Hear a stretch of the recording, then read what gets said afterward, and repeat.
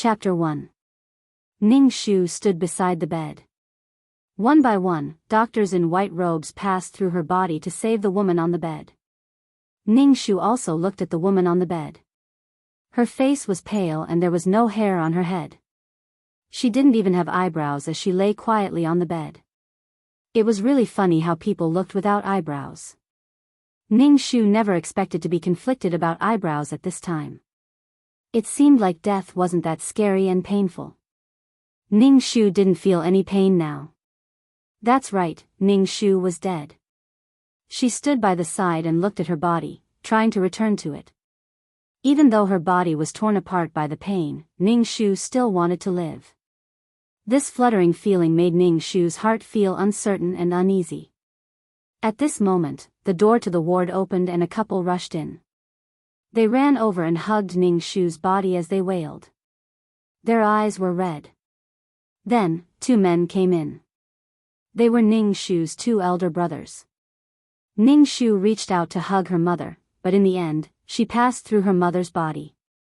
"Mom, don't be so sad. Sister is free.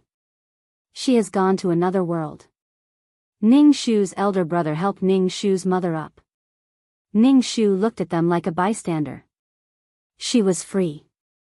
She had been hospitalized since she was 15 and had to undergo chemotherapy twice a week. The pain that went deep into her bones had accompanied her for more than 10 years.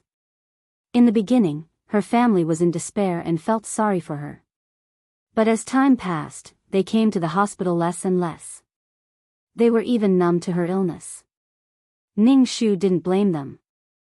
She was even glad that she was born into a wealthy family that allowed her to receive treatment.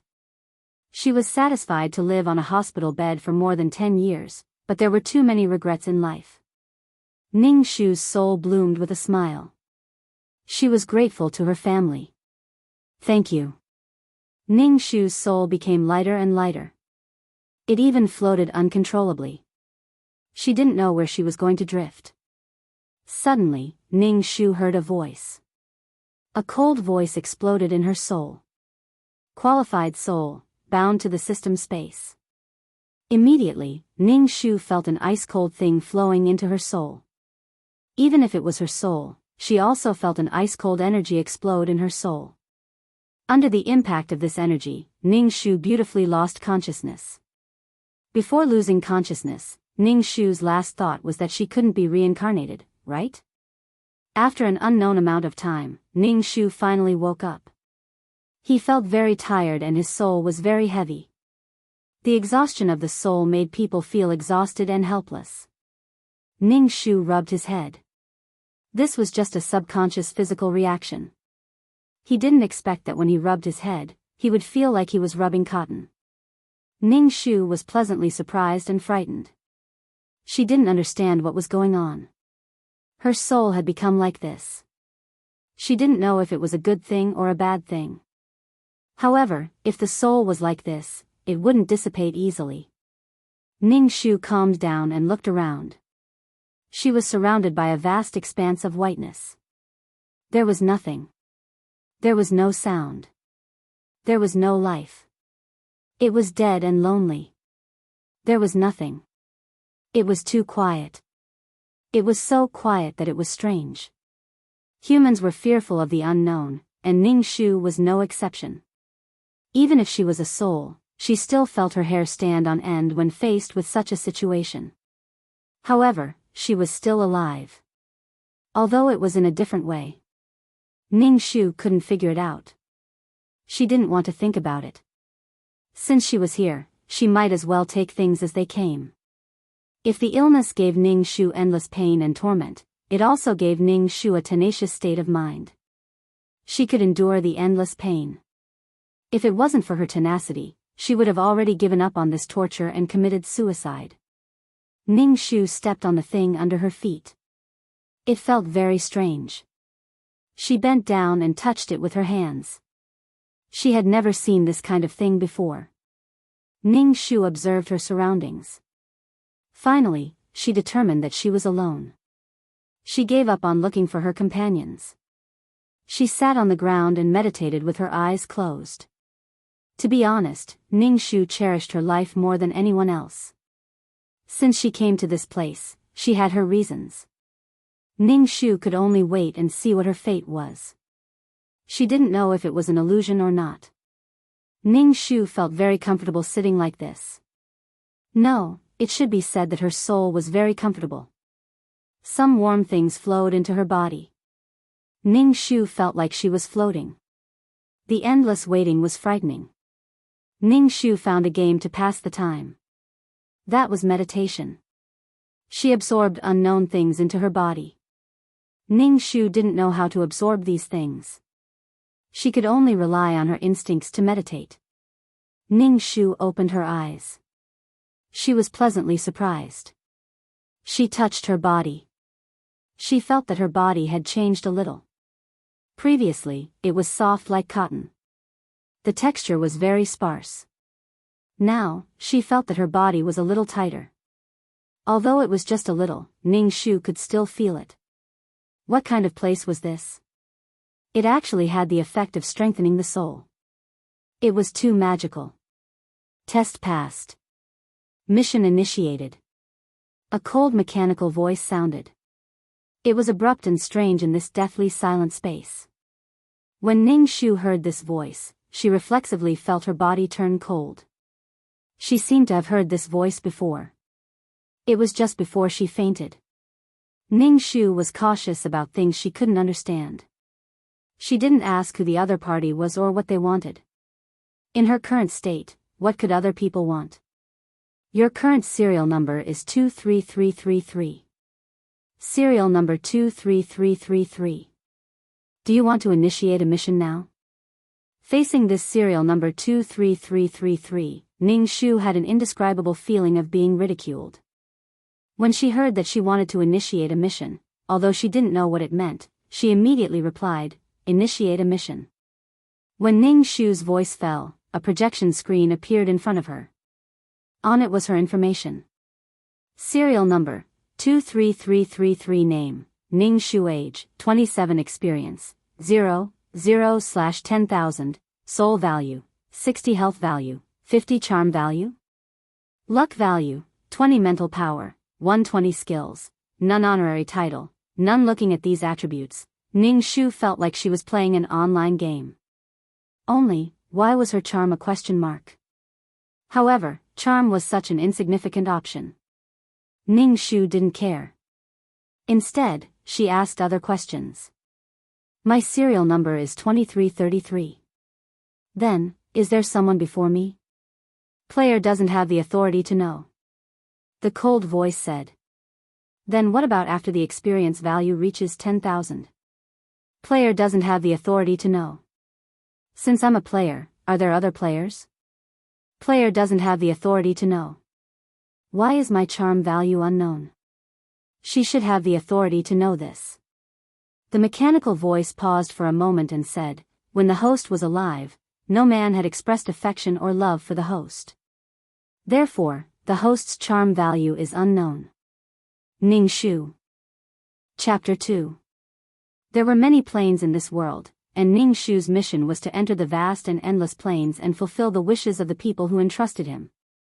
These people would offer up certain things and pray for their lives to be reversed. Mission takers were born.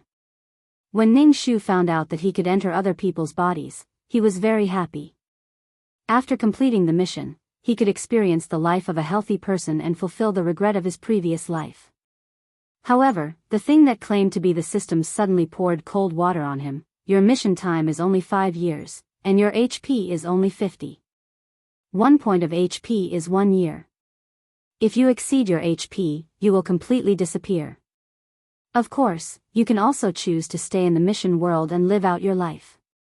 After that, there is no after. Ning Shu nodded his head to show that he understood. For the first mission, you have drawn the simplest mission from the system, school world.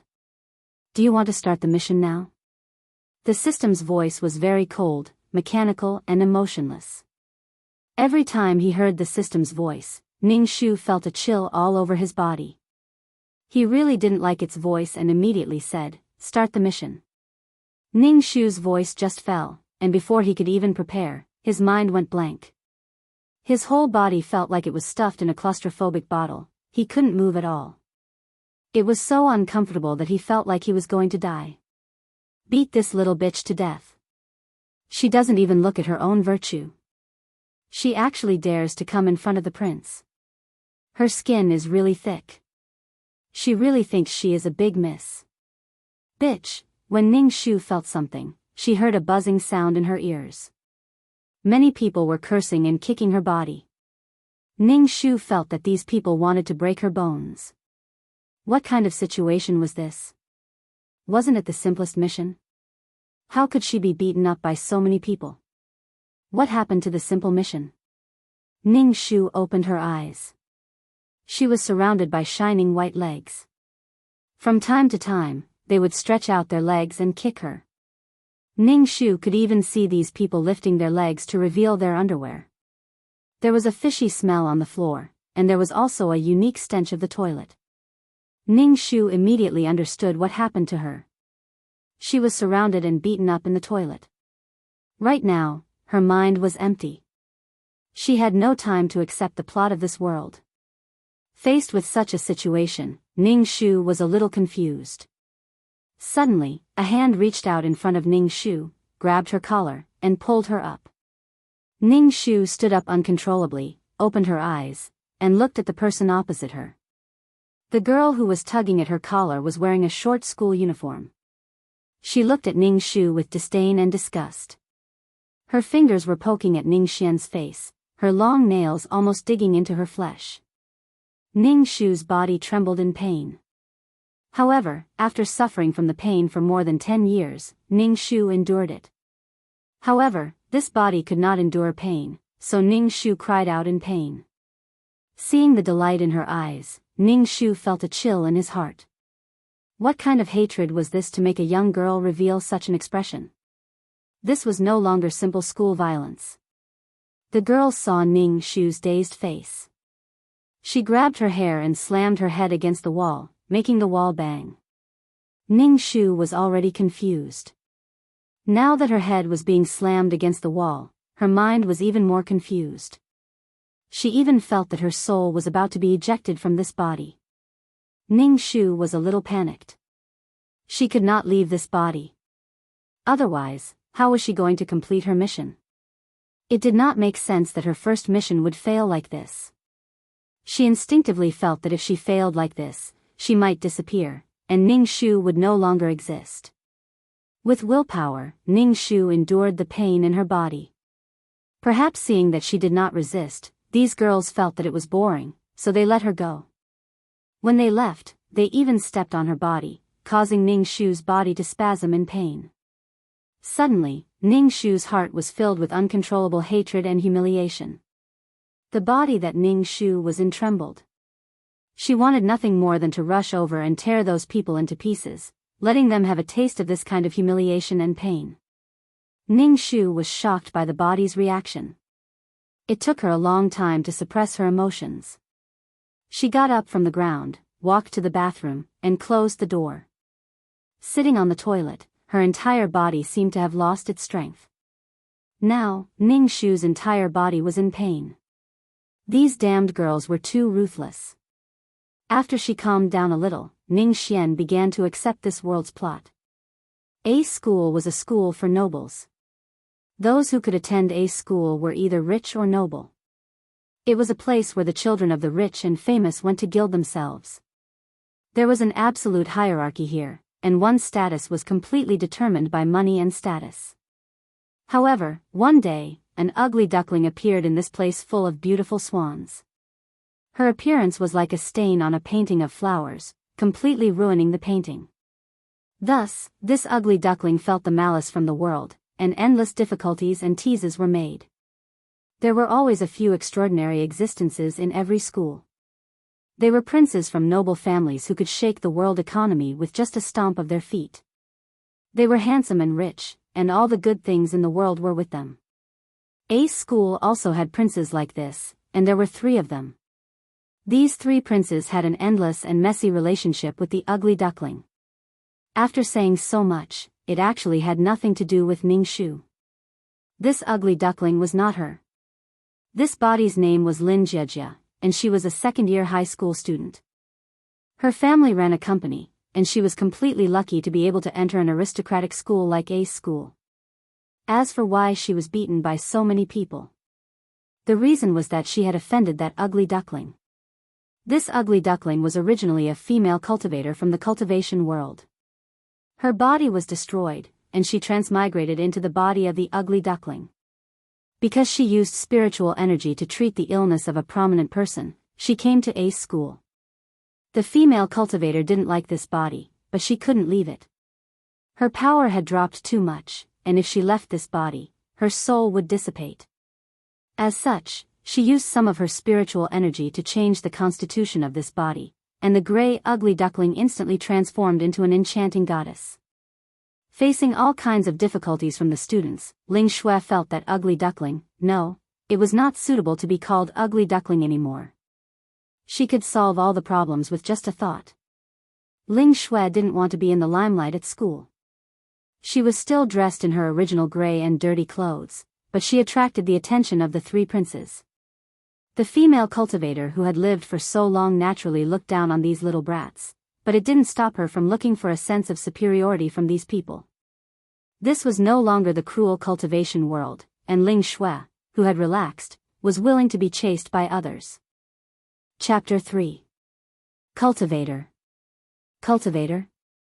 Ning Shu opened her mouth wide. Didn't they say it was the simplest world? How could a cultivator appear? Ning Shu obviously knew what a cultivator was. In the eyes of ordinary people, they were immortals. Such a powerful person appeared in the world of the school. Ning Shu didn't have much hope for this mission. She was just an ordinary person. The other party was actually a cheat. She gambled on stones, established a gang, and was very popular. She was like a goddess in school. Outside of school, she was the queen of the dark night. She felt that this world was going to be ruined by Ling Shui. The difference between the two sides was too big. Ning Xian suspected that the cold system was messing with her. Was this a simple mission? Then she saw the original owner's wish, beat the high and mighty Ling Shui into the dust. Let Ling Ao, who she liked, not be manipulated by Ling Shui. Also, those who had been helping Ling Shui bully her had to be punished. Ning Shu really felt that something was wrong with the mission. Although she was the mission enforcer, she had no advantage. In front of absolute strength, everything was fleeting. Strength could destroy everything. Ning Shu tried to call out in her heart to see if she could contact the system. The original owner's wish was too difficult. She couldn't go against it. Ning Shu knew what she was capable of. She reckoned that she would be killed before she could even reach Ling Shui. She cherished her life very much. Ning Shu just tried. She didn't expect to really contact the system. There was a sound like an electric current. The system said mechanically, "Why are you in this world?" Ning Shu vomited blood. How did she know that she was in this world? This is an intermediate world. What are you doing in this world? You can't complete the mission in the intermediate world. Oh, it seems like you were sent to the wrong world. My program has some problems. I can't send you back for now. Since you have taken the identity of the mission enforcer, the mission still has to continue. The sound of electricity crackling in her head rang out, and then the system disappeared. Ning Shu was dumbfounded. So, the difficulty of her mission had increased by n levels? Ning Shu suddenly thought of his luck value. Was his luck value too low? That was why such a situation had occurred. It was simply a prelude to her death. Ning Shu, on the other hand, was no longer afraid. Since there was no way out, Ning Shu was filled with hostility. She had already died, so what was there to be afraid of? Now that she could possess such a healthy body, Ning Shu felt that she had profited.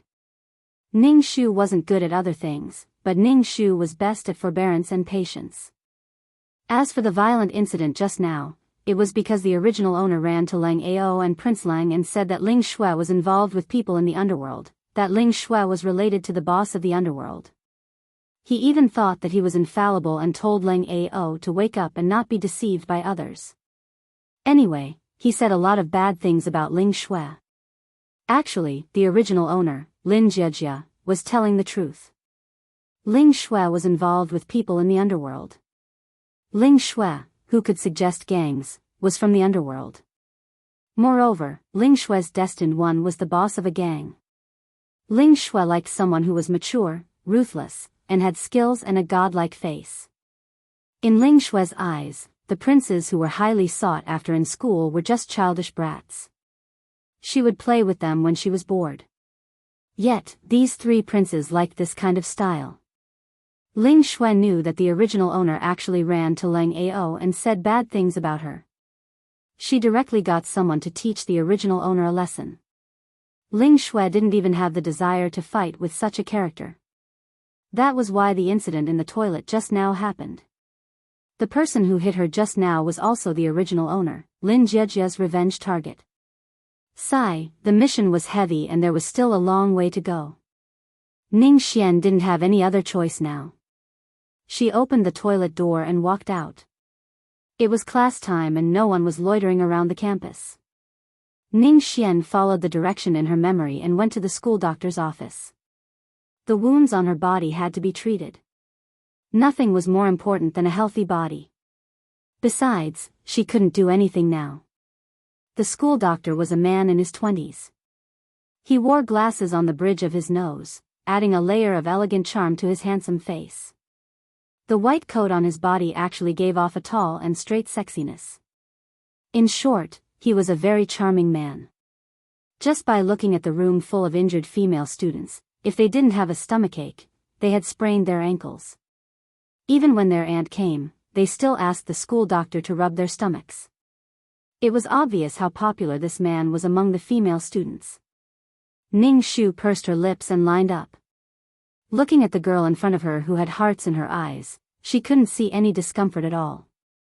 She should be the only one in this room who was injured. Could she go first? Ning Shu supported herself against the wall and waited for a long time. The school doctor glanced at Ning Shu and saw her bruised face.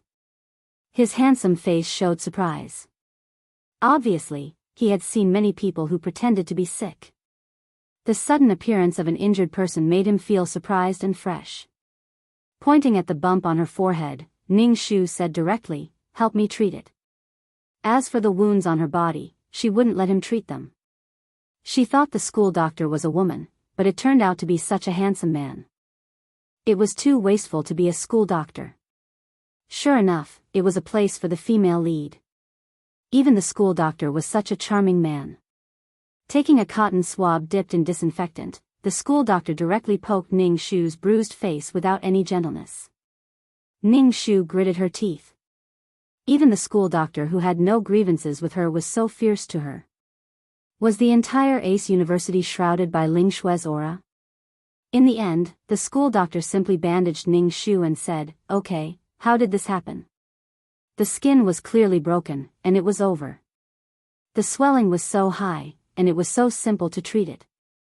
As a patient who had stayed in the hospital for more than 10 years, the other party's treatment was simply blasphemous and irresponsible. "That's it?" Ning Shu still said. She pointed at her forehead. It was so swollen that it looked like a unicorn. Such rough treatment made Ning Shu very unhappy. Nothing was going well. The school doctor pushed up his glasses. His eyes reflected light, giving people a sinister and dark feeling. He asked faintly, "Then how do you want to treat it?" "Wrap up the whole body." His position as the school doctor was just for show. The children who studied in this school didn't need a school doctor. Their families all had their own specialized doctors. Suddenly meeting such a serious student, the school doctor raised his eyebrows and looked at Ning Shu. Ning Shu was speechless. Being so self-righteous made it seem like she was being unreasonable. After transmigrating for such a short time, Ning Shu felt that his worldview had been turned upside down. The girls in school could be so fierce, and the school doctor at work could be so arrogant. Weren't you afraid that the school would fire you? Ning Shu didn't know what to say. She really didn't have anything to say to him. She stood up and was about to leave. Her mind was filled with the mission. Even if the mission was difficult, she had to work hard to complete it. Chapter 4.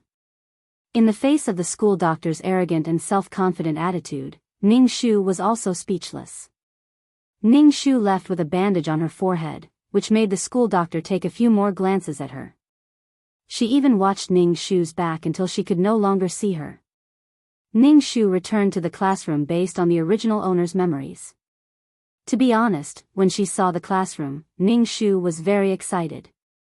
She had been in the hospital since she was 15 years old. Since then, she hadn't been to the classroom.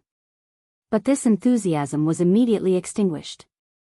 Ning Shu stood at the door of the classroom and wanted to enter, but she was blocked by the bespectacled teacher. Lin Jiejia, you're late for school. You don't have to attend this class. Stand at the door. Teacher Liang said faintly. Her eyes under the glasses revealed a look of disdain. Don't disturb others in class. Ning Shu felt very uncomfortable in her heart, but she also knew that she couldn't win against the powerful, so she stood obediently at the door. Teacher Liang snorted. She looked like a mean middle-aged woman, a far cry from the image of a human soul engineer. ACE was an aristocratic school. In the school, the teacher's status was lower than the students'. Moreover, the students' status wasn't something the teachers could afford to offend. Now that she was hated by everyone in ACE, a woman with power like Teacher Liang would naturally hit her when she was down. This way, she could curry favor with the 3 godlike princes in the school. In Lin Jiejia's memories, everyone in the school had teased Ling Shui. Teacher Liang also hit her when she was down and tried her best to make things difficult for Ling Shui. But in the end, Ling Shui made a comeback. Teacher Liang immediately changed her attitude and tried to curry favor with Ling Shui. She was a fence-sitter. Ning Shu stood in the corridor. She heard whistles and laughter coming from the classroom. Some people stood up and looked at her with disdain and mockery. Ning Shu was speechless. What did the original owner do to make these people hate her so much? It was as if she had killed their father. Ning Shu recalled carefully. It didn't seem like she had done anything wrong. She just went crazy and tried to find trouble with Ling Shui. When he came to his senses, he seemed to have angered the crowd. Ning Shu was speechless. In this world, Ling Shui was the absolute main character. The world revolved around the main character. However, people like Ling Shui, who only needed to move a finger and countless people would flock to her like a flock of ducks. They would worship her without reason.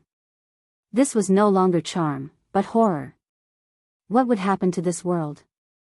Ning Shu felt that he was too much of a busybody. He couldn't even touch the edge of the quest and had no clue at all. His thoughts had actually strayed to the level of the entire human race, the entire world.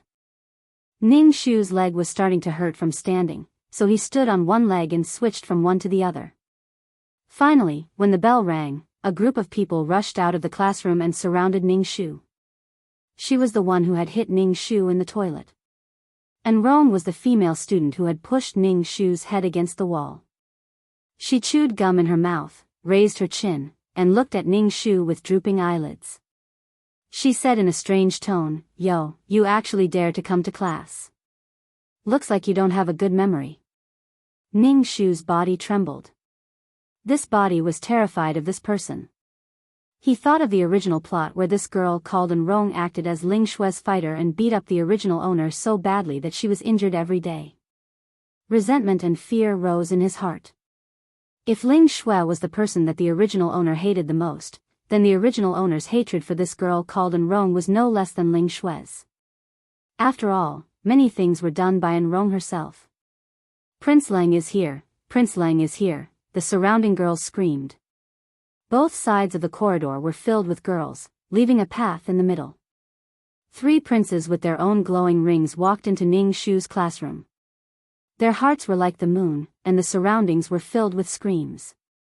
Ning Shu's gaze focused on the person at the front.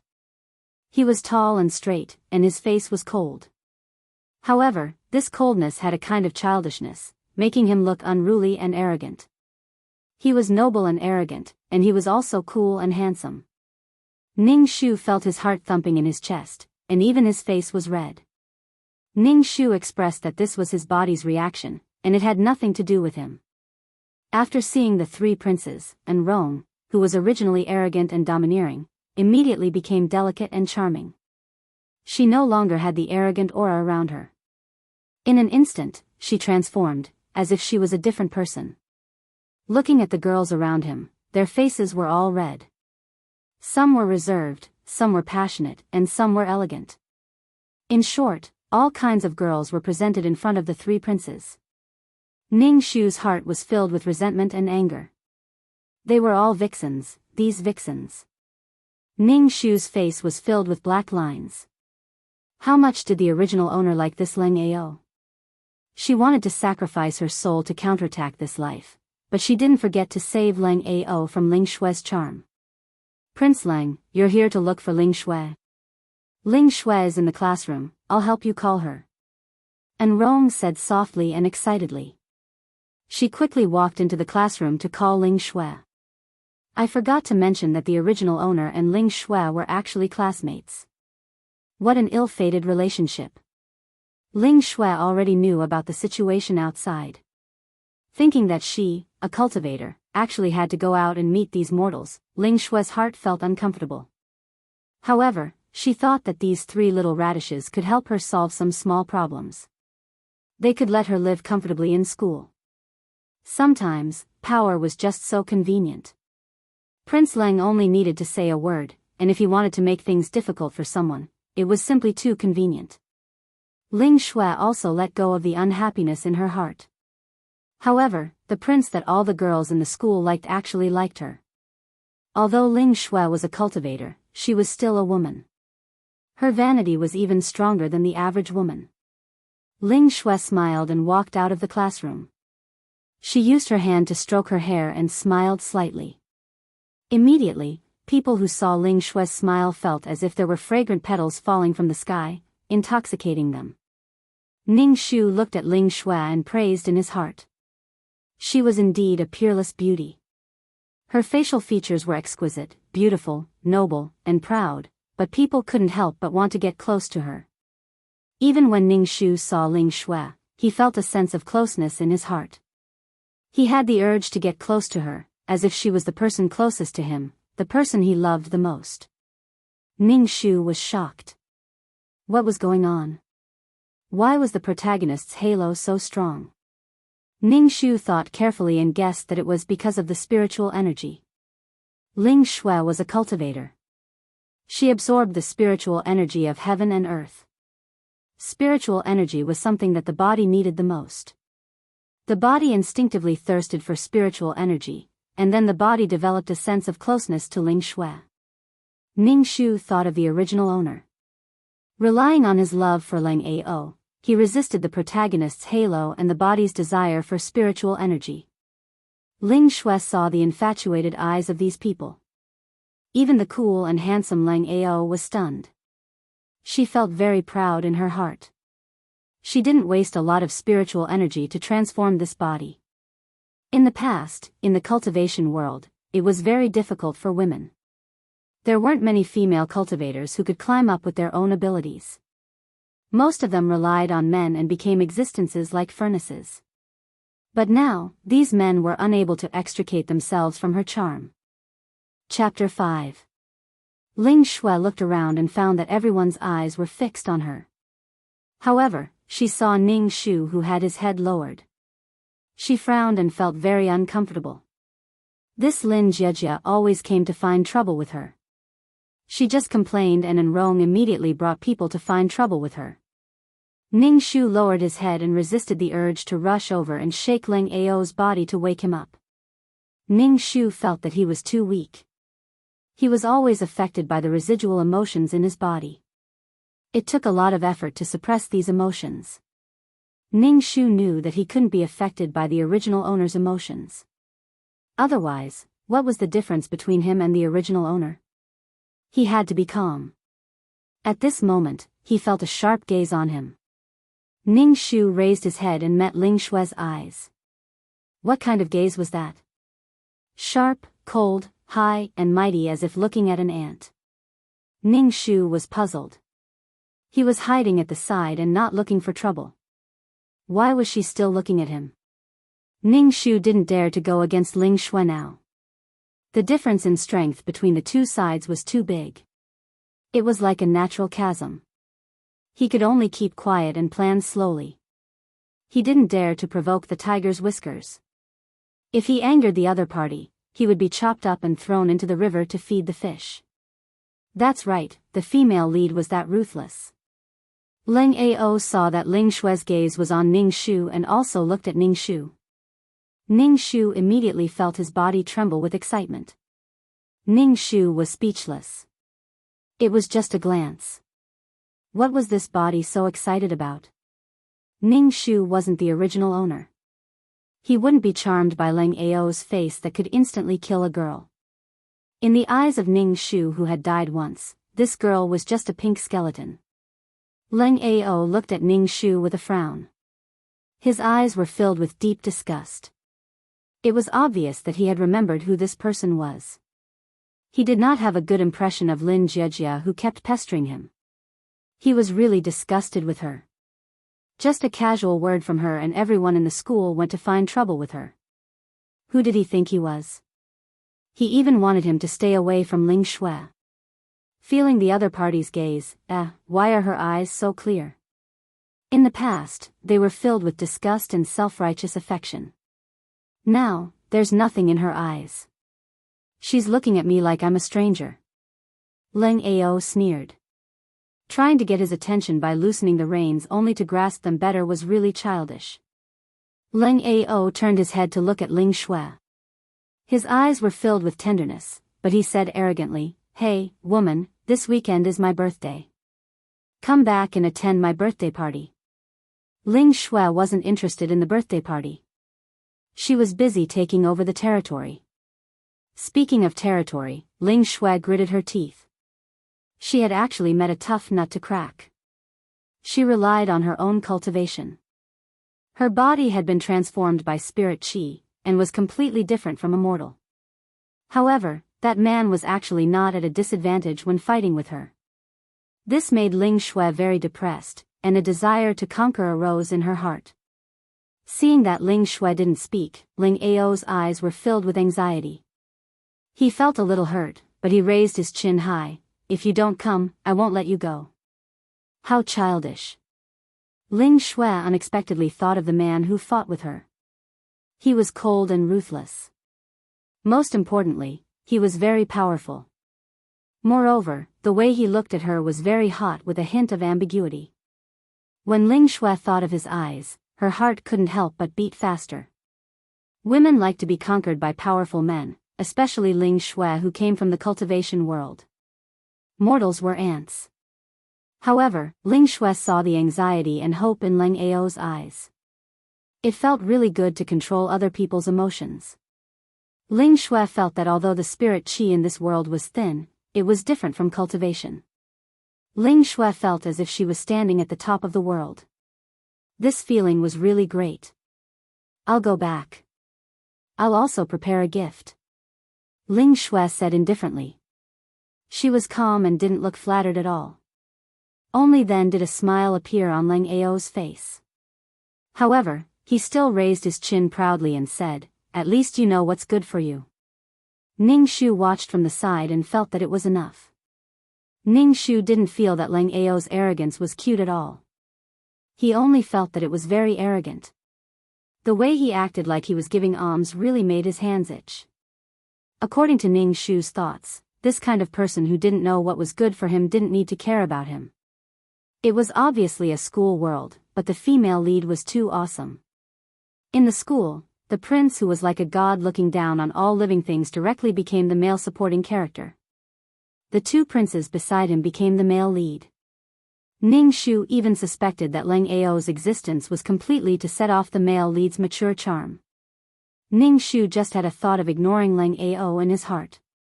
This body immediately had a consciousness that resisted her.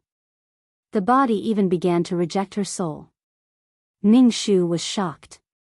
He quickly chanted in his heart, "I'm here to save Prince Leng, save Prince Lang, save Prince Lang. After a long time, the residual emotions in his body completely calmed down. Ning Shu looked at the sky silently. If bad luck was transmitted to this world, the mission was basically impossible to complete. Yet, the residual emotions in his body still came to cause trouble. Ning Shu had the urge to cry in the wind. How could he improve his luck? How could he improve his character? Leng Ao walked past Ning Shu and looked at him from the corner of her eyes. She stopped in front of him and looked down at Ning Shu's slightly distorted face. Ning Shu didn't understand. He blinked and looked at Leng Ao. Leng Ao looked at him with eyes that were very clear. The clear eyes reflected his own silhouette. It seemed to be able to calm people in her eyes. Then, Leng Ao realized that something was wrong. She was a love-struck fool. She pestered him like a lunatic, saying that he was deceived by Ling Shui. Ling Shui wasn't someone a scum like her could slander. Don't appear in front of me. I won't like you. Just give up.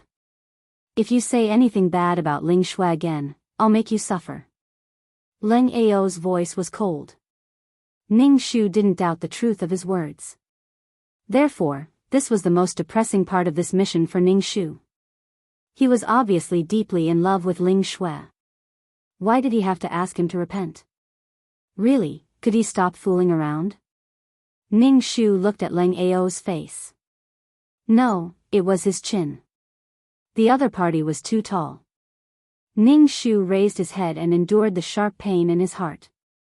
Leng Ao watched as her face suddenly turned pale and lost its color.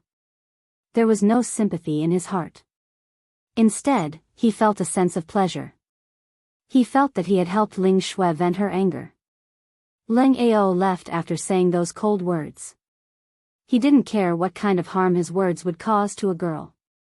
Feeling the mocking gazes around him and the mocking laughter, Ning Shu felt like his body was being pricked by needles.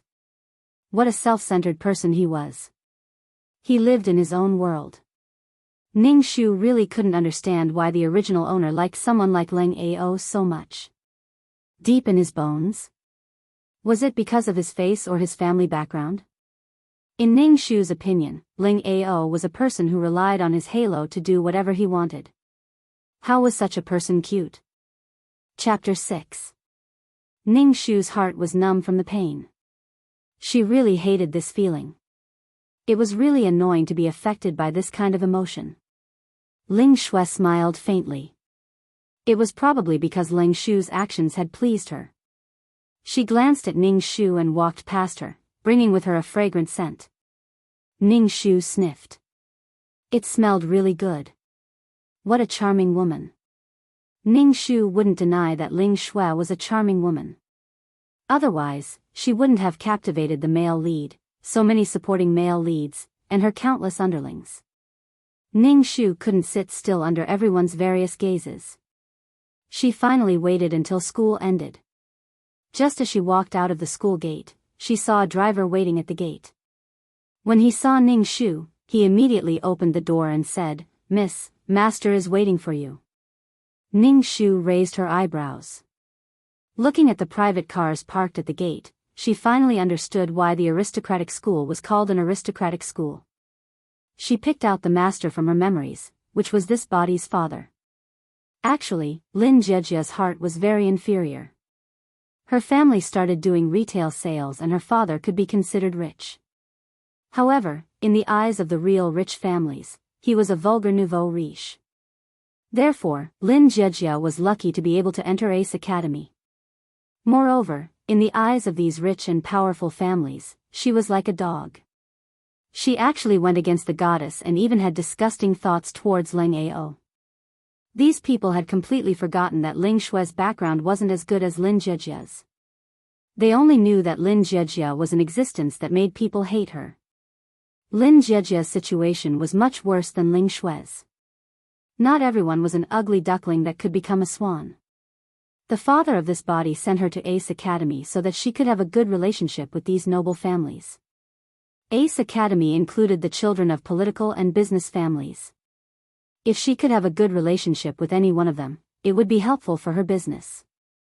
However, Lin Jiejia became the public enemy of the entire school. Sigh, so complicated. Ning Shu sighed. Ning Shu had just stepped into the living room when a slap landed on her face. The slap was very strong, and it was obvious that he did not hold back at all. Fuck, that's fucking enough. How many times do I have to be beaten in a day? Ning Shu's heart was about to explode. Are the people in this world all crazy? They have mouths but don't know how to speak. What's with that look? Seeing his daughter looking at him gloomily, Mr. Lin is stunned for a moment. Then he gets even angrier. He points at Ning Shu and shouts, "We gave you food and a place to live. We let you live a life that other people can't enjoy in their lifetime. We let you go to the school to make friends, but you offended the whole school. Do you know the status of the people who study in this school? Is your head filled with shit? Why don't you take a look at yourself? Do you think you're worthy of Leng Ao? He told you not to show up in front of him because your behavior has affected the company. Lin Jiejia, have you had enough? I didn't ask you to go to Ace to make trouble for me. You're a money loser. You can't do anything well." Ning Shu doesn't have a chance to say a word. She just hears Mr. Lin talking alone. Ning Shu moves her head. Her brain is buzzing all the time. She must have a concussion. What a scumbag of a father. Ning Shu has some sympathy for the original owner. Her life is already so miserable, but she still doesn't forget to save Prince Leng. Can she leave this world? These people are too strange. Mr. Lin talks for a while. He is thirsty and picks up the teacup to drink. Seeing Ning Shu's head drooping, he doesn't know if she is listening to him. In addition, the company is not doing well recently. It seems that the company is about to go bankrupt because of this unlucky daughter. The company is inspected every day. Sometimes it's about taxes, and sometimes it's about procedures. Anyway, there are all kinds of reasons, which drive Mr. Lin crazy. He picks up the teacup and throws it at Ning Shu. Just now, he was slapped inexplicably. Ning Shu has been watching him all the time, so she dodges immediately. The teacup immediately explodes on the ground and the pieces fly everywhere. Mr. Lin points at Ning Shu and covers his heart with his hand, as if he is going to have a heart attack. Finally, there is a helpless look on his face, as if he is in extreme pain and helplessness. Ning Shu, what's the situation now? Jiejia, leave the Lin family. This is just a temporary measure. After a while, when all these things are over, I will take you home. Jiejia, I love you, but I really have no other way. Jiejia, don't blame me. Ning Shu stutters, Dad. Dad, what do you mean? Ning Shu has a bad feeling in her heart. She hopes that it is not what she thinks. Her luck can't be that bad, right? Is 20 luck too bad? From now on, you are no longer the daughter of the Lin family. Mr. Lin looks at Ning Shu with a painful expression. Don't worry, I will take you home. If it wasn't for the slap just now, Ning Shu almost believes this man. Is he going to kick her out of the house and cut off all ties with her? Ning Shu feels that she has made things complicated. She is here to counterattack for the original owner, but now she is kicked out of the house. Is she too unlucky? Ning Shu says without hesitation, Dad, I believe you. It is better to believe in pigs than to believe in you. Mr. Lin breathes a sigh of relief. Seeing that Ning Shu didn't yell or make a scene, he thinks that she is a well-behaved daughter. It's just that she is a little stupid. Which student in Ace Academy is not noble? Every student is a hidden master. How dare she harass Leng Ao? Who is Leng Ao? It is not wrong to be ambitious, but it will fall to your death if you aim too high. Mr. Lin is also ambitious, but he wants to do it step by step. But now because of his daughter, his company is struggling. If this goes on, it will really go bankrupt. Ning Shu goes to Lin Jiejia's room to pack her luggage. She packed all the clothes in the original owner's wardrobe. She didn't leave out any clothes for the 4 seasons. Ning Shu doesn't believe a single word from Mr. Lin, this old fox. As for bringing her home, Ning Shu doesn't care. Ning Shu, who has been in the hospital for so many years, knows too well. She has seen too many people who fight for their own interests. People spend their lives in the hospital. Even though Ning Shu hasn't stepped into society, she has seen the world in the hospital. The Lin family gave up her daughter for their own interests. Ning Shu feels sad for the original owner. Her forehead is wrapped with gauze. Mr. Lin keeps saying that he loves you, but he can't even see the obvious scars on her face. He even adds injuries on top of injuries. He chases her out of the house without asking for any reason. Ning Shu puts away all the cosmetics and jewelry boxes on the dressing table. Designer bags. Maybe she can exchange them for some money when she is in trouble. Chapter 7. Ning Shu packed up 2 big suitcases. He opened the door and saw a woman holding the hand of a 7 or 8-year-old boy. Ning Shu pulled out her memories. This was the original owner's mother and younger brother.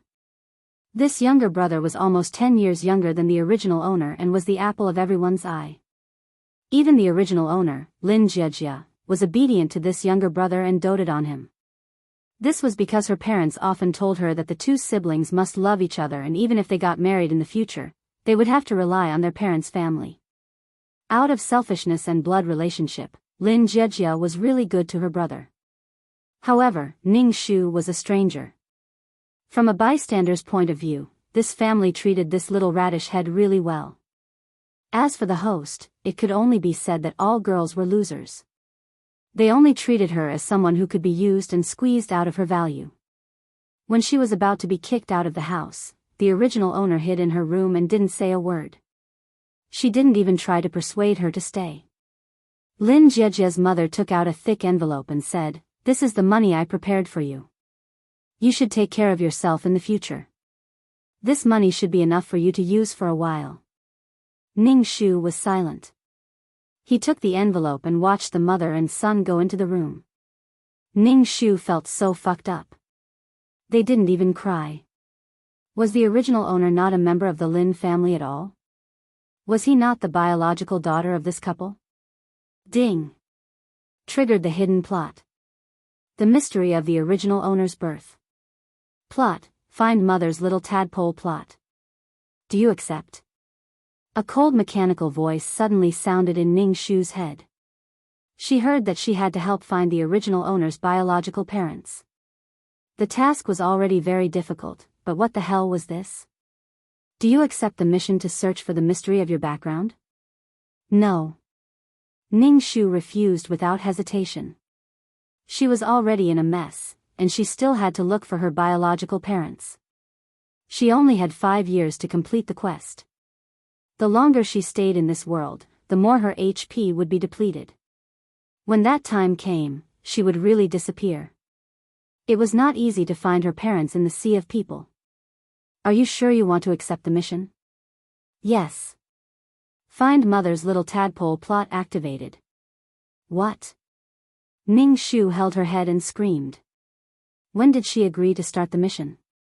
She didn't accept the mission at all. The system was too despicable. How could it kidnap people like this? How could it force people to buy and sell? As a pitiful child with only 20 luck, even the rigid system became sinister and bullied her. With a long face, Ning Shu stuffed the envelope into the box and carried the 2 large boxes downstairs. Downstairs, Mr. Lin looks at Ning Shu's sad and helpless face. He pretends to be kind and says, "This is just a temporary measure. I will take you back." Ning Shu looked at his fake performance and didn't feel anything in her heart. The original owner wasn't his daughter, but he raised the original owner and let her live a rich life. He had the intention to make use of her, so there was no need to talk about hatred. Just like this body, when she found out that she wasn't his biological daughter, she heaved a sigh of relief. There was value in being used. Living a life of wealth and squandering money like water, people would always sacrifice something if they couldn't enjoy something in their lifetime. This body was a little resentful, but there was no hatred. Ning Shu was relieved. Fortunately, there was no weird quest to revenge on Mr. and Mrs. Lin. Too lazy to argue with Mr. Lin, Ning Shu went out with the 2 large boxes, stopped a taxi, and temporarily found a hotel to stay for the night. The next day, Ning Shu rented a small suite near the school. The suite was small enough for her to live alone. Then she moved all the things into the suite and carefully cleaned every corner of the room. When the room was lit up, Ning Shu leaned against the wall in satisfaction. She was sweating all over. The feeling of sweating was too comfortable. In her previous life, her illness had damaged her body to the point that she couldn't walk. She could only lie in bed every day. She was worse than a disabled person. Ning Shu jumped up and down. What a healthy body. After settling down, Ning Shu went to school. Because all the targets of the task were in Ace College, how could she complete the task without going to school? But when Ning Shu just walked into the school, she found that the eyes of the students were very strange. They pointed at her, and when she came close, these students scattered as if she had the plague virus. Some even covered their noses. Ning Shu raised her hand and smelled it. It seemed that there was no stench on her body. When Ning Shu walked into the classroom immediately roared with laughter, which made Ning Shu confused. And Rong walked in front of Ning Shu and looked down at her with disdain. Ning Shu, you still dare to come to class? Your face is made of iron. As Rong said this, she actually reached out to pull Ning Shu's face. Ning Shu dodged and said coldly, "Why are you touching me?" She had no manners at all. She was a student of Ace College. Etiquette was a compulsory course for Ace College students. And Rong did not expect this bitch, who could be beaten and scolded by her, to dare to dodge. The muscles on her face trembled and she threw the newspaper at Ning Shu's face. Ning Shu dodged and picked up the newspaper on the ground. The newspaper was full of news that Mr. Lin had cut ties with his daughter. Lin Jiejia was no longer the daughter of the Lin family and had nothing to do with the Lin family. In short, it was as absolute as it could be. You are now an orphan girl. How dare you come to school? Ace College is not a welfare home. And Rong's expression was mocking.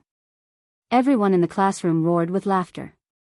Ning Shu listened to the harsh laughter and felt that her worldview was distorted.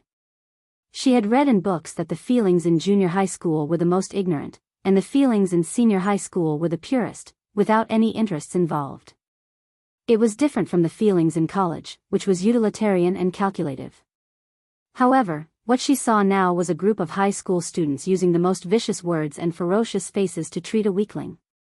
Ning Shu forgot that Ace College was a small society, even crueler than society. The students here were all people standing at the top of the pyramid.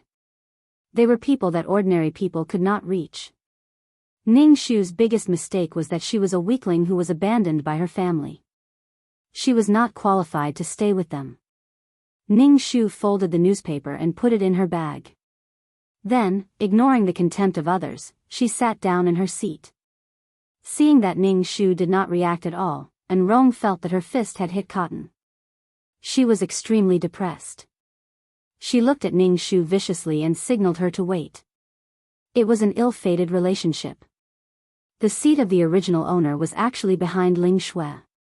However, Ning Shu looked at her seat. There were mottled marks on the desk. It was scratched beyond recognition with a knife and one of the table legs was missing. These naughty children. Chapter 8. Ning Shu held onto the table with one hand, not letting it fall. His eyes emitted mosquito coils as he watched the blonde-haired, blue-eyed teacher teach on the podium. Ning Shu couldn't understand a single word the whole time in English. As someone who had been in the hospital since junior high, he only knew a few simple words. Ning Shu looked around, as if she didn't understand what they were saying. She looked at the back of the female lead, Ling Shui. Just her back was so beautiful and peerless. The sharp senses of a cultivator made Ling Shui feel that someone was looking at her. Ling Shui turned around and met with Ning Shu's eyes. Ning Shu's heart skipped a beat.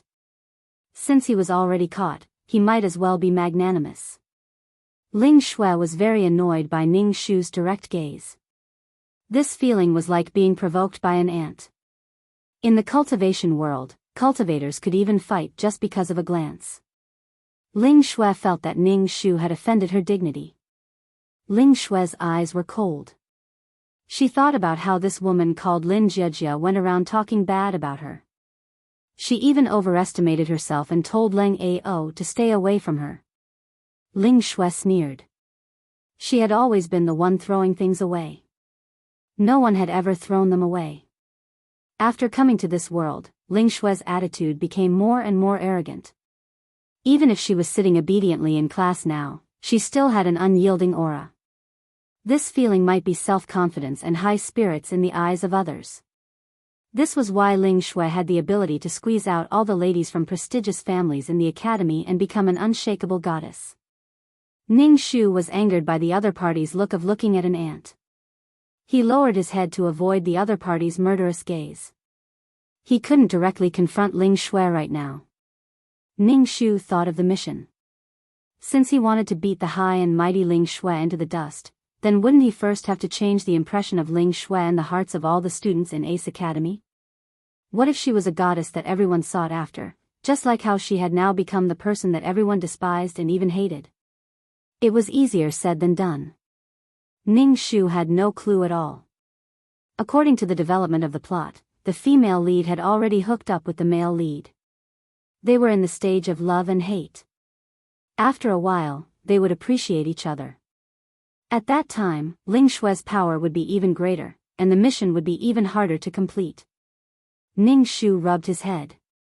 This mission was like hitting a rock with an egg. No matter how he looked at it, it was impossible for her to complete it. If she could also cultivate, damn it, he would directly go up and fight with her. He would directly beat her to the ground. There was nothing more devastating than defeating the opponent's strongest point, the one they relied on the most. Ling Shui's reliance was the cultivation that no one in this world knew. It was the cultivation that allowed one to go to heaven and earth, the cultivation that allowed one to go to heaven and earth. Cultivation. Oh right, could she ask the system for something that could cultivate? The spiritual energy in this world was thin. Ning Shu guessed that Ning Shu's strength wasn't actually very strong. Perhaps he could still put up a fight. System, can I ask for a cultivation secret book? Ning Shu called out to the system in his mind. After a while, the sound of electricity crackling in her head made her head go numb. You can use points to exchange for it. The host currently doesn't have any points and cannot exchange for a secret book. A basin of ice water was poured over Ning Shu's head. As expected, there was nothing in this world that could be obtained without sewing. But Ning Shu still didn't give up. She said, because of your mistake, I came to this world. The mission is very difficult. Shouldn't you show some appreciation? The system's voice was mechanical and flat. The host came to this world because the system's program was in disorder, not because of me. Ning Shu wanted to vomit blood. The system was just a rigid system.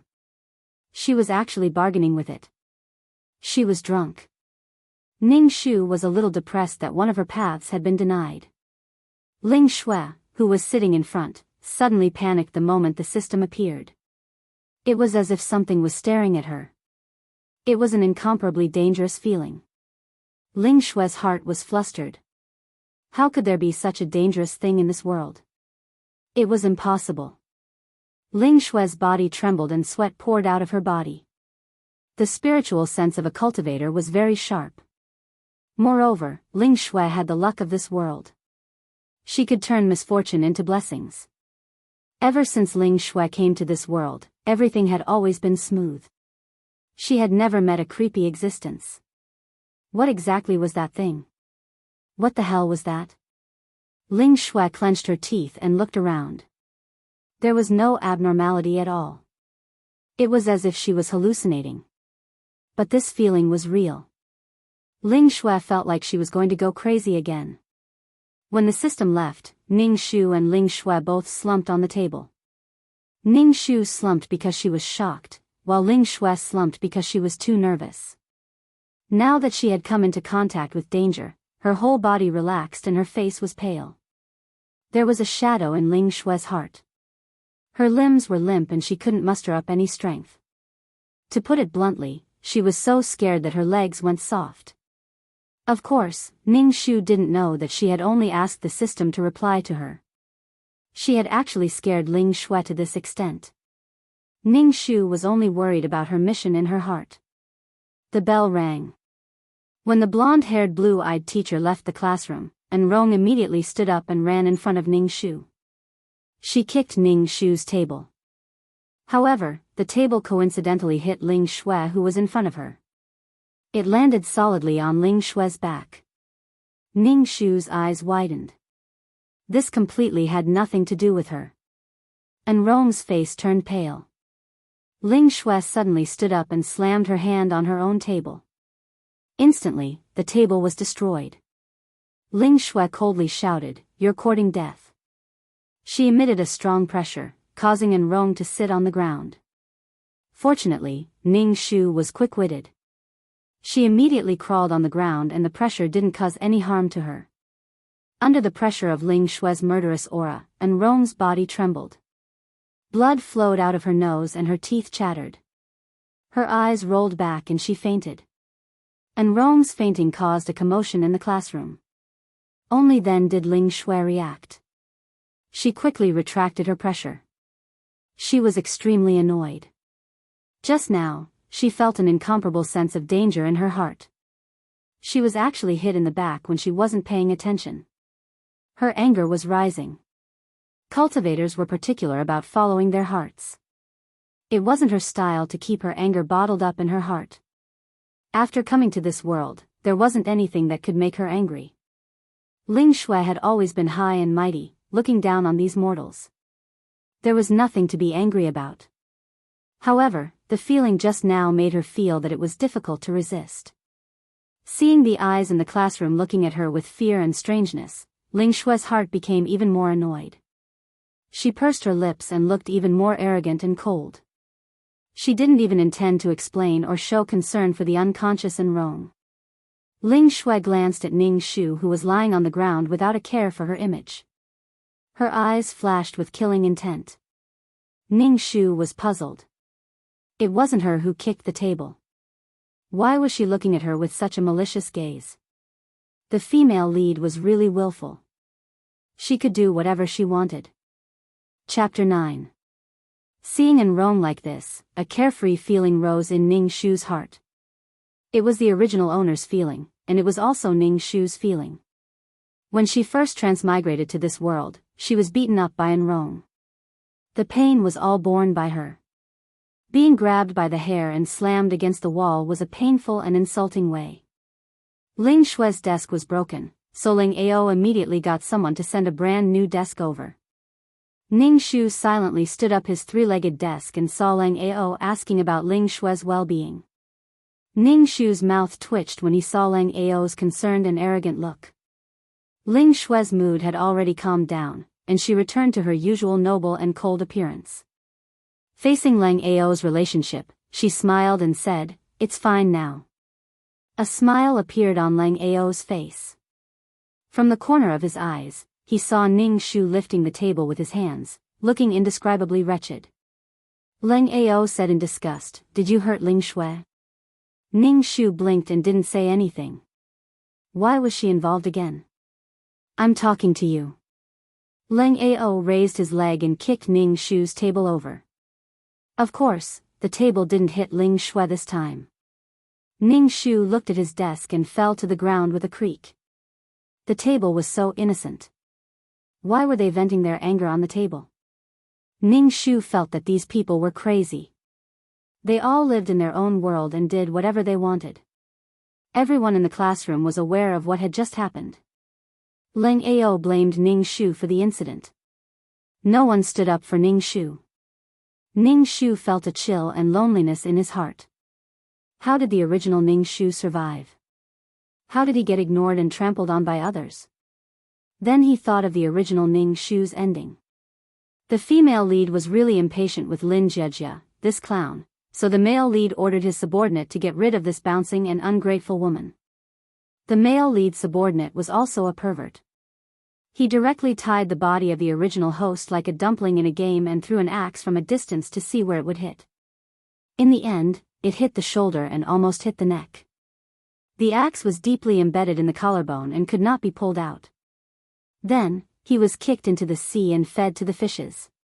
His death was truly tragic. Ning Shu looked at Leng Ao. He was high and mighty, just like a god. Ning Shu really wanted to punch him in the face. What kind of behavior was this? Ning Shu couldn't let go of this plaything even after death.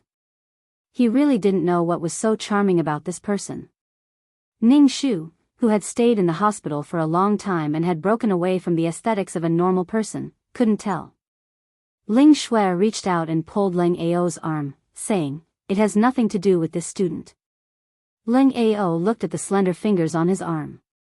Each of them seemed to be polished from the best white jade. They were beautiful with a faint halo, so beautiful that it was intoxicating. When the beautiful woman put her hand on his arm, Leng Ao's heart swayed. Leng Ao's heart was bubbling with happiness, but on the surface, he raised his chin elegantly. Ning Shu said, "I'll let you go for Ling Shui's sake.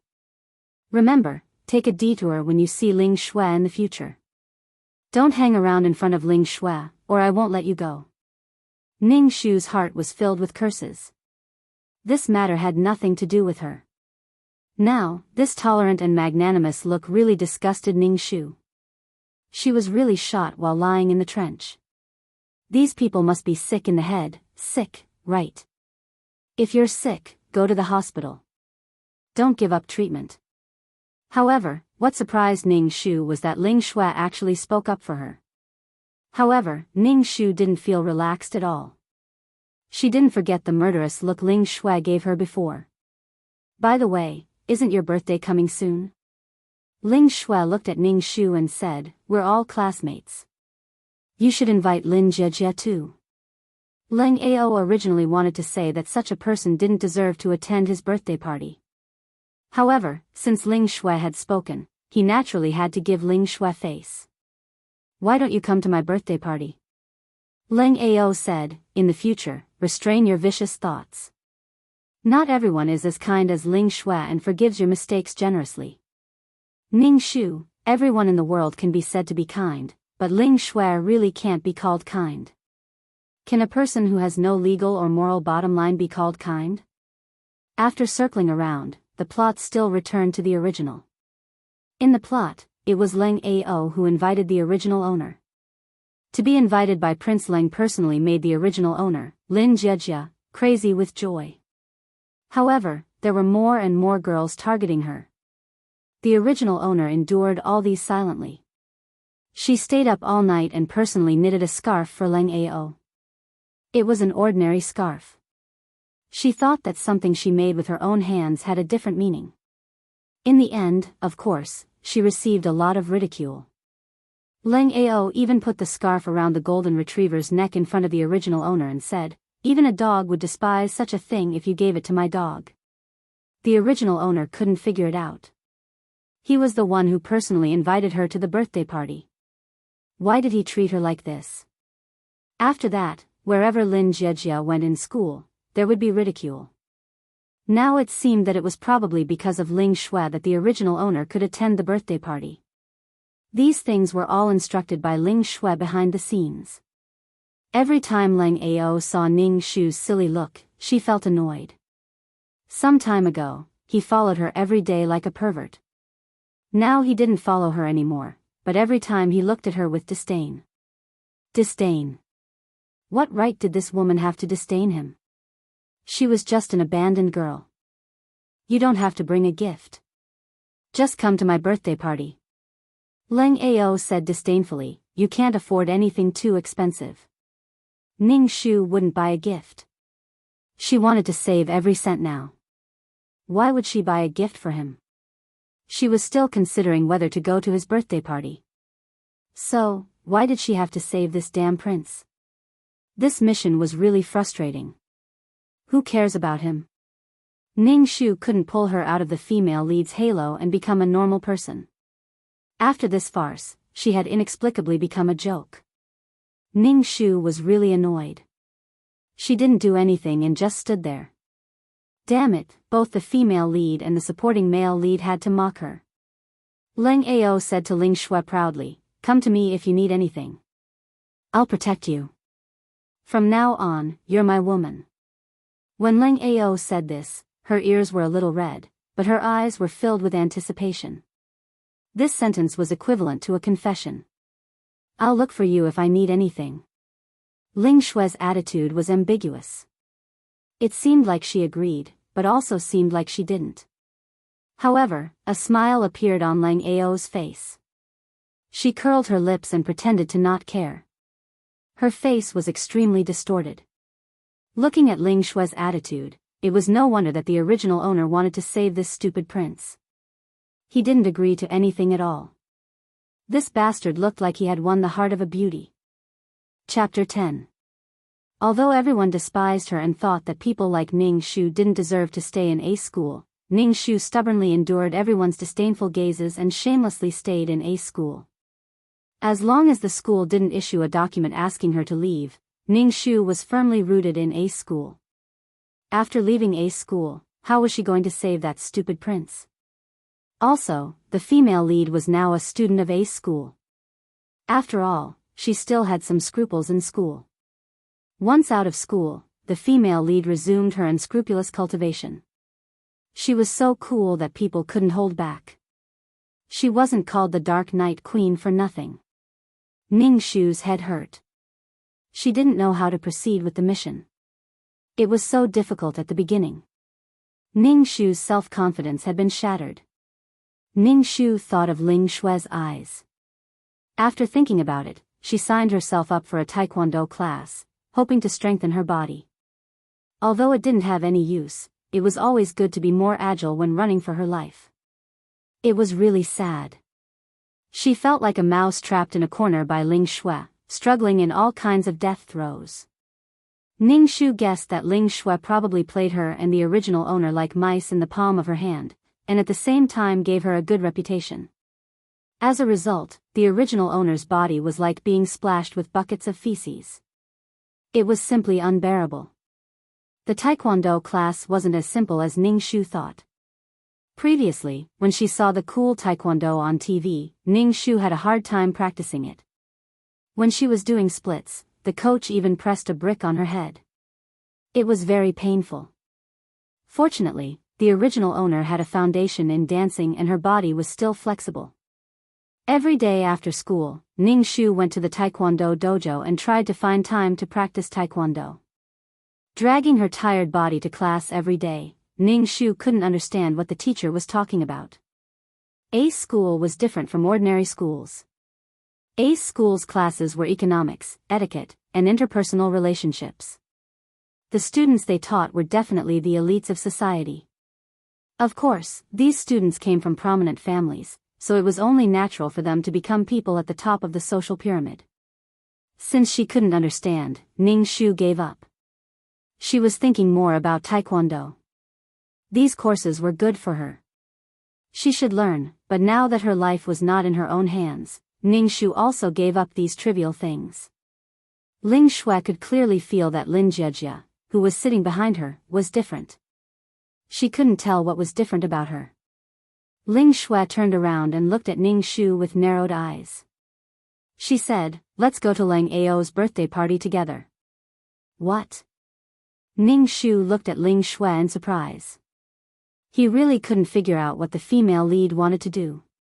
She actually wanted to go to a party with him. This was something that didn't happen in the plot. How could a high and mighty person like Ling Shui be together with an ant like Lin Jiejia? Ning Shu had a bad feeling in his heart.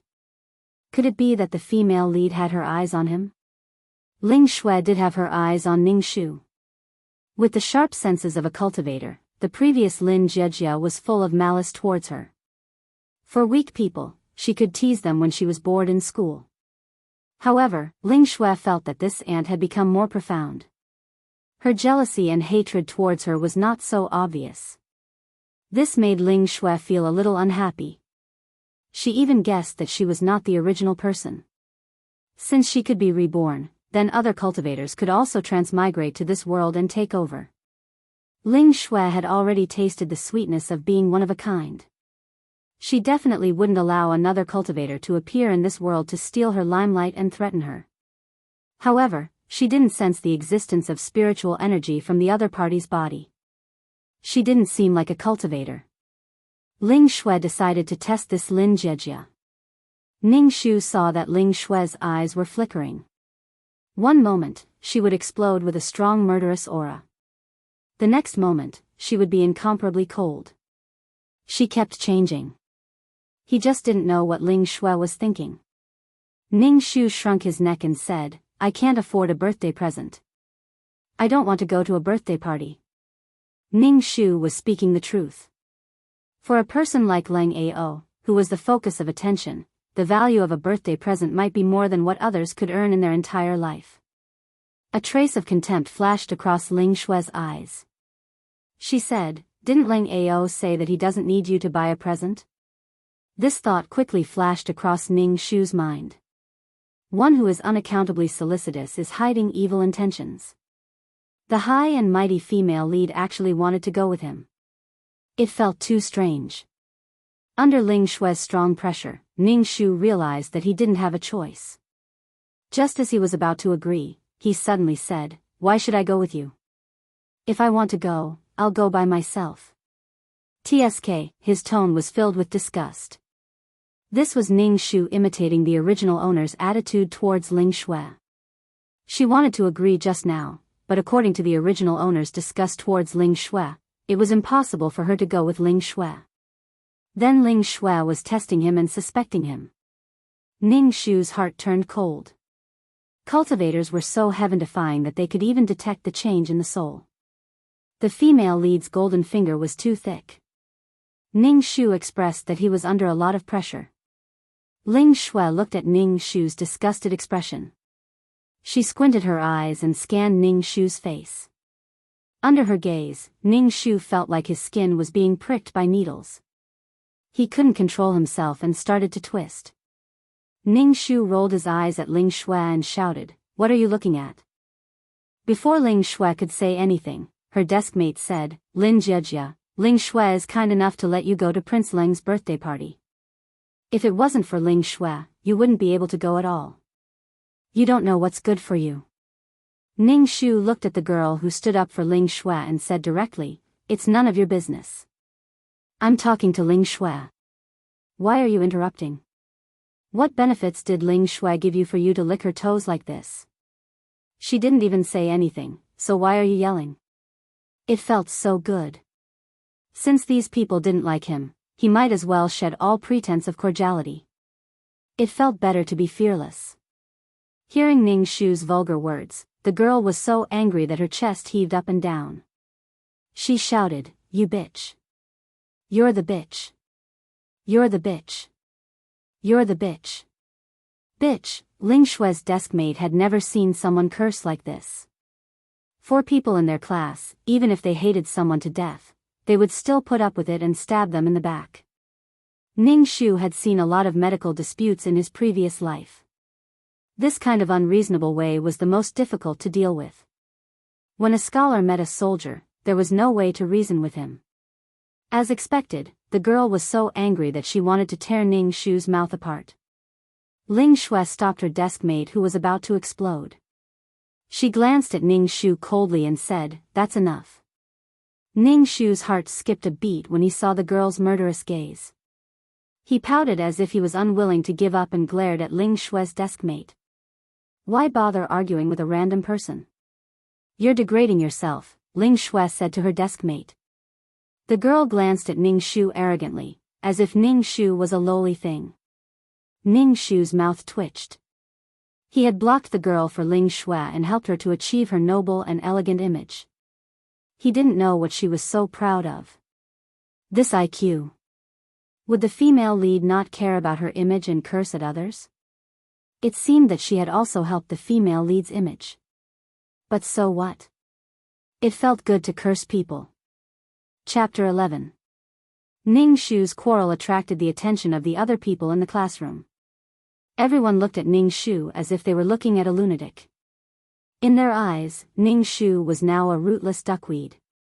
An orphan dared to be so arrogant. She should be cowering in a corner like a mouse, living in a corner and running away in panic when she saw people. Now, she was actually baring her fangs and brandishing her claws. Ning Shu didn't care what other people were thinking. Even if she showed weakness and lived in fear, it would only make others bully her more. Ning Shu didn't have any burdens now. She only wanted to complete the mission. Ning Shu turned on the tap. Just as she was about to wash her hands, someone grabbed her head from behind and dragged her back to the toilet. Fuck, this little bitch is very arrogant. And, she actually heard and wrong like that. Yes, avenge and wrong. Ning Shu looked at these people.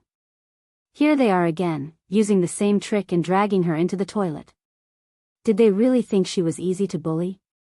These people were not polite to Ning Shu at all. They grabbed her hair and slapped her face.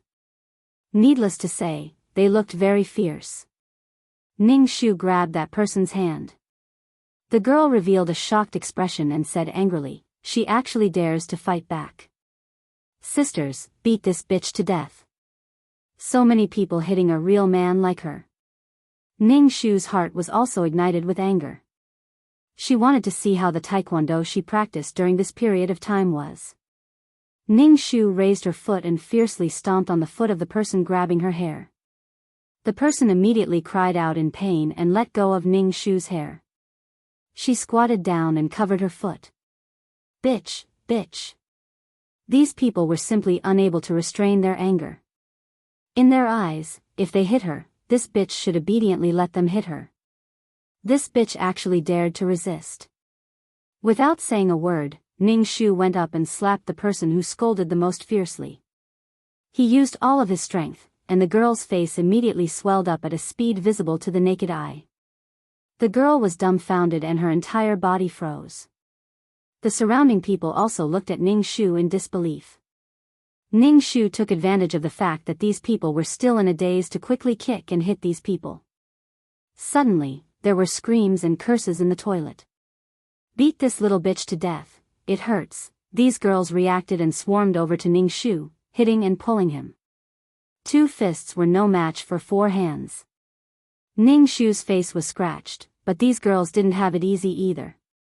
Ning Shu was either pulling their hair or tearing off their skirts.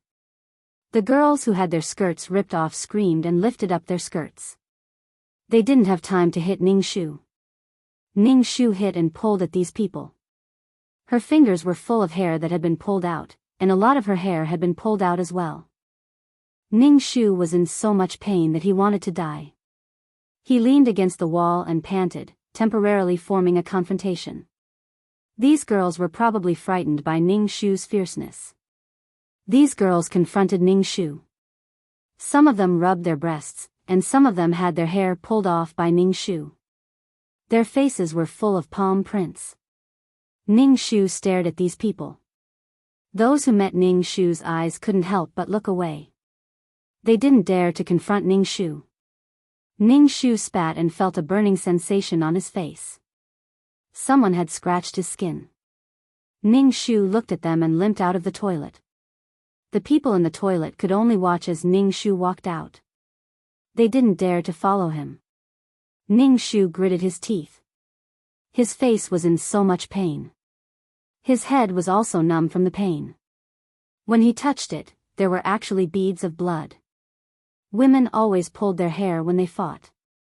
He really envied Ling Shui. She was so elegant and charming when she fought. She didn't even need to get close to her opponent to deal with them.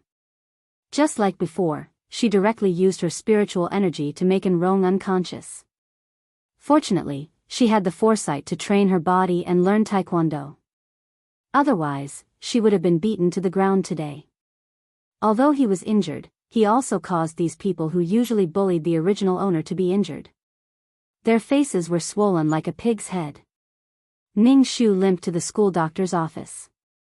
He had to deal with his face. If his face was disfigured, and the original owner returned to his body, he would see a disfigured face full of scars. He would probably collapse. The school doctor's office was still full of people. Moreover, the patients were all female students. They all suffered from the same disease, man-crazy disease. Everyone looked at Ning Shu's miserable appearance and showed an expression of admiration. In order to be treated by the handsome school doctor, he was willing to go all out. What kind of spirit was this? Ning Shu, when it was Ning Shu's turn, Ning Shu sat on the chair and said, "Deal with my face." The school doctor raised his eyebrows and looked at Ning Shu. He picked up a cotton swab and dipped it in disinfectant. He asked, "What's wrong this time? Your head is still swollen. Why are you injured again? I know I'm popular, but there's no need to ruin yourself like this." "Oh, your face is ruined." The school doctor poked Ning Shu's face with the cotton swab. "How ruthless can you be to hurt your face like this?" The wound was wiped with disinfectant. It was so painful that Ning Shu's face was distorted. There was also a narcissistic school doctor beside him who kept talking. "Shut up. You're so annoying. I was beaten by others. I didn't scratch myself." Ning Shu shouted. He really had enough. The school doctor adjusted his glasses. His eyes reflected a ray of light. He didn't say anything and used more strength. Ning Shu collapsed and said, "I was wrong. Be gentle." Ning Shu sighed. She looked at her face in the mirror, which was covered in band-aids. Every scratch should be covered with a band-aid. Ning Shu felt that she was going to be ruined by this school doctor. Did the original owner have a grudge with the school doctor? With such a face full of band-aids, Ning Shu couldn't go to class. He directly went back to his rented house. But just as he walked out of the school gate, he saw a person who looked like Ling Shue's back. She went into the alley mysteriously. Ning Shu wanted to follow her. But he remembered that Ling Shue was a cultivator. Her consciousness was sensitive. She must be able to feel that someone was peeping at her. But seeing Ling Shue being so mysterious, Ning Shu's heart was itching. In the end, he decided to follow her quietly. Ning Shu didn't dare to make a sound. He thought about it and took out a handkerchief from his bag to wrap his feet. This way, the sound of his shoes touching the ground would be smaller. There was no need to ask how Ning Shu knew this method. He learned it from third-rate detective movies. Ning Shu quietly went around and stuck his head out to look at the alley. He saw Ling Shue talking to a man. Ning Shu couldn't hear what they were talking about. Suddenly, Ning Shu saw Ling Shue put her hand on the man's head. Then, the man's face revealed an extremely happy expression, as if he was floating in the air. Ling Shue's back was facing Ning Shu. Ning Shu couldn't see Ling Shue's expression clearly. He only saw that her hair and clothes were flying. There seemed to be wind blowing around Ling Shue's body. But Ning Shu couldn't feel the wind. This scene was very strange. Chapter 12. This scene was really strange to the extreme. Ning Shu covered his mouth, not allowing himself to make a sound. He inexplicably felt that he might have discovered a big secret. Moreover, in the original owner's memory, as well as the story of this world, there was no mention of this. Seeing Ling Shue's clothes fluttering and the wind around her becoming weaker and weaker, Ning Shu did not hesitate to turn around and run. It seemed that Ling Shue's business was about to end. Ning Xian entered the bookstore and pretended to be reading. When she looked up, she saw Ling Shue walking out of the bookstore. She did not know if it was her illusion, but Ning Xian felt that Ling Shue's aura was even stronger and colder. Ling Shue, who was outside, suddenly felt a probing gaze on her. Ling Shue stopped in her tracks and looked around. Ning Shu in the bookstore immediately looked away and looked at the book in his hand. He did not dare to look at Ling Shue again. Cultivators were too heaven-defying. Just a glance was enough to feel it. Ling Shue wrinkled her beautiful eyebrows. This gaze disappeared again. Ling Shue thought for a moment and left. After a while, Ning Shu let out a heavy breath. His back was covered in cold sweat. Too terrifying. Ning Shu felt that how could a normal person deal with the female lead who had cheated. Ning Shu hurriedly returned to his rented apartment and took a shower. Then he went to the Taekwondo dojo to train crazily. However, his heart could not stop hesitating. No matter how much he trained, he was still an ant to the female lead. This time, Ning Shu's claws were really numb. He was alone and had no support. Ning Shu carefully thought about the people in the story who had a grudge with the male lead or female lead. Then Ning Shu discovered that this world's villain boss was a mystery. There was no such thing as a villain boss. It was all about the female lead and male lead's domineering side.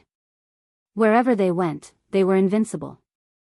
If it was not for the conditions of this world, the male and female lead would have probably rushed out of the universe. There was no power to rope in. Even if there was power, under the glittering aura of the male and female lead, everything was trash. System, I hate you. Ning Shu roared in his heart. Ning Shu trained until midnight every day before returning home. However, when he returned home today, Ning Shu felt that something was wrong. He had just opened the door when he heard rustling sounds in the dark room. Furthermore, he could smell the stench of blood. There was someone at home. Ning Shu quietly took out a steel pipe from behind the door. As a single woman, how could he be at ease if he did not prepare something to ensure her safety? Hearing the rustling sounds in the room, Ning Shu felt the hair on his back stand up. He held the steel rod tightly. Using the weak street lamp outside the room, Ning Shu saw something squirming on the sofa. Without thinking, he picked up the steel rod and smashed it on the sofa. Suddenly, the sound of a pig being slaughtered came from the sofa. Hearing that it was a man's voice, Ning Shu was even more merciless. He smashed the steel rod on her body. Hey, I said enough. If you continue, I will shoot. A patient voice sounded.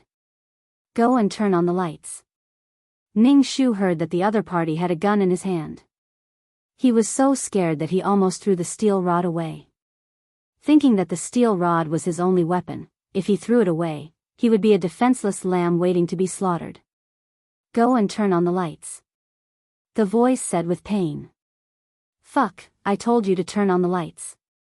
Ning Shu immediately heard the sound of the gun's safety being pulled. He was so scared that he ran to the door with the steel rod and turned on the lights. Ning Shu stood at the door, not daring to enter the room.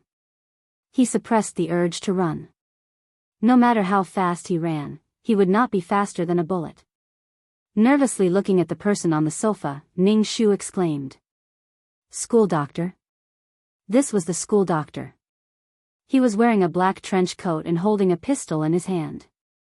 When he heard Ning Shu's voice, he turned around and reached out his hand to adjust the glasses on the bridge of his nose. However, he found that he was not wearing glasses. He squinted his eyes and looked at Ning Shu. He curled his lips and said, Come here and bandage my wound. I don't know how to. Ning Shu looked at the school doctor who was obviously different from the one during the day. His temperament was completely different. If they did not have the same face, it would be impossible to believe that they were the same person. Could they be twins? You are the school doctor, right? Ning Shu pointed the steel rod at the school doctor. The school doctor's face was silent. He pointed the gun at Ning Shu and said, Come here. Facing the black muzzle, Ning Shu, who had not seen the world, was scared. He quickly said, Let's talk nicely. His legs trembled as he moved toward the school doctor. The school doctor's face was pale. He was probably beaten up by Ning Shu. Even his lips were pale. He took off his clothes with a cold expression. Take care of my wound. The school doctor pointed at his back. There was a hidden weapon embedded in his shoulder blade. Let's call it a hidden weapon for now. It was almost buried in his body. The school doctor could not treat this position by himself. The school doctor looked at Ning Shu's dazed expression and shouted, Fuck, hurry up. I'm almost out of blood. This person who was full of vulgarities was really the elegant school doctor. Ning Shu quivered and quickly found the medicine box. Looking at the hidden weapon that was almost buried in his flesh, he was a little troubled. He asked, How do I take this out? Take out the tweezers. Hurry up. The school doctor's voice was filled with pain. His skin was covered in cold sweat. "I'll take it out," Ning Shu said as he reached for the wound with the tweezers. "Oh, your sister. Hurry up," the school doctor roared. Then, Ning Shu was frightened by him and directly poked the tweezers into his wound. The school doctor was in so much pain that his body trembled. He curled up into a ball on the sofa. Ning Shu looked at the wound that was bleeding like a fountain. He quickly wiped the blood with gauze. Seeing so much blood, Ning Shu was frightened. He looked at the school doctor's pale face. He hardened his heart and directly stretched out a leg to step on the school doctor's body to prevent him from moving. Then, he quickly used the tweezers to catch the hidden weapon and pulled it out. It didn't come out. Again. When the hidden weapon was pulled out, blood sprayed on Ning Shu's face. The school doctor lying on the sofa completely fainted. His face was ashen. Ning Shu covered the wound with gauze. Looking at the blood spurting out, he panicked. He looked at the deep wound and rummaged through the medicine box. Finally, he found medicine to stop the bleeding. He crushed it and sprinkled it on the wound. It was clearly medicine. Ning Shu directly sprinkled it on the wound. It was too slow. With so much blood spurting out, how much blood could there be? Ning Shu wrapped the school doctor's wound tightly. He was so busy that he was sweating. He stretched out his hand and waved it at the school doctor's nose. Fortunately, he was still breathing. Ning Shu sat on the ground. He looked at the blood-stained gauze all over the room and put it away. He saw the gun on the coffee table with a dim luster. Ning Shu's heart turned cold.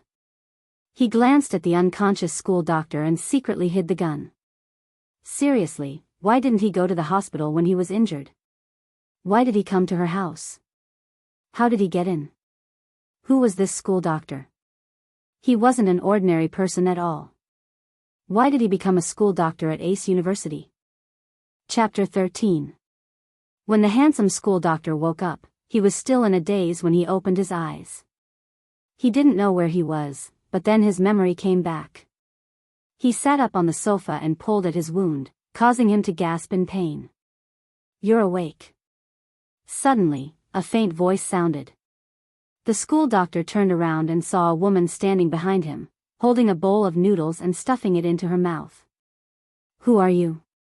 The school doctor instinctively reached for the gun at his waist, but he couldn't find it. Instead, he pulled at his wound, which was extremely painful. Ning Shu swallowed the noodles in his mouth and blinked at him. The corner of his mouth twitched. "You're here to be funny, right? Did you take my things?" The school doctor looked at Ning Shu with a gloomy face, and then his stomach started to growl. "Oh, I remember you. You're the girl who helped me remove the hidden weapon last night." "Ha ha ha ha." The school doctor laughed heartily. "Cook me a bowl of noodles too." Ning Shu nodded and went to cook noodles for him. He was really tenacious. He had lost so much blood, but he still woke up in the morning. Ning Shu put the noodles in front of him and said in a negotiating tone, "Uncle, I look so old. When I was in school, the girls all called me brother." The school doctor picked up the noodles and tasted it. "That's not the point. You're so badly injured. You should go to the hospital." Ning Shu really didn't dare to let this dangerous person stay in his house. The school doctor smacked his lips and said, "It doesn't taste good." "Hey, what did you say?" "I didn't hear it clearly." Ning Shu, so despicable. "Eat your noodles."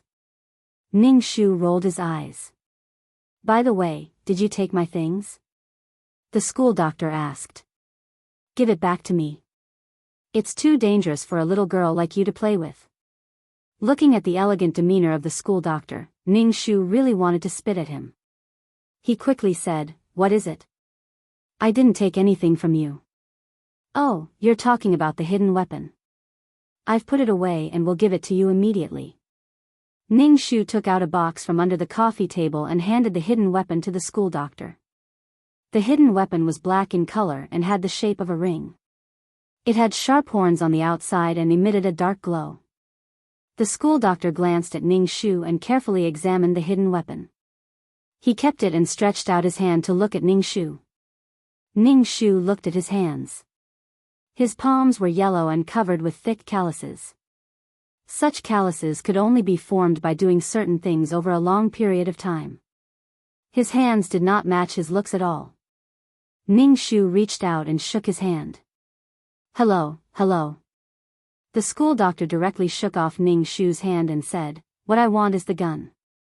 "Where did you take my gun?" Ning Shu looked at him warily and asked, "Are you going to kill me if I return it to you?" "Big brother, since I saved your life, we should repay kindness with kindness and revenge with revenge. We have no enmity with each other, so let's forget about each other." "What nonsense are you talking about? Even if I don't use the gun, I can still deal with you.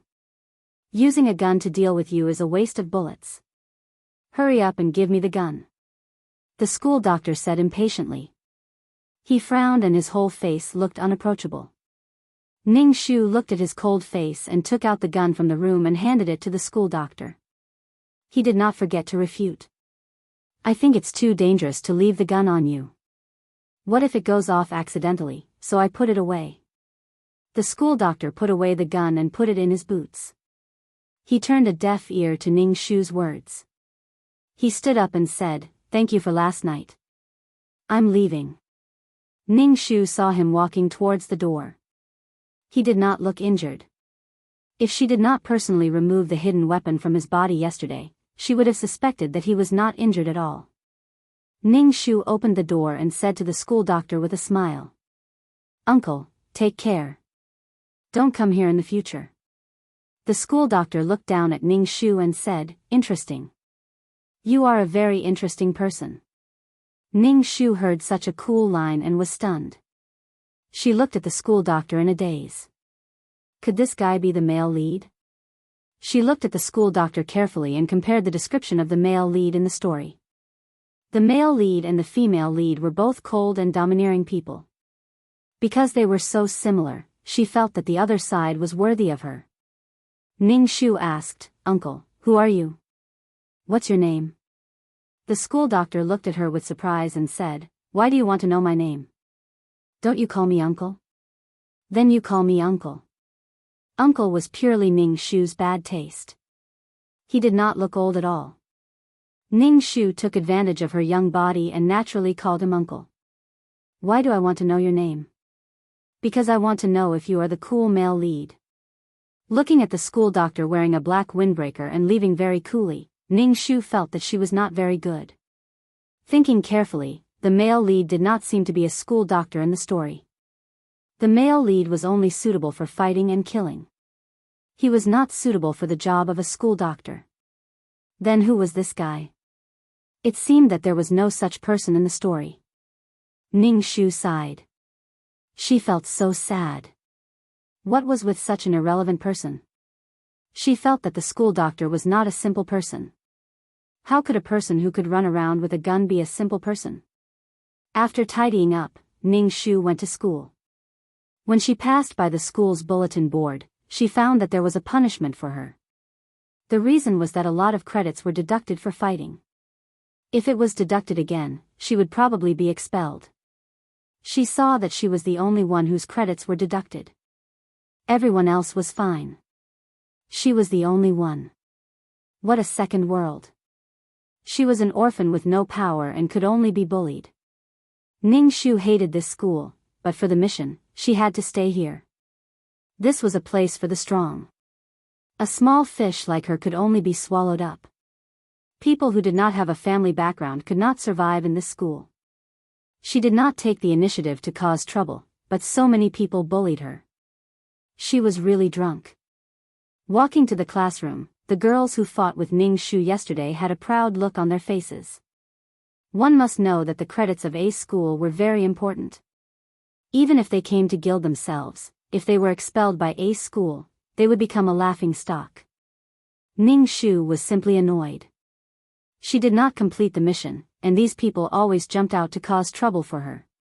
In the future, she would not fight in school. She would just cover them in a gunny sack and beat them until they were convinced. Sitting in her seat, Ning Shu picked up the three-legged table that fell on the ground. She glanced at Ling Shui in front of her. Thinking of the strange scene she accidentally saw yesterday, she felt a chill in her heart just looking at Ling Shui's back. She did not know what Ling Shui did to that man. It did not feel like anything good. Ling Shui turned her head and looked at Ning Shu in confusion. She asked coldly, Lin Jiejia, why are you looking at me? Chapter 14. Ning Shu didn't think that Ling Shui's senses would be so sharp. He only took a glance at her and she already knew. Ning Shu felt very stifled in his heart. It's nothing, I was just mesmerized by your charming back. Ning Shu said without sincerity. Ling Shui pursed her lips and looked at Ning Shu with a murderous gaze. Was she teasing her? Ling Shui felt that she had been too indulgent with this woman. That was why she had the guts to tease her, a mortal ant.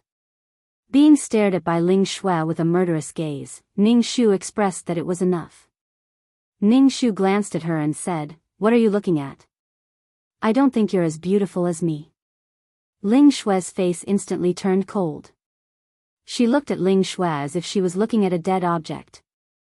Ning Shu expressed that touching a tiger's butt like this was really ecstasy. Ning Shu was now courting death. Since he was going to die anyway, he might as well make the female lead uncomfortable. It didn't matter if he died sooner or later.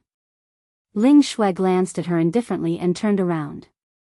So what if you have a golden finger? Just because you have the ability, it doesn't mean that you can bully others. Relying on the grace given by the heavens, you can wantonly play with other people's lives.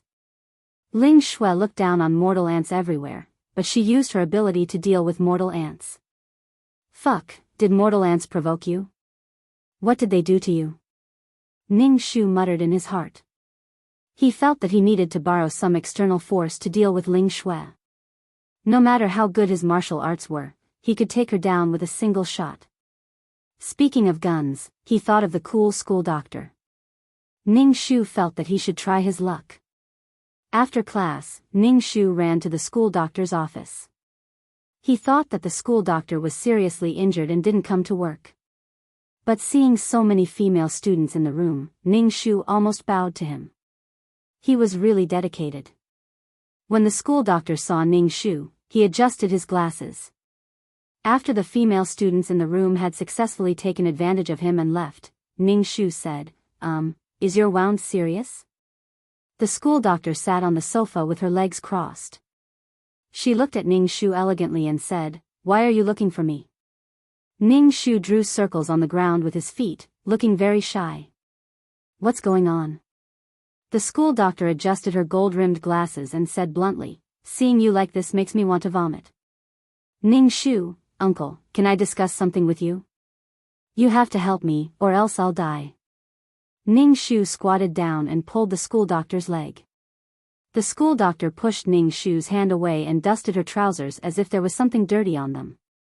She looked at Ning Shu from the corner of her eyes and said coldly, why do I feel like you're clinging on to me? You probably don't know how pitiful I am. I was abandoned by my family, and after I was abandoned, I found out that I was actually my parents' biological daughter. Now, I've offended the goddess of the entire school. The goddess can destroy me with a flick of her finger. Don't you think I'm pitiful? The entire school is laughing at me, and I was beaten up and even had my grades deducted.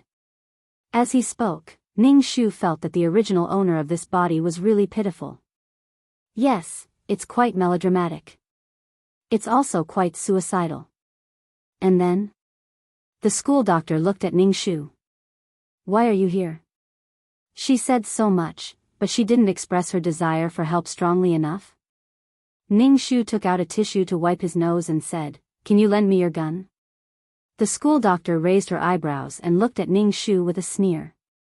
She dusted her white coat and said, why should I lend it to you?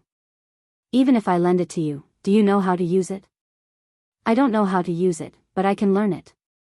Ning Shu said excitedly, this is a matter of life and death. Uncle, if I'm not desperate, I won't come to you. Ning Shu felt that he was quite desperate. In order to borrow something that could save his life, he didn't care about his integrity at all. The school doctor squinted at Ning Shu and asked, "Who did you say you offended?" "Who?" "Oh, it's the goddess Ling Shui." Ning Shu blinked and looked at the school doctor. Up close, the school doctor's skin was very good. It was like white jade without any pores. "You offended a girl and you want to use a gun?" The school doctor's glasses flashed white light. "Isn't it just a girl?" "How can you say, isn't it just a girl?" Ning Shu looked around and said to the school doctor, "Ling Shui isn't an ordinary person. Just talk. Why are you so close?" The school doctor leaned her body and said with disdain, "Damn, it's really difficult to communicate with this guy. He always pays attention to the details." Ning Shu stepped back and said, "Ling Shui isn't an ordinary person." "I know. Didn't you just say it?" The school doctor frowned. "You like to repeat the same sentence twice. Brother, please get to the point." Ning Shu felt that this guy was playing with him, but he couldn't do anything about it. He only knew that this guy had good things on him. The school doctor looked at Ning Shu's expression and said, "What do you mean by Ling Shui isn't an ordinary person? Is she Superman, Spider-Man, or Iron Man?" Ning Shu, "No, Ling Shui is a god. She can kill people from a distance." "Do you believe it?" Ning Shu's expression was serious. She thought that the school doctor would laugh after hearing her words, but she didn't expect the school doctor to be serious and say, "Maybe she's a demon." Ning Shu, she was sure that this bastard was really playing with her. She was clearly talking about a serious matter. Ning Shu felt like she was the only one sober in the world. Ning Shu was so anxious that her mouth was bubbling. If she didn't want to help, she would pull it. Teasing people was fun. "I'll find you tonight," the school doctor said. Ning Shu quickly crossed her arms and said, "Why are you looking for me? I'm a good girl." The school doctor's mouth twitched and sneered, "You don't want anything anymore?" Of course, she wanted. Ning Shu quickly said, "I'll sweep the bed and welcome you tonight." The school doctor, after receiving the school doctor's affirmation, Ning Shu no longer felt guilty when facing Ling Shui's cold and murderous eyes. She could even stare back. Seeing Ling Shui's unhappy expression, Ning Shu felt very happy. Ling Shui said in her heart that her tolerance for Ning Shu had reached its limit. If she had scruples before, Lin Jiejia was Ace's student. If Ace's student went missing, it would cause unnecessary trouble.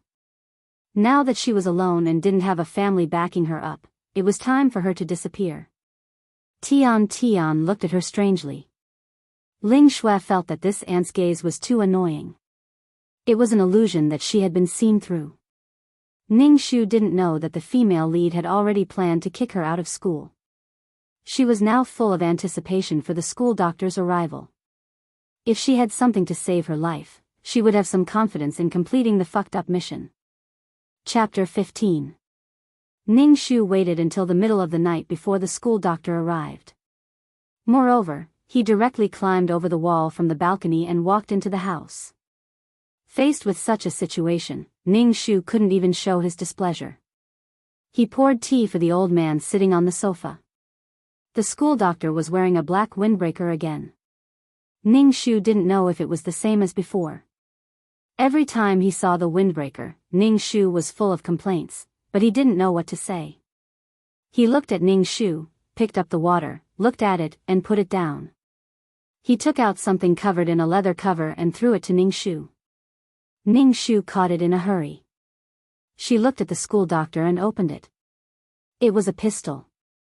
This one felt lighter in his hand, unlike the previous one, which felt heavy in his hand. This is a female pistol. It has 2 safety bolts. It's suitable for you, the school doctor said lightly. Ning Shu sniffled and looked at the school doctor with tears in her eyes. "Uncle, you're such a good person. I can't repay you. I don't want you to repay me with your body. You're so ugly." The school doctor glanced at her and took out a magnetic card. "This is the gun club. Go there to learn guns." Ning Shu took the card. This time, she felt uneasy. The school doctor was so considerate. Ning Shu asked, "Uncle, what do you need me to do?" The school doctor grinned and said, "Of course I need you to do something. You'll know when the time comes. We're just mutually beneficial." Ning Xian, speak human language. I don't understand. The school doctor came and left quietly. When he left, he didn't jump off the balcony. Instead, he left through the door. Looking at the black windbreaker fluttering in the wind, Ning Shu wanted to complain again. Ning Shu held the gun and felt a surge of strength and courage in her body. Courage and strength came from this small thing. Ning Shu put the card away. No matter what the school doctor's motive was, at least with this, he would have some protection. The next day, Ning Shu didn't even bother to go to class. Even if she went, she wouldn't understand. It wasn't that Ning Shu's IQ wasn't high enough, but the stuff was too high-end. Ning Shu felt that going to school was a waste of time. Ning Shu took the magnetic card and went to the gun club to learn how to shoot. He followed the address on the magnetic card and found the so-called gun club. He had thought that the club would be a magnificent place, or at least a high-end place. However, the small shop in front of him sold all kinds of things. There were even pornographic magazines and all kinds of restricted items. Was it really a club? Ning Shu walked over and an old man came up to him. Perhaps it was because there were too many undesirable things around, but Ning Shu felt that the old man's smile was very wretched. Uncle, I want to ask if this is a gun club. Ning Shu stuttered. The old man's expression became serious, and then he immediately laughed and said, "Little girl, this is a grocery store, not a club. You found the wrong place." Obviously, the address was good. Ning Shu suddenly thought that contact required a token or a secret order, so she took out the magnetic card that the school doctor gave her and shouted, "Uncle, look at this." The old man took it and glanced at it. Then, he dug out something that looked like a swipe card from the dirty ground and swiped it. The old man looked at Ning Shu and said, "You come with me." Ning Shu put away the card and followed the old man into the grocery store. The old man opened a thick door and said to Ning Shu, "Go in." Ning Shu nodded and carefully went in. Sure enough, there was another world.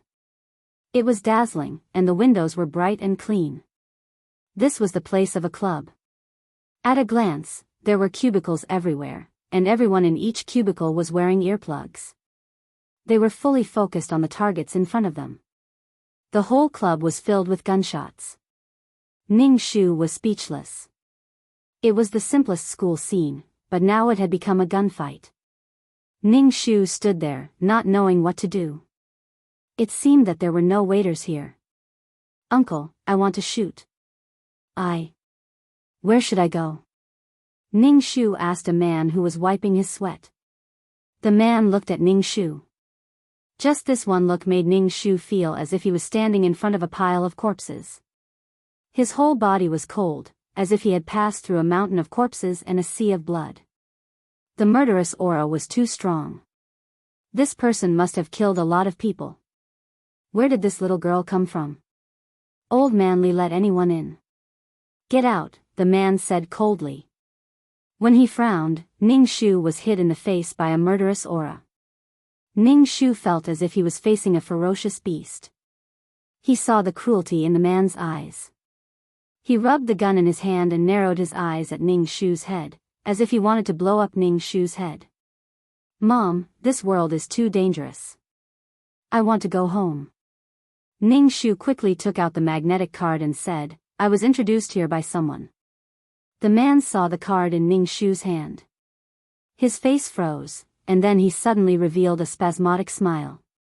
It was too horrifying. "You were introduced by Madman.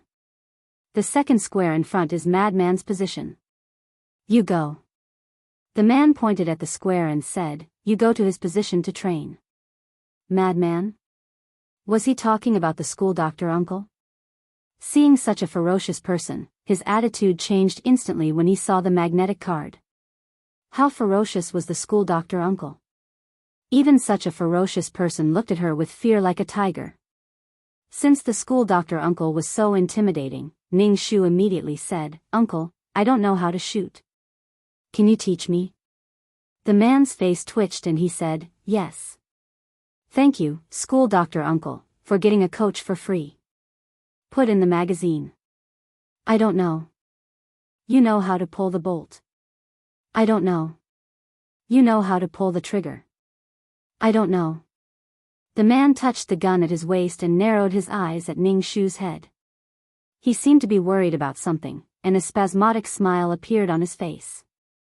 "Sorry to trouble you, uncle." A lot of people had gathered around. When they heard Ning Shu's words, they all laughed at Ning Shu for being a rookie. If she didn't know how to shoot, then she didn't know how to shoot. There was nothing to be ashamed of. If she knew how to shoot, she wouldn't have come to this place. Don't mess around. This girl was introduced by Madman. The man bared his teeth and said. Hearing Madman's name, the surrounding people immediately scattered like birds and beasts. In a few seconds, the people in front of her disappeared. It was as if they would lose their lives if they heard Madman's name. Ning Shu was speechless. How ferocious was the school doctor? But Ning Shu didn't think he was that strong. She was even hit by a hidden weapon. She was too weak. "Uncle, we can start now. Don't worry, I will study hard." So, Ning Shu started the shooting course. With a coach who was ready to explode at any time, Ning Shu's learning progress was very fast. A person's potential was really unlimited. Chapter 16. Ning Shu began to practice shooting. Under the watchful eyes of the instructor, Ning Shu fired a shot and missed the target. The bullet flew off to who knows where.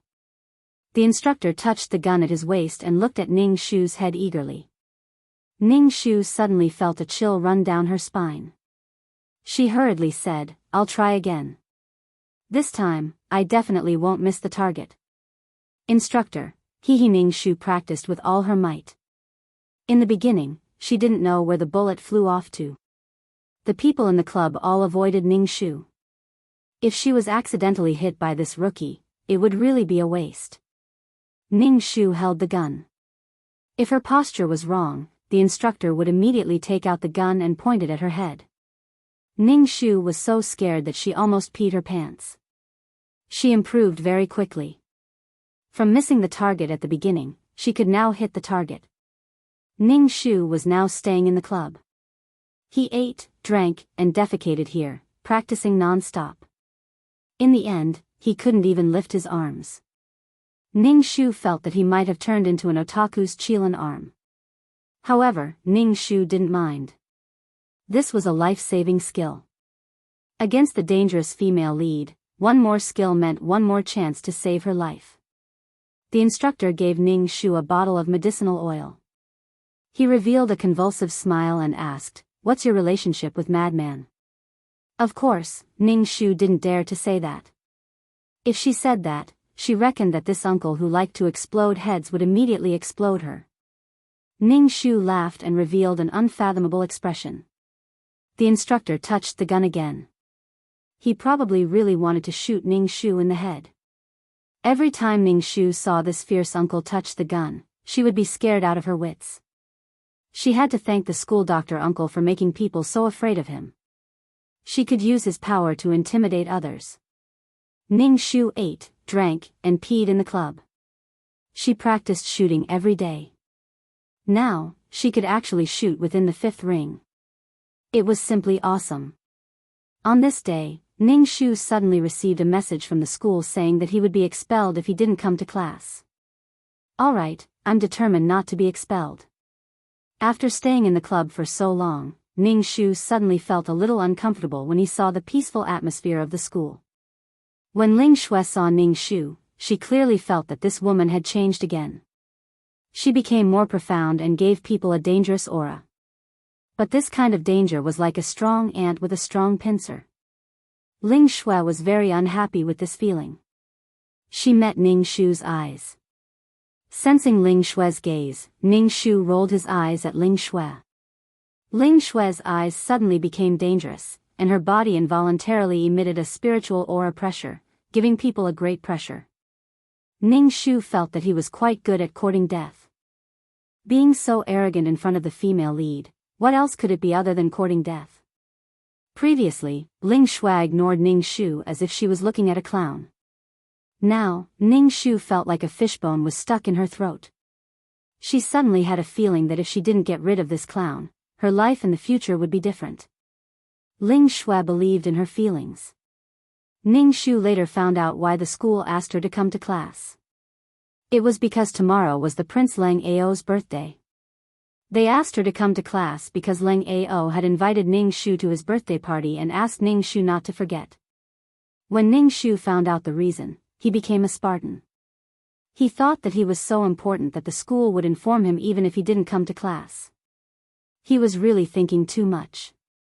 Ning Shu went to the school doctor's office to see the school doctor. Seeing the room full of patients, Ning Shu really didn't understand why the school doctor came to school to be a school doctor. He always had a motive. How could a person who could make the coach so afraid be a simple school doctor?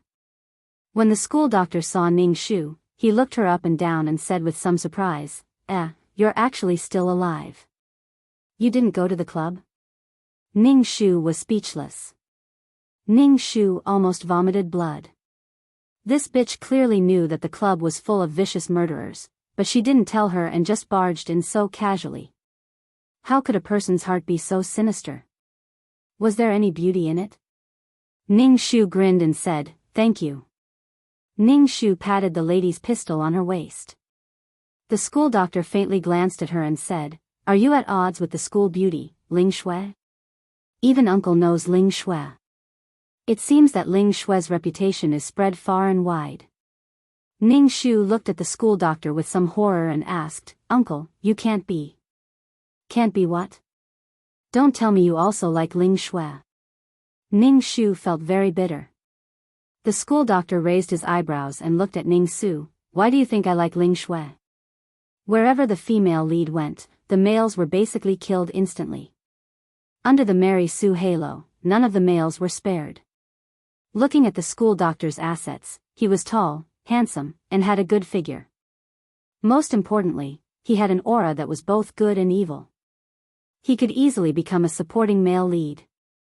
"Uncle, there are so many women in the world. Why fall on a tree?" Ning Shu almost cried. If the uncle had feelings for the female lead, how was she going to deal with the female lead? Ning Shu felt drunk and almost knelt down in front of the school doctor. The school doctor rubbed his forehead and looked at Ning Shu, who was crying.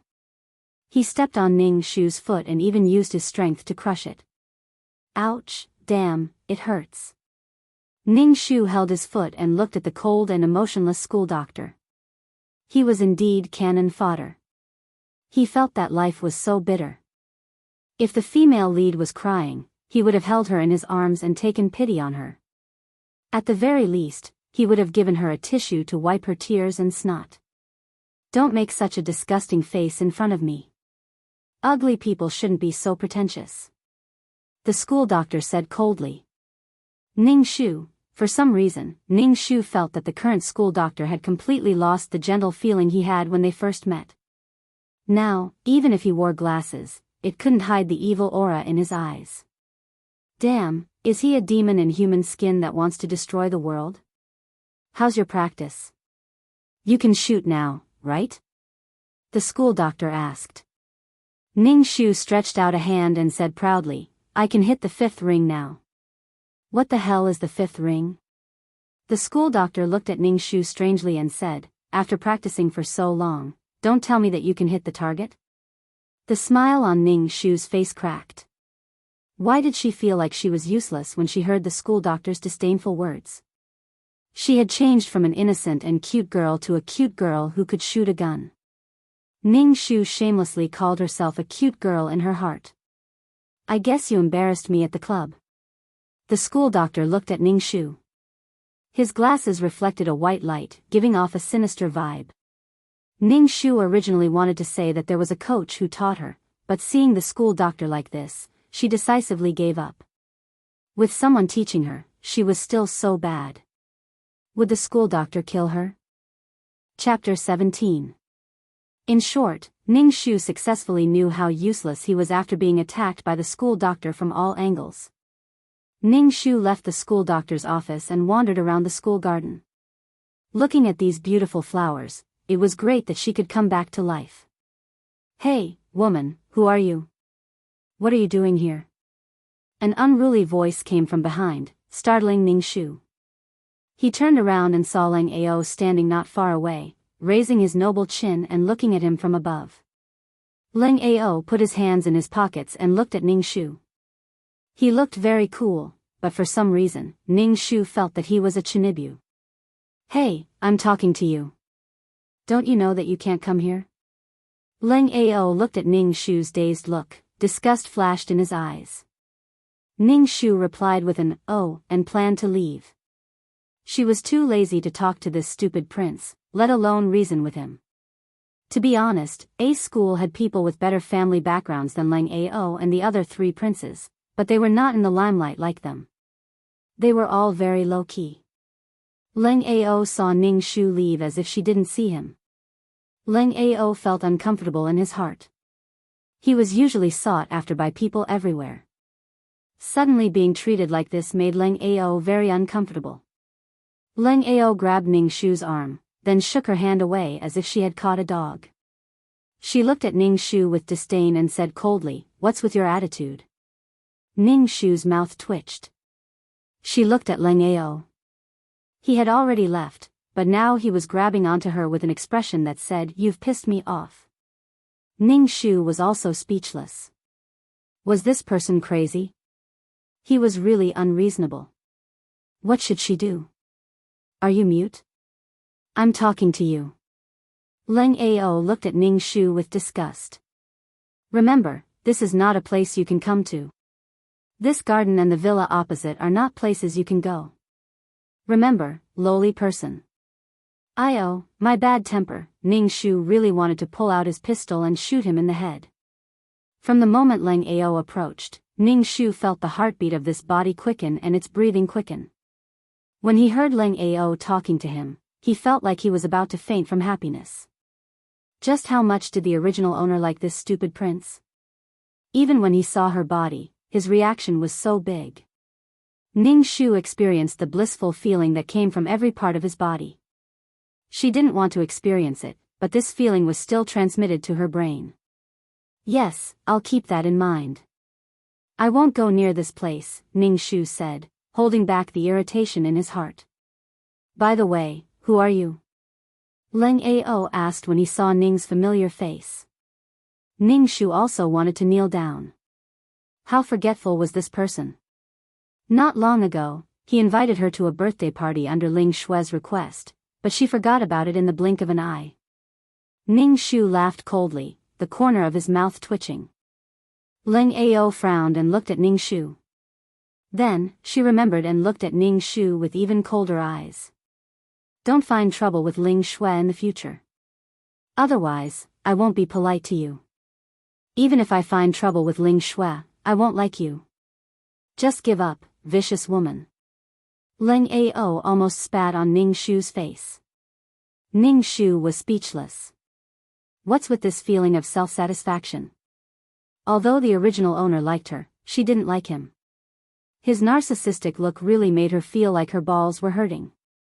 "You're so cool and arrogant. Is your family made? Do you have a problem here?" Ning Shu pointed at his head and asked. "I invited you to the birthday party because of Ling Shui. Ling Shui is magnanimous and won't argue with you, but I won't let you hurt Ling Shui. Remember your identity, lowly person." Lang Ao raised her chin like a god looking at a mortal. How does this person's brain work? He lives in his own world. There should be a limit to what he says. From the beginning to the end, she only said one sentence. "You're so cool and arrogant. Earth can't tolerate you anymore. You'd better remember my words clearly. If you don't, I'll make you suffer." Lang Ao turned and left after saying that. Ning Shu took a deep breath. The world is so beautiful. Ignore the disharmonious things quickly. If you're fucking crazy, go take medicine. Why give up treatment? Ning Shu roared at her in disdain, turned and ran away. The next day, Ning Shu wore normal clothes and put the lady's pistol on his waist before going to the idiot Prince Leng's birthday party. The birthday party was at a private club. Ning Shu walked to the entrance of the club with his legs. There were many private cars parked at the entrance. Handsome men and beautiful women got out of the cars one by one, wearing expensive clothes. Ning Shu stood at the entrance because Gij didn't enter. Others looked at Ning Shu with disdain. Some girls in luxurious clothes even covered their mouths and snickered. Ning Shu immediately felt the malice of the world. And Rong also got out of the car. When she saw Ning Shu, she glared at him fiercely. She lifted the hem of her dress and walked to Ning Shu. She sneered, "You're actually here. Don't tell me you're going to guard the door." Ning Shu looked at Rong. Since she was injured by Ling Shui, she hadn't come to class. Now, her face was still very pale. She didn't look like she was here to attend a birthday party. Instead, she looked like she was here to mourn. Ning Shu was also drunk. She forced herself to attend the birthday party even though her body wasn't well. And Rong obviously knew that she didn't look good now. When she saw Ning Shu looking at her face, Rong exploded. She said fiercely, "What are you looking at? I won't forget the humiliation and bullying you gave me." Ning Shu didn't want to take the blame. He said, "You know, I didn't do anything. You were injured because of Ling Shui. Why are you blaming me?" And Rong was stunned. She said, "Ling Shui didn't do it on purpose. Besides, she didn't do anything to me. I didn't do anything to you either. I'm standing in front of you now. If I had Ling Shui's ability, I would have sent you back to the hospital bed. Anyway, Ling Shui wouldn't do this to me. Don't try to sow discord here. I'm telling you, I won't believe you," and Rong said firmly. Ning Shu, in order to highlight the charm of the main character, he actually made the supporting role have an infinitely low IQ. If such an obvious thing was put in front of Rong, she would rather die than see it. The female lead was always right. If the female lead was wrong, then it was the world's fault. It's up to you. Believe it or not. Ning Shu walked around Rong and planned to go in. And Rong reached out and grabbed Ning Shu. Ning Shu turned to look at her and said, "What? You want to fight?" And Rong glanced at Ning Shu arrogantly and said, "I won't cause trouble on Prince Leng's birthday. Also, are you sure I was injured because of Ling Shui?" "Of course. If I had supernatural abilities like Ling Shui, I would have fucking crippled you long ago." "Revenge," Ning Shu said disdainfully. And Rong also liked Prince Leng. Ning Shu couldn't understand. Wasn't she jealous of Ling Shui, whom Prince Leng liked? Instead, she became Ling Shui's lackey. After all, the original Lin Jiejia was so jealous that she went crazy. Chapter 18. And Rong didn't know what happened at that time. She only knew that she kicked over the table and bumped into Ling Shui's back. Then, she felt like a huge rock was on her body and her body was about to be crushed. After that, she didn't know what happened. When she woke up, it was already a few days ago.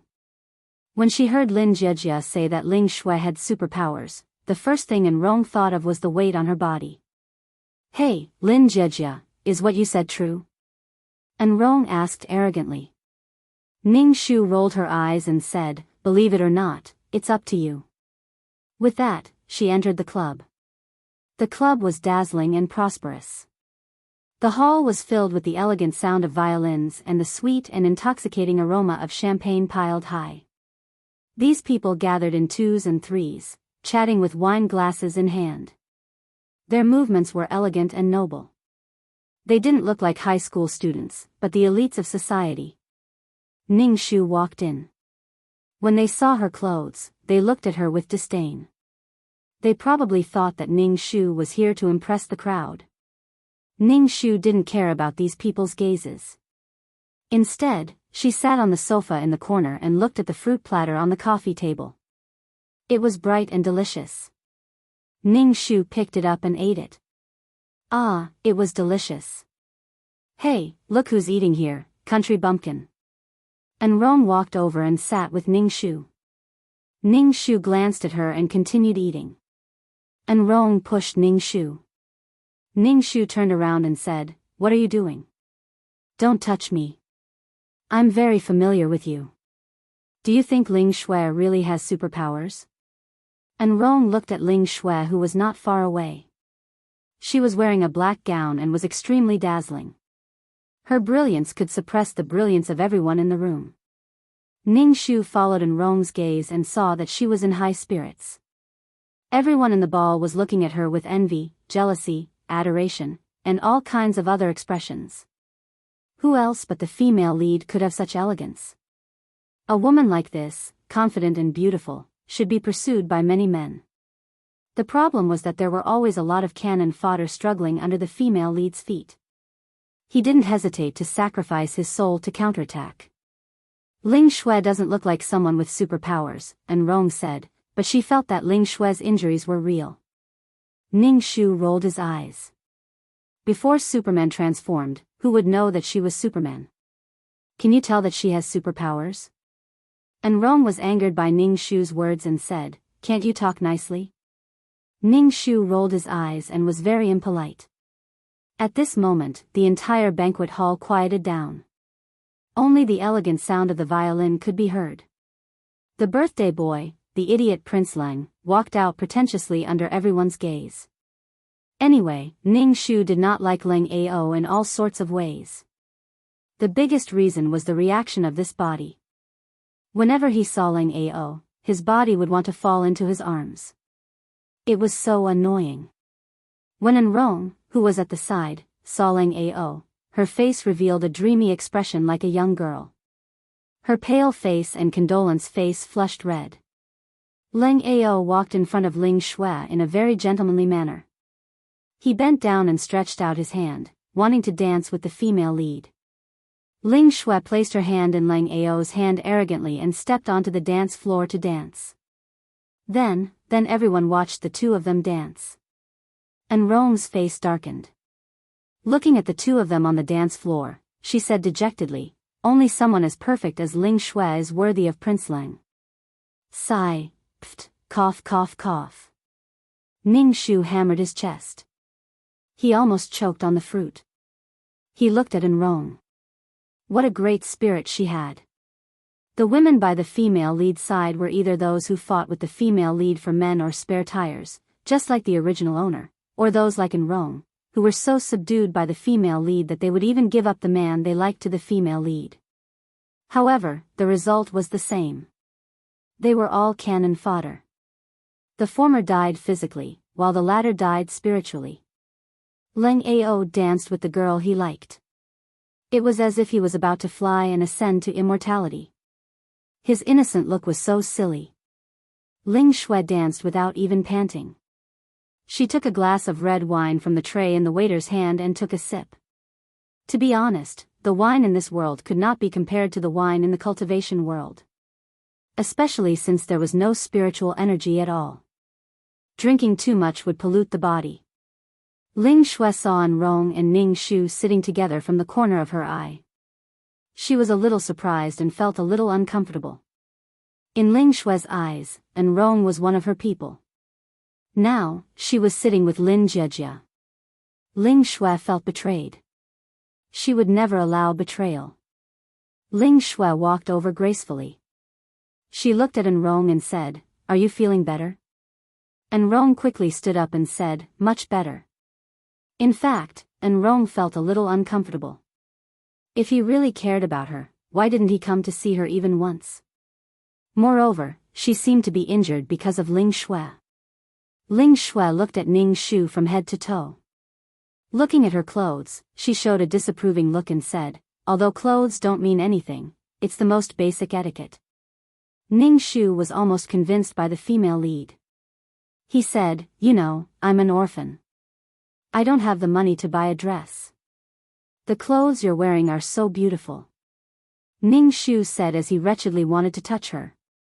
Ling Shui moved her body and dodged Ning Shu's wolf hand. She frowned and showed a disgusted look. How could a woman have no self-respect? She looked so wretched. Ning Shu said that in the face of life and death, something as insignificant as moral integrity could be abandoned. And Rong couldn't stand Ning Shu's wretched look. She pulled Ning Shu and said, "Ling Shui, Prince Leng is looking at you. He probably has something to talk to you about."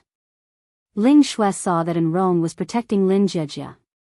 Her face froze and showed a displeased look. She said coldly, "Rong, do you want to stay with such a person?" Rong didn't expect Ling Shui to say it so directly. Moreover, it sounded like she had something against her. Rong quickly said, "Ling Shui, what are you talking about?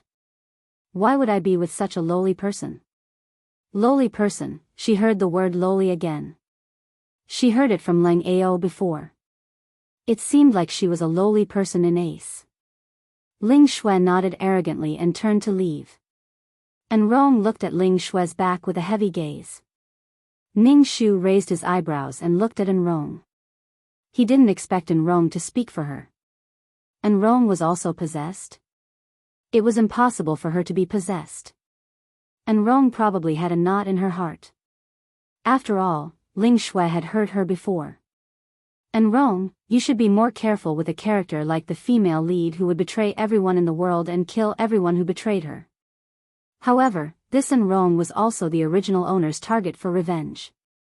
It would be good if she was dealt with by the female lead. It would be a dog-eat-dog situation. However, Rong spoke for her just now. Chapter 19. Ning Shu warned Rong, "You should be careful of Ling Shui. She can kill people without leaving a trace." Ning Shu looked around and whispered into Rong's ear, "I heard that Ling Shui is the boss of a gang. She has a lot of underlings under her. Why are you getting so close when you want to talk? Lowly person." Rong sneered. "Ling Shui is the boss of a gang. Does she look like one? Who said that gangsters were all big and rough? They couldn't be elegant and beautiful." Ning Shu couldn't be bothered to tell her. She had already warned her. It wasn't her business whether she listened or not. Thinking of the original owner's wish and calling her a lowly person, Ning Shu decided to put a gunny sack over Rong and beat her up in the dark of the night. This girl's words were too infuriating. Ning Shu was eating when she saw a pair of shiny black leather shoes stop in front of her. Ning Shu raised her head and saw the stupid prince with a shiny halo. He looked at Ning Shu with cold arrogance and saw the fruit juice flowing out of her mouth. His eyes flashed with disgust. He couldn't understand why Ling Shui cared so much about this person. Looking at this kind of person hurt his eyes. He had to wash his eyes. "Come with me. I have something to tell you." Leng Ao looked at Ning Shu condescendingly. He didn't care about Ning Shu's reaction or whether Ning Shu agreed or not. It was as if he was sure that Ning Shu would follow him. Ning Shu wanted to be angry and not follow him. But when she thought about how much he hated her and still came to find her, she knew that something was wrong. He definitely had some ulterior motives.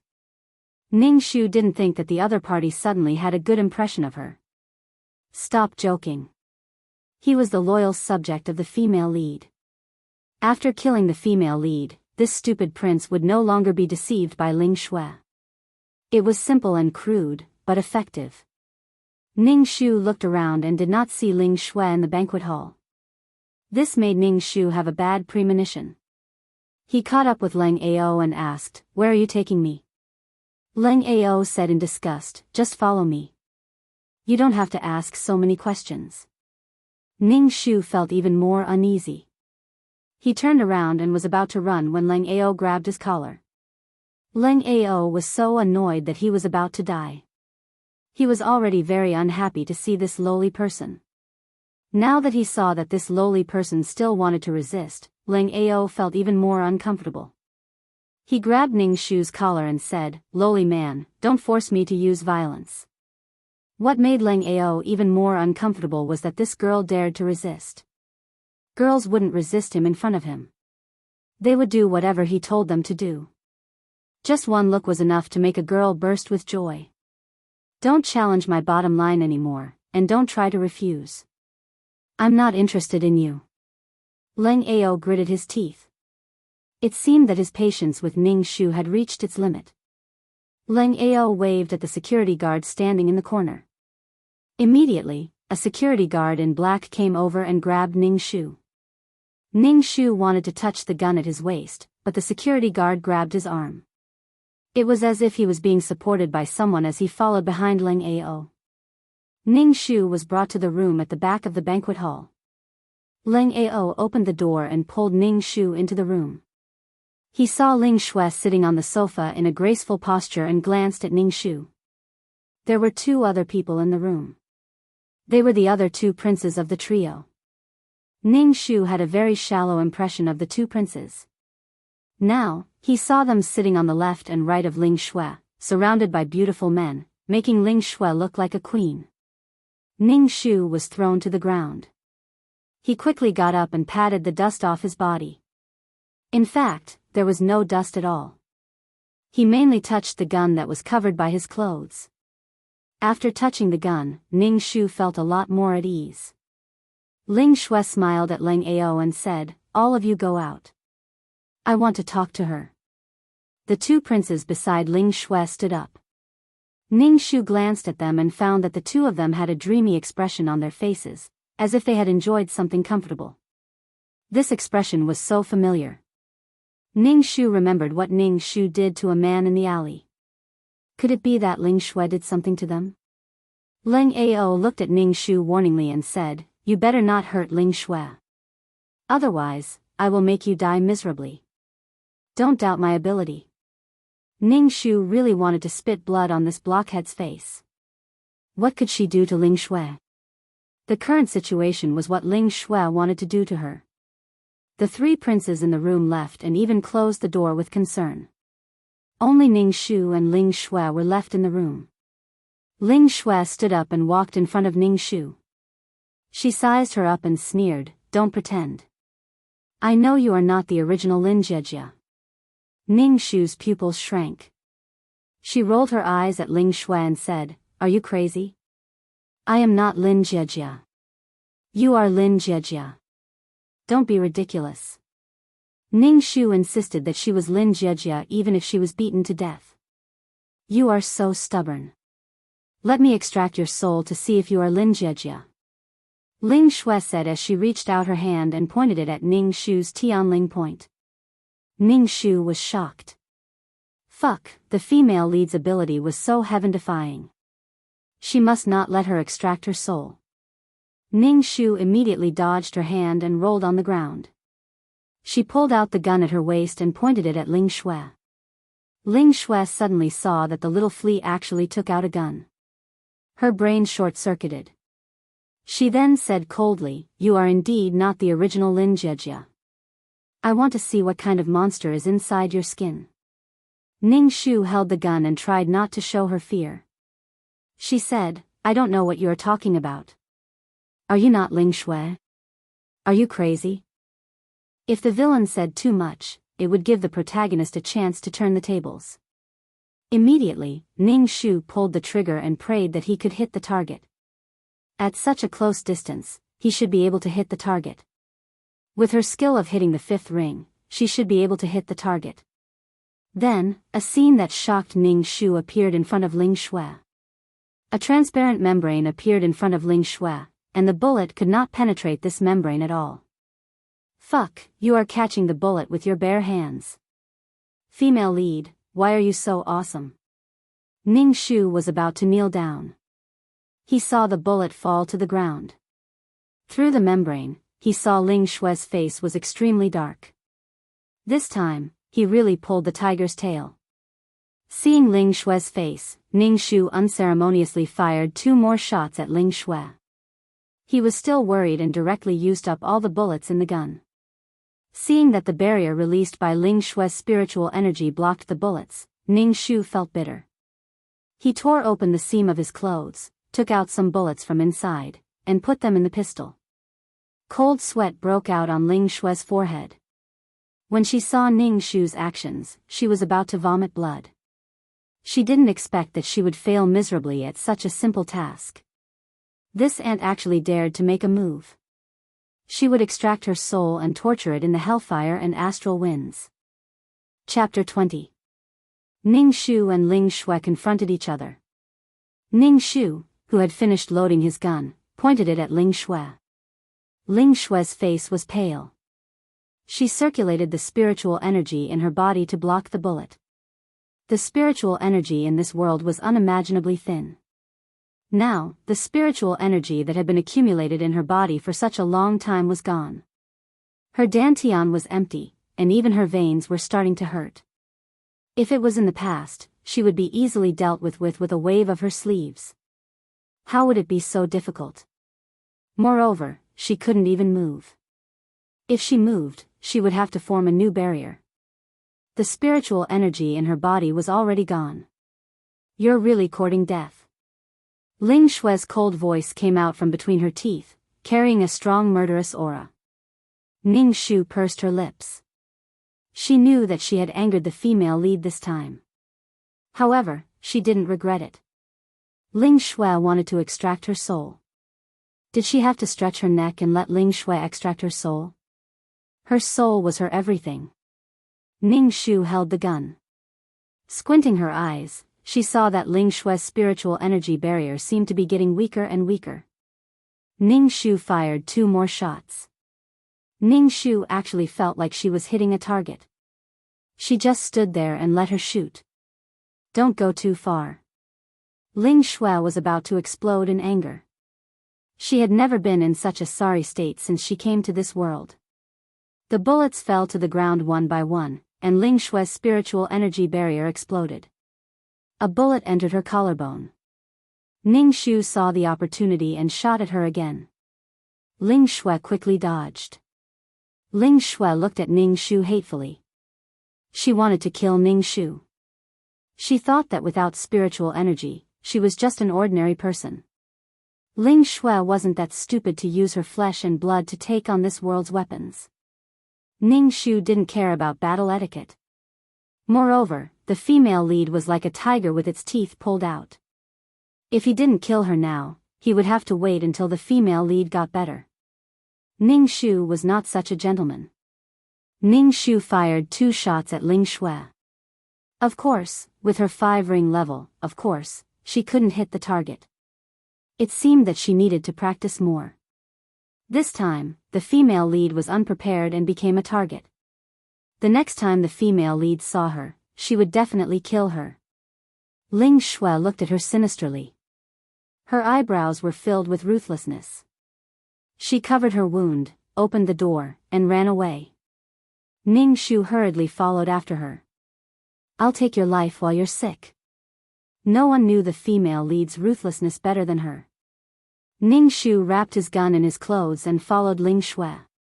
The banquet hall was still filled with music, but Ling Shui was held back by Leng Ao. Ling Shui turned back to look at Ning Shu, who had caught up with her, and then looked at Leng Ao, who was holding her back. She was very annoyed. Of course, Ning Shu wouldn't shoot in front of so many people. If it caused a commotion and Ling Shui ran away, it would be troublesome. Seeing Ling Shui being held back by the cool and domineering Leng Ao, Ling Shui's face was as pale as a ghost. Her face was very impatient. She was wearing black clothes. The female lead was clearly bleeding, but Leng Ao didn't even notice. Ning Shu felt a sense of schadenfreude. Let's see if your peach blossoms will bloom. Ning Shu walked towards the 2 people without leaving a trace. When Ling Shui saw Ning Shu approaching, she immediately pushed Leng Ao away and ran towards the door. Leng Ao, who was pushed away, was stunned. Ning Shu kicked Leng Ao, who was in front of her, away and chased after her. Ling Shui glanced at the woman who was chasing after her. The suffocation in her heart and the pain in her chest made Ling Shui's heart filled with ruthlessness. This feeling was like returning to the cultivation world, the feeling of being chased. Filled with helplessness, Ling Shui swore in her heart that in the future, she would definitely kill all the clowns who jumped in front of her. Today, she was bitten by an ant. Ning Shu could only be thankful that he went to learn Taekwondo. His physique had increased, otherwise, running a marathon with the female lead would be the rhythm of exhaustion. Suddenly, A car blocked in front of Ling Shui. Ling Shui's heart froze. She didn't know if it was a friend or a foe. Ning Shu, who was following behind, immediately stopped and instinctively ran back. Generally speaking, when the female lead was in trouble, there would be a benefactor to help her. Her benefactor was here, but she was going to be unlucky. She didn't think that she could play a gunfight with someone with her 5-ring level. Sure enough, Ning Shu turned around and saw a man get out of the car. He fired a shot at her back. Ning Shu immediately laid on the ground without any hesitation. His chin even hit the ground. Then, he quickly got up and ran out of sight. Ling Shui saw that the man's expression wasn't very good. He looked at Ling Shui with an extremely oppressive gaze. His nose twitched and he asked, "Are you hurt? You saw it and you still say it." Ling Shui said with some annoyance, "Are you going to loot a burning house? Are you going to kill me so that you can take over my gang?" The man laughed, picked up Ling Shui and threw her into the car. Then he started the car. He didn't forget to laugh at Ling Shui. The queen of the dark night was actually hurt by such a little girl. Ling Shui covered the wound. She felt very painful. Hearing his ridicule, she said fiercely, "Shut up." Ning Shu hid and watched the car leave from afar. She let out a long sigh. From now on, she had to be careful of her own life at all times. Ling Shui, who had suffered such a huge loss, would probably tear her apart. D. A rapid honking sound startled Ning Shu. She looked at the car next to her. The car window was opened. It was the school doctor uncle. "Get in the car," the school doctor said to Ning Shu. Ning Shu immediately got in the car. She saw the school doctor start the car and then it flew up. "Can you slow down a little?" Ning Shu almost screamed out. She turned around and saw the school doctor wearing a black windbreaker. She didn't know how to complain. Which car was it? The school doctor looked at the car in front and asked. Ning Shu was a little confused and asked, "What?" "The car Ling Shui got in." The school doctor looked at Ning Shu with cold eyes, as if he was going to deal with useless garbage. "Yes, it's this car," Ning Shu said. Ning Shu was a little confused. Why did the school doctor catch up? Was he going to save the heroine? "Uncle, you can't do this." She tried her best to make Ling Shui bleed. "Uncle, you're not going to save her, are you?" Ning Shu asked carefully. "I need her," the school doctor said. What the fuck? Ning Shu's face twisted in an instant. He was quite disheartened and said, "If that's the case, why did Uncle give me a gun?" The school doctor looked at Ning Shu strangely and said, "What's the conflict between me giving you a gun and me needing Ling Shui?" Ning Shu, why did the school doctor give people the feeling that he was a monster? He said that he needed Ling Shui and even gave him a gun to shoot the heroine. Was there going to be a love and hate entanglement and imprisonment plot? Ning Shu shook his head. How twisted was this plot? What the fuck, you didn't even appear in the plot. Or are you a hidden big boss? Chapter 21. They followed Ling Shui all the way to a remote villa. The school doctor turned to look at Ning Shu. "You little girl, why are you looking at me strangely all the way?" Ning Shu withdrew his gaze. In his heart, he had already labeled the school doctor as a monster. She didn't want to pursue the female lead and directly wanted to imprison her. She was really unusual. The car in front stopped. Ling Shui was carried out of the car by a man and entered the villa. Ning Shu unfastened his seatbelt and secretly followed behind. He turned his head and saw the school doctor standing upright beside her. She didn't know how to hide. On the other hand, the school doctor looked at Ning Shu strangely and asked, "What are you doing?" "I'm hiding." "Do you know that I'm hiding?" "Squat down," Ning Shu said. The school doctor sneered and swaggered into the villa. She said, "There are no cameras here. Even if there are, it's useless for you to hide." Ning Shu was speechless. Ning Shu followed the school doctor quietly into the villa. It seemed that no one lived in this villa. At this time, voices came from upstairs. The school doctor took out her gun and went upstairs. Ning Shu tiptoed behind her. The voices inside were getting louder and louder. There was also an inexplicable sound. The school doctor opened the door a little and saw two people entangled and rolling inside. Ning Shu went over to take a look. His mouth opened into an O shape. What the fuck? Wasn't the female lead injured? Why did they suddenly roll in the sheets? He was caught off guard and saw an erotic scene. Ling Shui was also helpless. There was no spiritual energy in her body at all. The wounds on her body were very painful. The fastest way was to take the yang to replenish her yin. In the cultivation world, this was what the women of the demon cultivators did. Besides, the man on top of her was not bad. It was not a loss to roll once. He could also replenish the spiritual energy in her body. Ning Shu was full of admiration for Ling Shui. How could she do that? Shouldn't she have bandaged the wound first? The school doctor placed his hand on Ning Shu's head and pushed her behind him. At this moment, the man on the bed narrowed his eyes and looked at the door. The school doctor hid, and when she looked into the room again, there was no one in the room.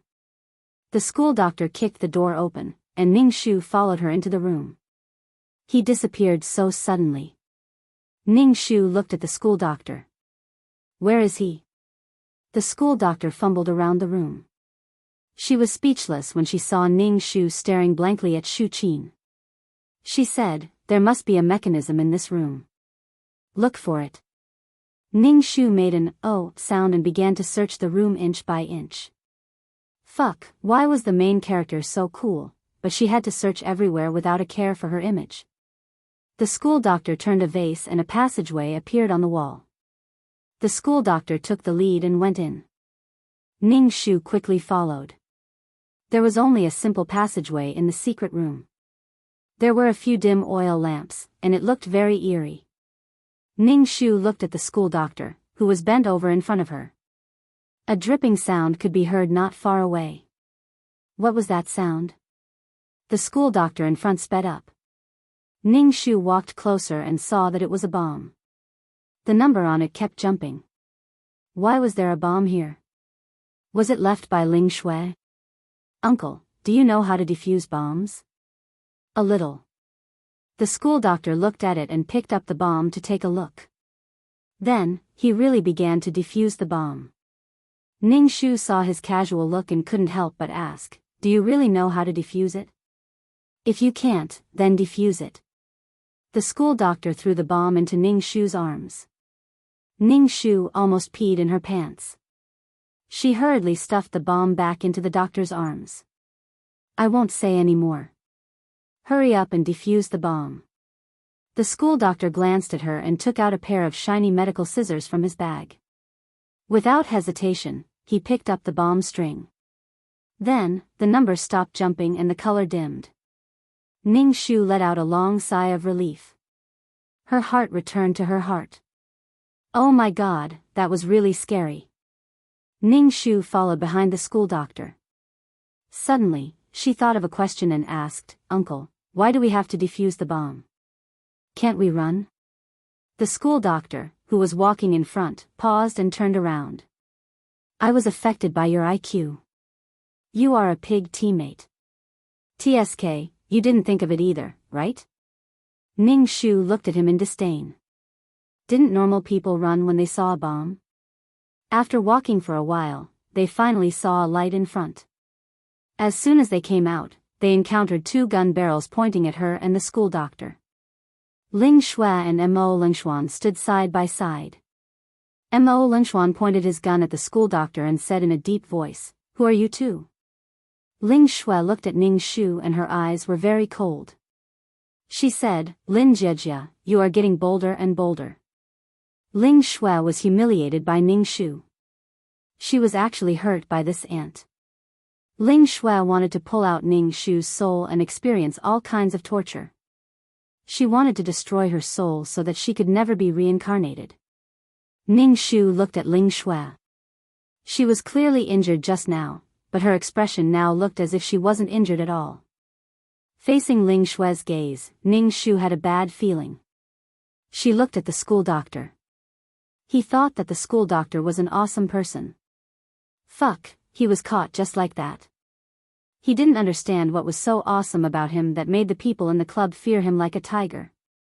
Ling Xue looked at the school doctor again. Looking at his indifferent face, she was disgusted. What are you trying to do by following me? Haven't you been defeated by my hidden weapon? So the hidden weapon that night was shot by Ling Xue. Just how persistent was the school doctor? The school doctor wanted to push the glasses on his nose up, but he realized that he wasn't wearing them. He said, I said that I need you. Ning Xu, fuck, uncle, at this time, you actually said that in front of the male lead. We will die a horrible death. Ning Xu pulled the school doctor's sleeve. Uncle, can you speak properly? Ling Xue was obviously angry. Are you crazy? You are following me. Be careful that I don't kill you. Mo Lingxuan looked at the school doctor with deep hostility. He narrowed his eyes and looked at the school doctor's head. He said to Ling Xue unhappily, who is this person? What is your relationship with him? Ling Xue looked at her first man in this world and felt a little emotional. She said, I don't know where he came from, but he has been following me.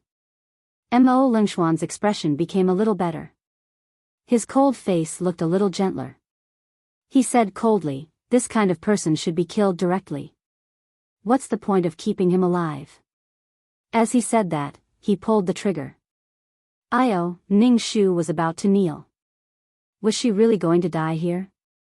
Ning Xu sighed. He approached the school doctor and whispered, Uncle, let's run now. Please don't use your intelligence to influence me. The school doctor saw Ning Xu pulling his sleeve and quickly pushed her away. Chapter 22. The school doctor first looked down on Ning Xu's IQ, then slowly took out a bomb from who knows where. This bomb looks familiar, isn't this the bomb in the passageway? When did the school doctor carry it with him? Didn't he dismantle it before? Why is it back together now? The timer on the bomb jumped, and what made Ning Xu collapse was that there was only 1 minute left. Ning Xu stared at the school doctor dumbfoundedly. This guy is really a lunatic, no wonder people call him a lunatic. Mo Lingxuan looked at the bomb in the school doctor's hand. Wasn't this the bomb he purposely threw in the passageway? The school doctor's mouth curved into a smile, and the way he held the bomb in his hand was like holding an apple. He walked in front of Mo Lingxuan and Ling Xue, and actually reached out his hand to touch Ling Xue's face. In such a situation, he was still blinded by lust. Damn, Ning Xu took 2 steps back and shouted at the school doctor, Uncle, let's run first. The school doctor completely ignored Ning Xu, and touched Ling Xue's face. His eyes were focused, and his face had a kind of absolute focus, a kind of focus of worship.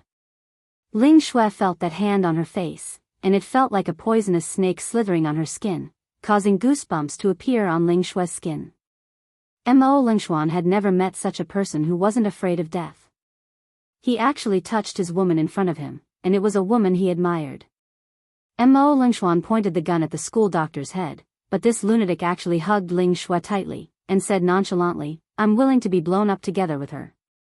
Ning Xu, my dear mother, Ning Xu simply wanted to kneel down to this lecherous uncle.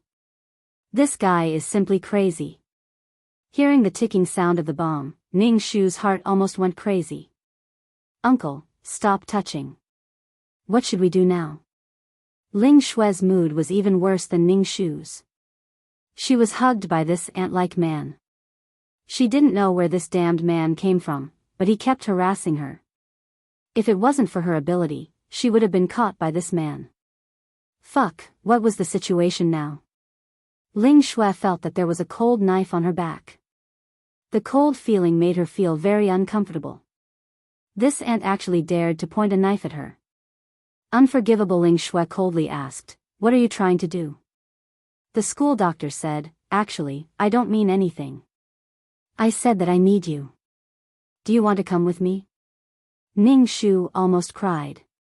Did the uncle not know what was going on? He didn't even know who to point his gun at.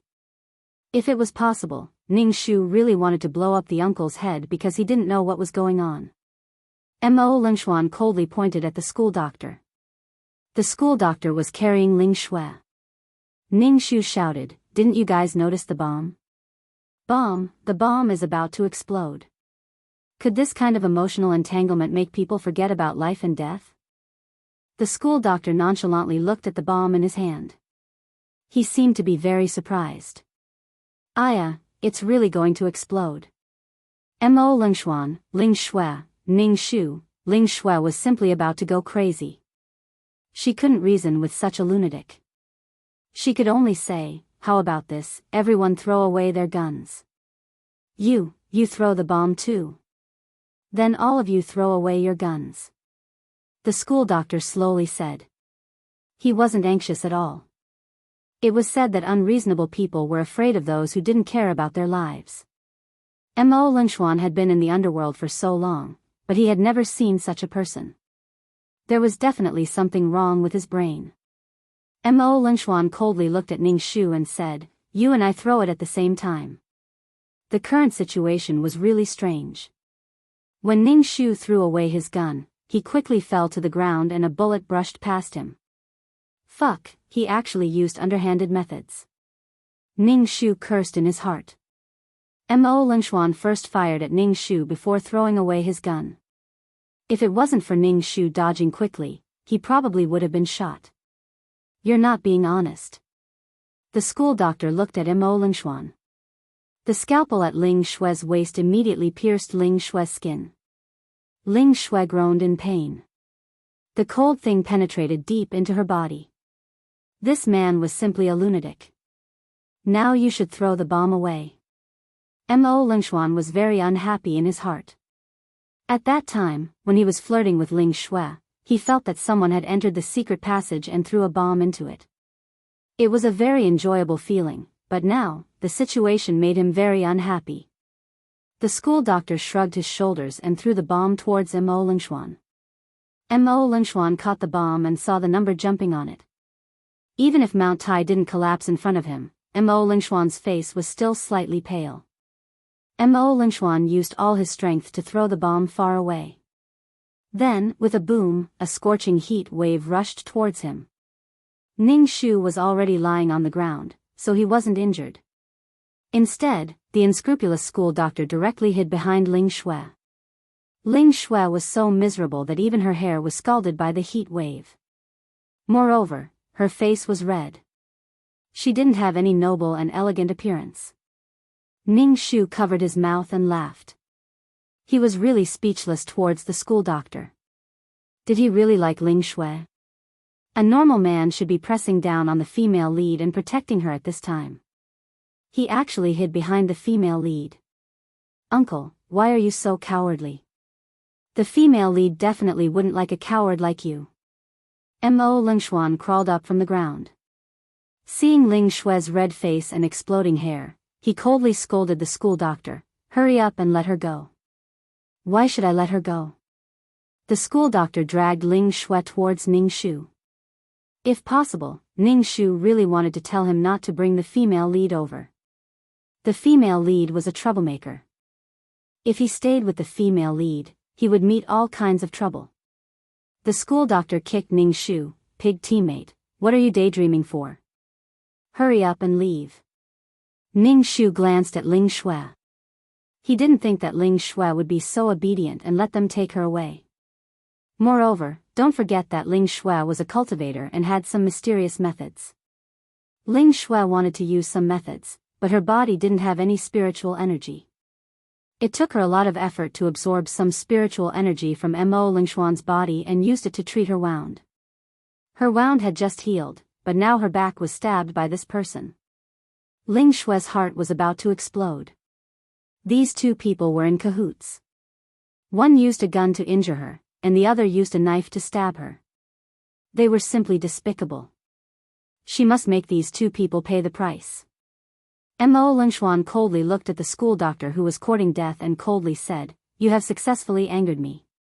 I will make you beg for death. I am the one who will make people beg for death." The school doctor felt quite astonished. Mo Lingshuan was about to explode in anger. The veins on his forehead were throbbing.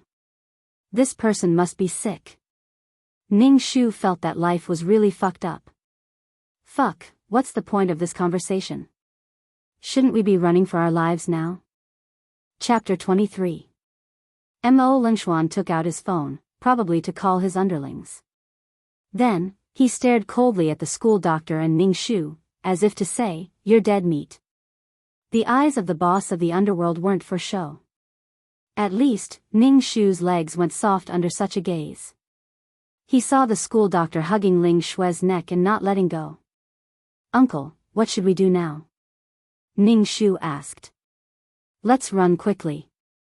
If there are more people, we won't be able to run."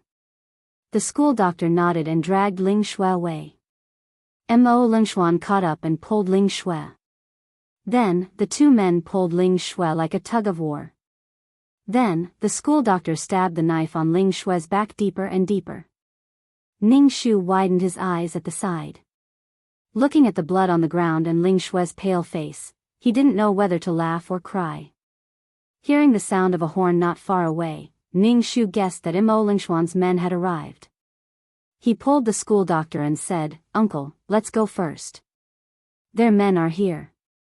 The school doctor unwillingly let go of Ling Shue. Then, he quickly took out his gun and shot Ling Shue.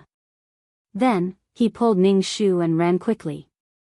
Ning Shu turned around and looked at Ling Shue. Her expression was also blank. First, she was stabbed, and now she was beaten. Ning Shu turned around and looked at the school doctor.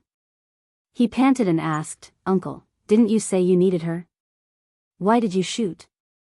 Shooting without hesitation, "Do you really like the female lead? Light a candle for Ling Shue." "Stop, the people in front, stop for me, stop for this daddy." Behind, Mo Lingshuan's men shouted and shot from time to time. Ning Shu and the school doctor ran to the road halfway up the mountain. Seeing that there weren't any cars passing by, the sound behind them got closer and closer. The school doctor smashed the window of the car parked on the road with his gun. Then, under Ning Shu's confused gaze, he started to unlock the car. "Isn't this scene in a movie? Uncle, can you really do it? Uncle, hurry up. The people behind are almost here. Hurry up, hurry up. You're here." The school doctor said lightly. She didn't know how to play. The gunshots behind them were getting louder and louder. Ning Shu hurriedly got into the car. Seeing the school doctor bending over slowly, Ning Shu was about to break down. Finally, at the last moment, the school doctor really drove the car away. Ning Shu turned his head and looked at the people chasing behind. These people could only watch as the car drove away. Ning Shu's heart was overjoyed. Oh my God, it was too exciting. His heart was beating wildly in his chest. The school doctor beside him had a face full of displeasure. Seeing that this pig teammate was still looking at him, the school doctor sneered. "If it wasn't for you, I would have gotten rid of Ling Shue long ago. You're a pig teammate." Ning Shu was speechless. Was there still any revolutionary friendship left? At the very least, they had escaped together. "Uncle, you know how to defuse bombs and steal cars. What else can you do?" Ning Shu asked. Seeing that the school doctor was an all-rounder, if she had this ability, wouldn't it be easier to complete tasks in the future? The school doctor, Ning Shu, rolled his eyes. These are the most basic things. Forget it, a pig teammate like you will never understand. Did he have to keep talking about a pig teammate? Ning Shu looked at the side of the school doctor's face and asked, "Why did you shoot Ling Shue? Didn't you say that you needed her? Can you not ask such stupid questions? Injuring her can disturb that man's judgment. Didn't you see that the man didn't chase after her? His minions are all trash." The school doctor said matter-of-factly. Ning Shu, pfft. Ning Shu covered his chest and said, "Didn't you say that you needed her? Why did you shoot her? Didn't you like her? That's why I shot her in the shoulder. She won't die." The school doctor said matter-of-factly. Ning Shu, are you sure you're not a pervert? It was so messy. He couldn't understand what this person was thinking. Ning Shu felt that after knowing this uncle, his worldview had changed. Why were they so love-hate? Although she successfully escaped this time, the loss was really too great. She lost her pistol and offended the male and female protagonists. Moreover, it was a gang with many underlings. Ning Shu felt that it would be difficult for her to do anything in the future. Uncle, you have to protect me. My life is in danger now. Those people will definitely take revenge on me. Ning Shu said pitifully. Why should I help you? You're so useless. Staying with you affects my IQ. The school doctor said coldly.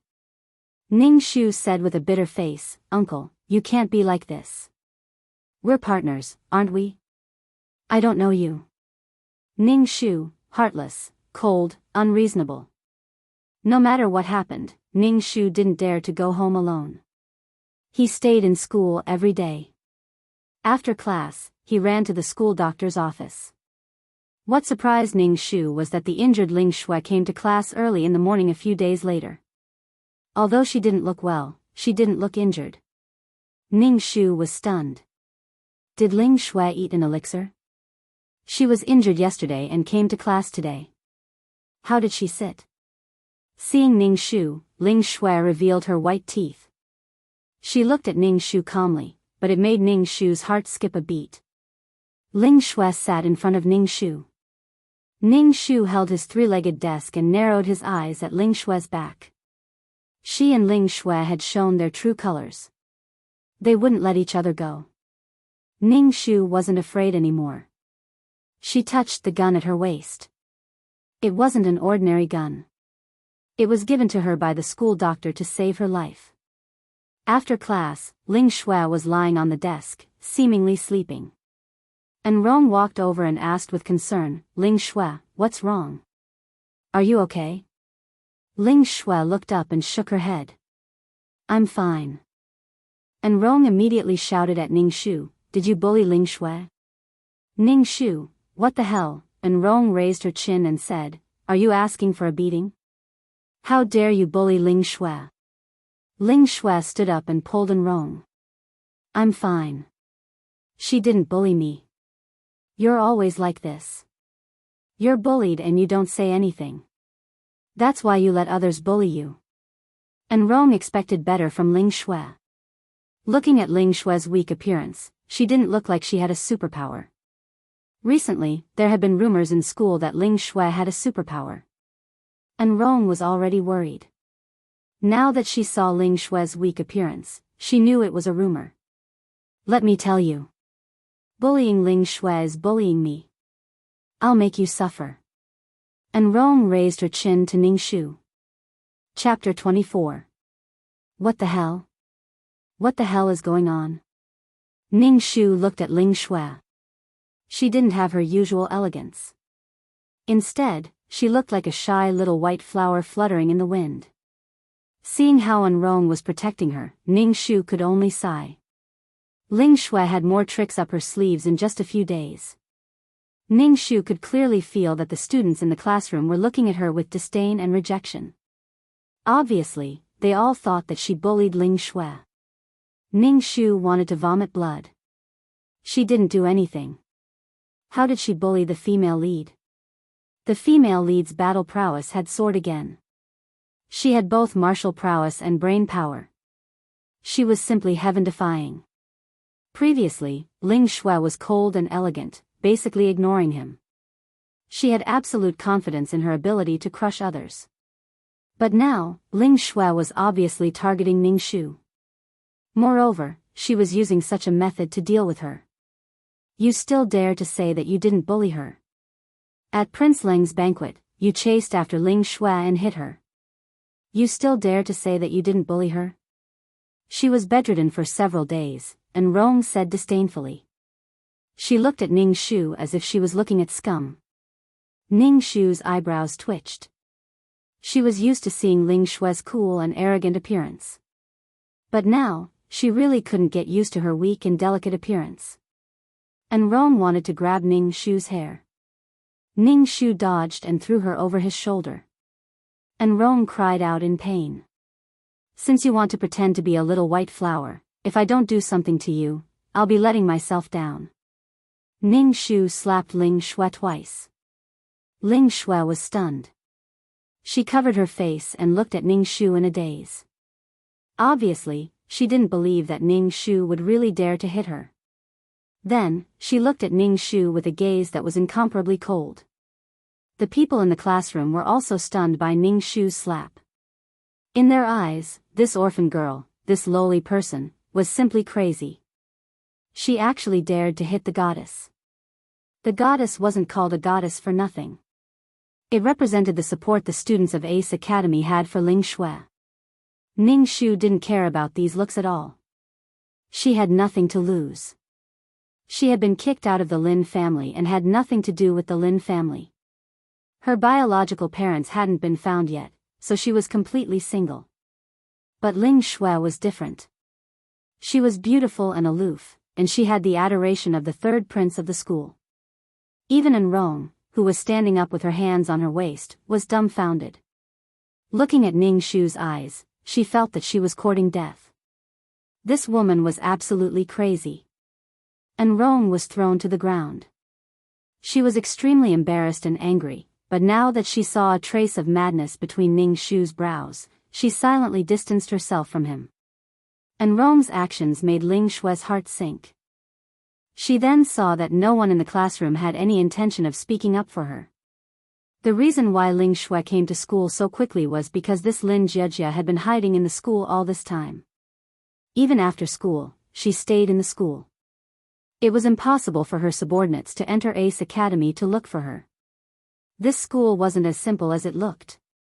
When Ling Shui was still a fledgling, she was very obedient in school. She continuously absorbed the essence of many people and even rolled in the bed with Mo Lingshuan many times before the wounds on her body healed. Perhaps because she had absorbed too much essence, her spiritual energy became more mottled. Sometimes, she would even suffer a backlash. But Ling Shui had no choice. Cultivation was her life-saving thing. After being injured by modern weapons time and time again, Ling Shui didn't dare to think of modern technology anymore. Previously, she looked down on these things, but she was injured by scum with guns. It was all because of this Lin Jiejia that everything started to go wrong. She wanted this woman to be unable to stay in this school. Looking at Ling Shui's aggrieved appearance, Ning Shu suddenly had the urge to take out a gun and blow her head off. But after thinking about it, she still gave up. She couldn't let this body bear the crime of murder. Scram! Ning Shu pushed Ling Shui, who was blocking in front of her. Ling Shui staggered and almost fell. She looked extremely weak, making Ning Shu even more arrogant and despotic. Fuck, she was really addicted to acting. Seeing this Ling Shui, Ning Shu really wasn't used to it. Female lead, where's your coolness? You suddenly changed your style. What do you want others to do? As soon as Ning Shu came out of the classroom, he ran to the school doctor's office. He saw the school doctor wearing glasses and seriously explaining to a girl about her period. The girl's face was full of shyness. Ning Shu even saw the school doctor's eyes reflecting a bright light. Ning Shu was really worried for the girl. If you knew that the school doctor in front of you was a pervert who could take out a gun and shoot you at any time, you probably wouldn't appear in front of the school doctor anymore. The school doctor looked at Ning Shu indifferently and said, "What's the matter? It's not dark yet and you want to sleep in my school doctor's office again?" "No, Ling Shui came to class," Ning Shu said. The school doctor faintly said, "Oh." Looking at Ning Shu's stupid face, he said, "This is a school. Don't tell me you want me to do something to her in school." Ning Shu didn't want to talk to this person at all. There was simply no way to communicate with him. What she meant was that if Ling Shui came to class, her life would be difficult. After coming out of the school doctor's office, Ning Shu returned to the classroom and saw that Ling Shui's seat was surrounded by people. There were both boys and girls. The most sudden one was the school's third prince. They all surrounded Ling Shui. The moment Ning Shu entered the classroom, everyone's eyes were on him. Ning Shu walked to his seat and saw Ling Shui lying on the table, ignoring the comforting people around her. This made Leng Ao's face reveal an annoyed and distressed expression. Leng Ao looked at Ning Shu as if nothing had happened. He stretched out his leg and kicked the three-legged table that Ning Shu had just supported. Fuck, why do you always vent your anger on my table? My table already has 3 legs. It's already very pitiful. Ning Shu raised his head and looked at Leng Ao indifferently. Leng Ao was a little frightened by his gaze. Then, anger surged in his heart. He was actually frightened by the gaze of a lowly person. Moreover, it was the gaze of a girl. I've told you many times. Don't bully Ling Shui. If you bully Ling Shui, I'll make your life a living hell. Leng Ao's face was a little distorted. He was angry out of humiliation. Obviously, he was frightened by Ning Shu's gaze just now. Meeting an idiot like you already made my life a living hell. If it wasn't for the mission, Ning Shu really didn't want to see him. Hey, I'm talking to you. What's with your attitude? Leng Ao felt that Ning Shu's gaze was especially strange and disdainful. This lowly person actually dared to despise him. What right did he have to despise him? Did he know his situation? He was just an orphan. Chapter 25. Ning Shu was really frustrated by Leng Ao's chinibu look. Seeing that his desk was kicked to the ground, a 3-legged desk was really pitiful. Leng Ao looked at Ning Shu coldly, apologized to Ling Shui, or I'll let you die a horrible death. Do you still want to stay in this school? I can make it so that you can't stay in this school anymore. Ning Shu raised his eyelids silently, looked at Leng Ao and said indifferently, stand up the table for me. What did you say? Leng Ao's face was filled with disbelief. You want me to stand up the table for you? Are you crazy? You lowly person, you're crazy. Stand up the table for me. Ning Shu said indifferently. Have you lost your mind? Leng Ao looked at Ning Shu in disbelief, as if he was looking at a lunatic. Do you know who I am? Ning Shu had heard this sentence so many times that his ears grew calluses. He said it as if he was a god who couldn't be insulted at all. Stand up the table for me. These people who were watching the show all felt that Ning Shu's brain was not normal. He actually had the guts to treat Prince Leng like this. The surrounding girls all looked at Ning Shu with laser-like eyes. They were all condemning Ning Shu for being rude to Prince Leng. Leng Ao took a deep breath, stretched out his hand and clenched his fist until it cracked. He moved his neck and said arrogantly, I said that I don't hit women, but you're an exception now. You should feel honored that you've broken my vow not to hit women. Ning Shu, what's with this feeling of self-satisfaction? How long are you going to talk to yourself? Ning Shu walked to Leng Ao in a few steps. Under Leng Ao's confused gaze, he directly threw Leng Ao over his shoulder without any hesitation. Oh, wow, the surrounding people exclaimed and stared blankly at Leng Ao who was lying on the ground. Leng Ao who was lying on the ground supported his waist with his hand and looked at Ning Shu in disbelief. Until now, he still hadn't reacted. Since he was young, he had always been supported by others. This was the first time he had encountered such treatment. Ling Shui also looked at Ning Shu in disbelief, then looked at Leng Ao who was lying on the ground. She quickly helped Leng Ao up. After being embarrassed in front of his sweetheart, Leng Ao hated Ning Shu to the bone. He was actually thrown over the shoulder by a girl in front of everyone. It was like putting his dignity on the ground and stepping on it. The surprised gazes of the surrounding people were like knives stabbing into Leng Ao's shame and resentment, making Leng Ao want to tear Ning Shu apart. Ning Shu's face was cold, and his heart was very stifled. Damn it, she almost sprained her waist. Sure enough, throwing a boy over her shoulder was much more difficult than throwing a girl over her shoulder. Are you looking for death? Leng Ao raised his fist and smashed it towards Ning Shu's face. He used all his strength in this punch. Ning Shu wouldn't let others hit him obediently. He dodged and stretched out his leg to kick Leng Ao's knee. It was a solid kick. Then, Leng Ao knelt on the ground in front of everyone. Ning Shu was really annoyed with Leng Ao. Taking advantage of the fact that he was kneeling on the opposite side, she kicked his butt again, making him fall flat on his face. Leng Ao was speechless. Who could tell him what was going on? Leng Ao's mind was in a mess. He wished he was invisible so that no one could see his embarrassment. He must make this crazy woman pay the price. He must pay the price. Ling Shui felt that this woman was really crazy. She was simply looking for death. It would be best if she was kicked out of Ace School as soon as possible. Ling Shui felt that this woman called Lin Jiejia could go and die. Once she was out of school, this woman could only wait for death. Leng Ao was helped up by someone. His expression was very ugly. The gaze he used to look at Ning Shu was very cold. Every word he said seemed to come from the gaps between his teeth. Bitch, you've successfully pissed me off. Ning Shu couldn't be bothered with him. He lifted up his three-legged table and didn't even look at him. He didn't even pay attention to his words. She had a lot of things to do. She didn't have time to care about this damn prince who lived in her own world. Leng Ao was so angry at Ning Shu's attitude that he almost jumped up. However, he also knew that he was at a disadvantage today. He raised his chin arrogantly and walked past Ning Shu, bringing a gust of cold wind that made people's hearts turn cold. Ning Shu knew that he had offended Leng Ao. However, since he had offended him, he didn't want to care at all. His attention was on Ling Shui. He didn't understand what Ling Shui was trying to do.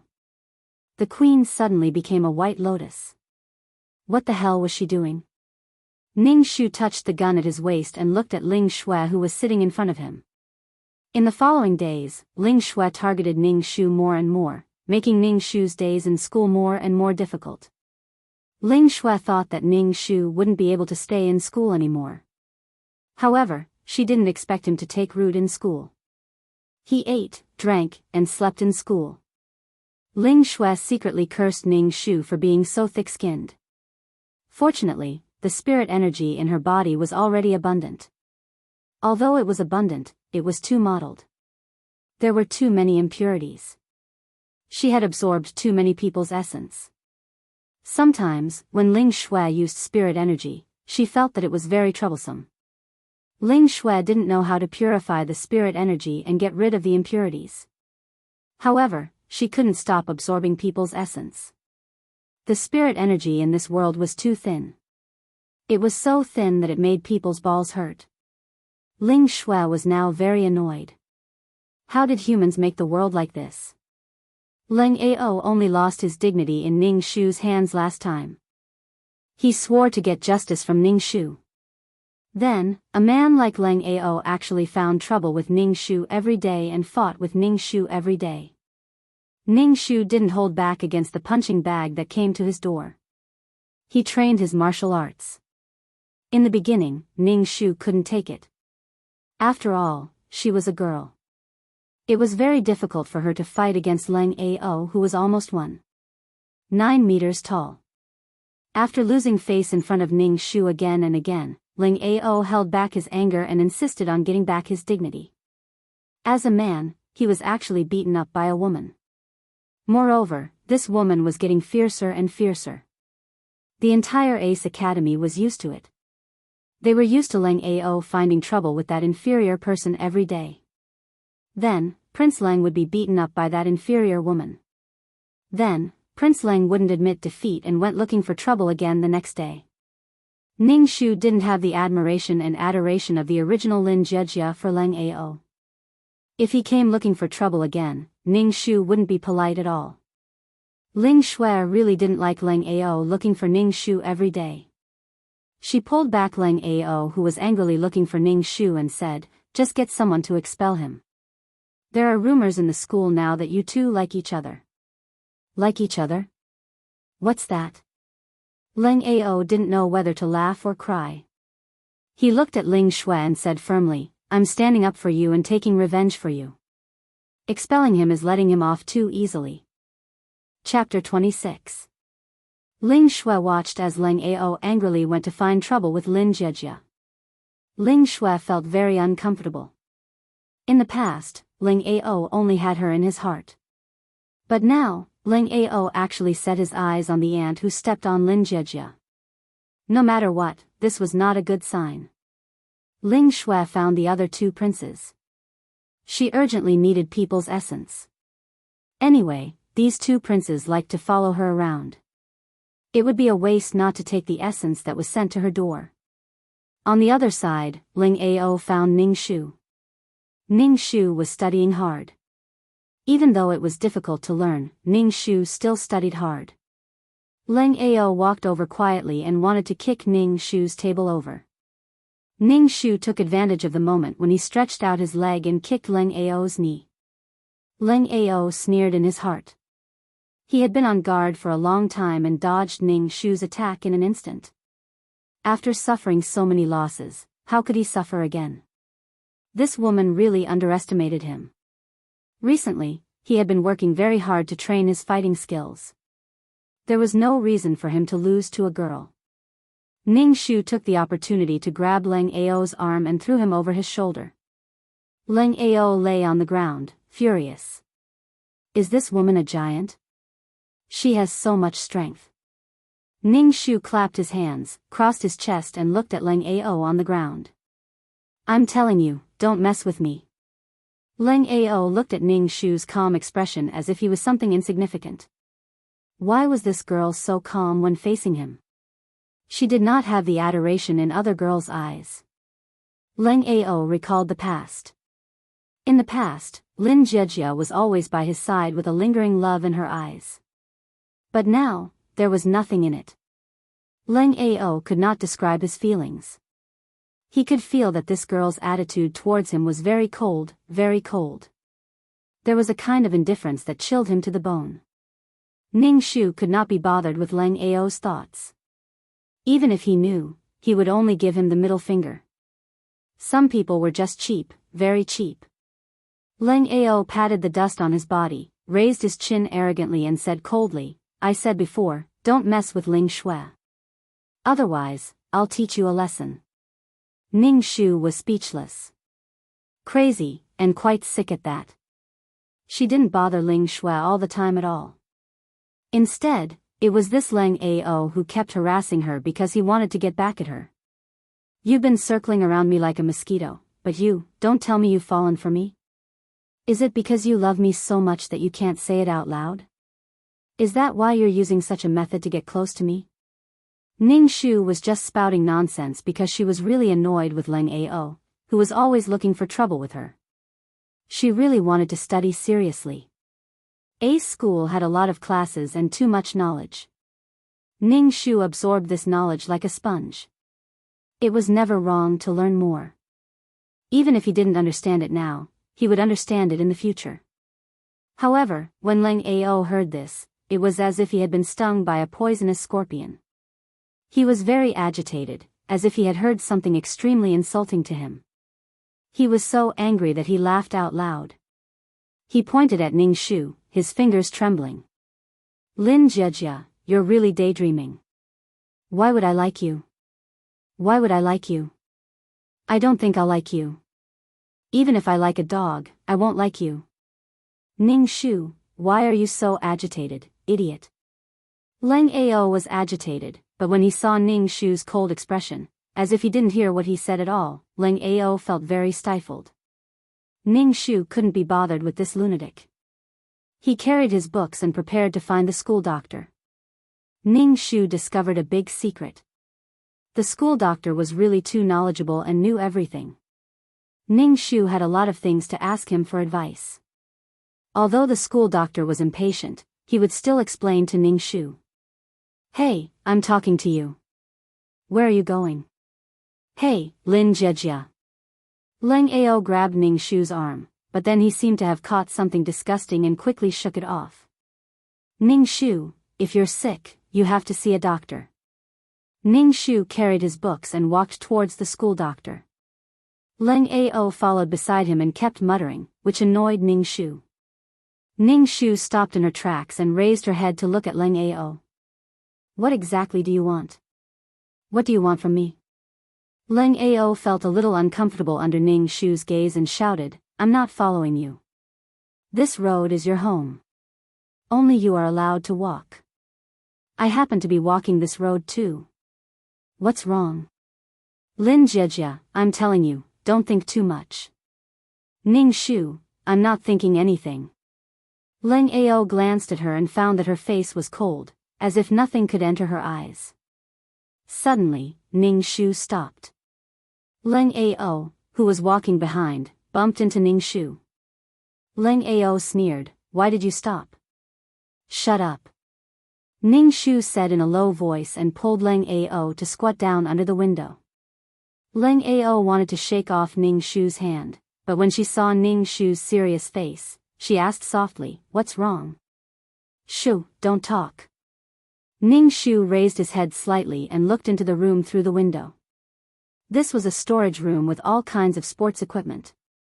There were 3 people in the room. It was the same again.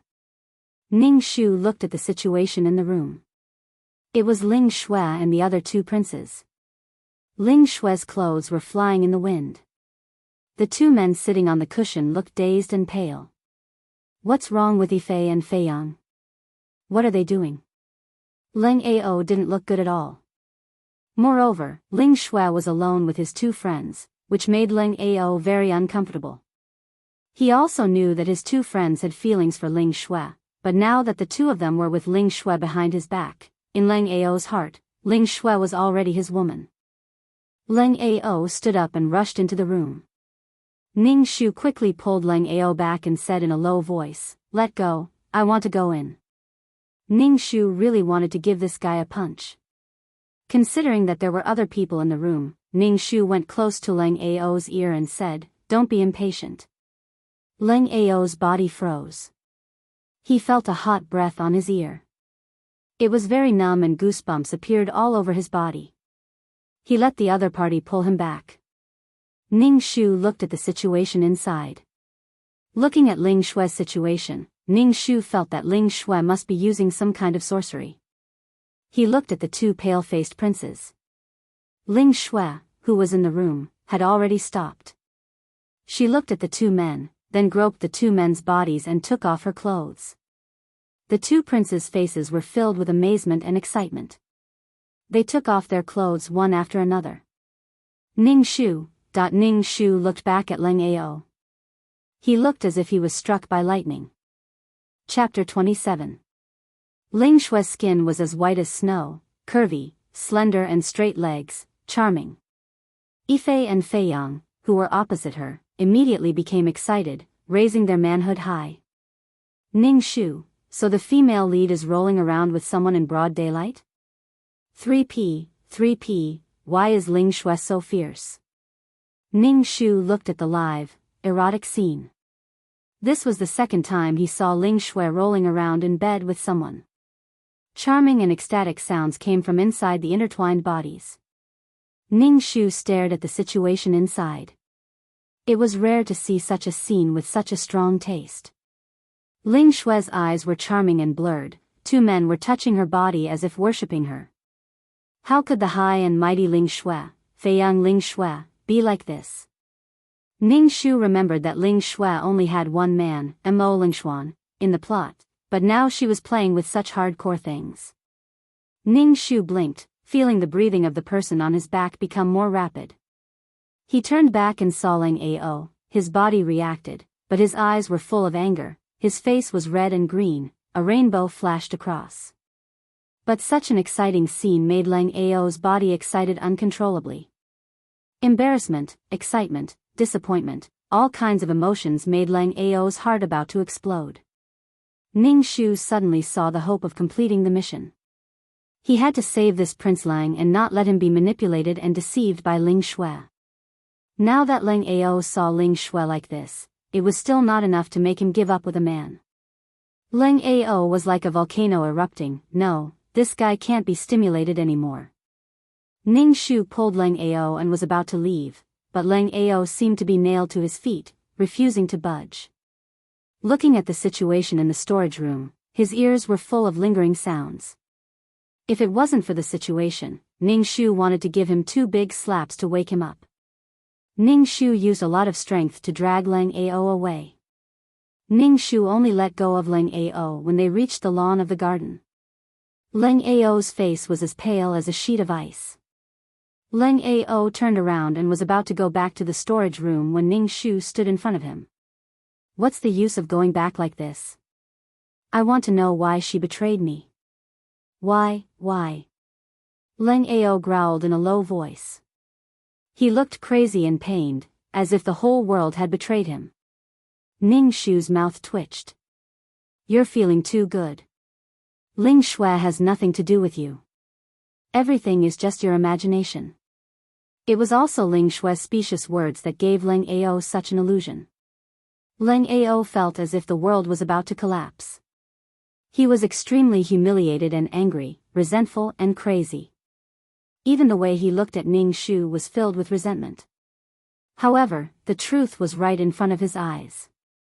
No matter how he tried to defend Ling Shui, he couldn't change what had just happened. Calm down first. Ning Shu felt that there was hope for his mission. His attitude towards Leng Ao was also a little better. Of course, it was just a little, but it didn't change the fact that Ning Shu hated Leng Ao. Looking at Leng Ao's miserable state, Ning Shu's heart was very gloating. You deserve it. She gave him 32 likes. Ning Shu held back his urge to burst out laughing. He comforted Leng Ao and said, It's good that you know now. You're Prince Leng. You're from a noble family and you're so handsome. Don't become so stupid because of a woman. It's painful. Ning Shu was only happy. He looked at Leng Ao kneeling on the ground like a madman and smashing the grass with his fists. Ning Shu pursed his lips. What's the big deal about hitting the grass? Hit the cement road if you have the ability. Leng Ao vented for a long time. He lay on the grass. Ning Shu sat beside him and didn't say anything. Ning Shu saw that Leng Ao's eyes were watery. He was probably really sad. Ling Shui didn't know how lucky she was to have such an outstanding and arrogant boy who loved her so much. He didn't care about her at all and trampled on her heart. Damned woman, what are you looking at? Leng Ao got up from the ground and looked down at Ning Shu with his chin. He was extremely arrogant. Ning Shu was speechless. He couldn't be bothered with him. He hugged his books and prepared to go to the school doctor. It was probably because this woman had seen her most embarrassing side. She looked very uncomfortable and looked at Ning Shu with a kind of ferocious gaze. She probably wanted to kill Ning Shu to silence her. Hey, woman, where are you going? Leng Ao followed behind Ning Shu. Seeing that she didn't care about him at all, he felt very uncomfortable. On one hand, it was because of his embarrassing appearance. On the other hand, this woman didn't even think of comforting him after such a thing happened to him. This woman's heart was really cold. Hey, woman, I'm talking to you. Leng Ao said in a low voice. Ning Shu, what's with the cool name woman? Can you stop following me? Ning Shu turned his head to look at him irritably. Go find your Ling Shui. You. Are you mocking me? Leng Ao stretched out his fist. His eyes were bloodshot.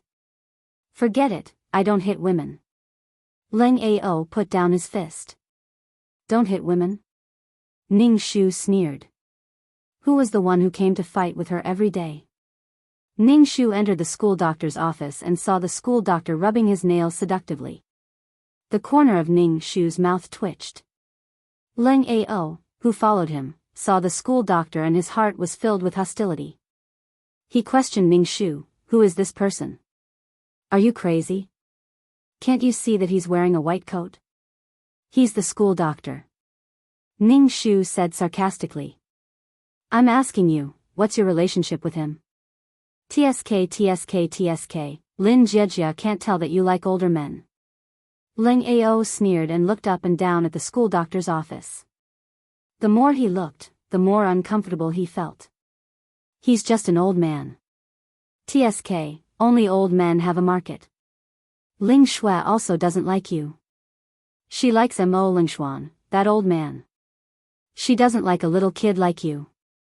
The school doctor put down the nail file and pushed his glasses up.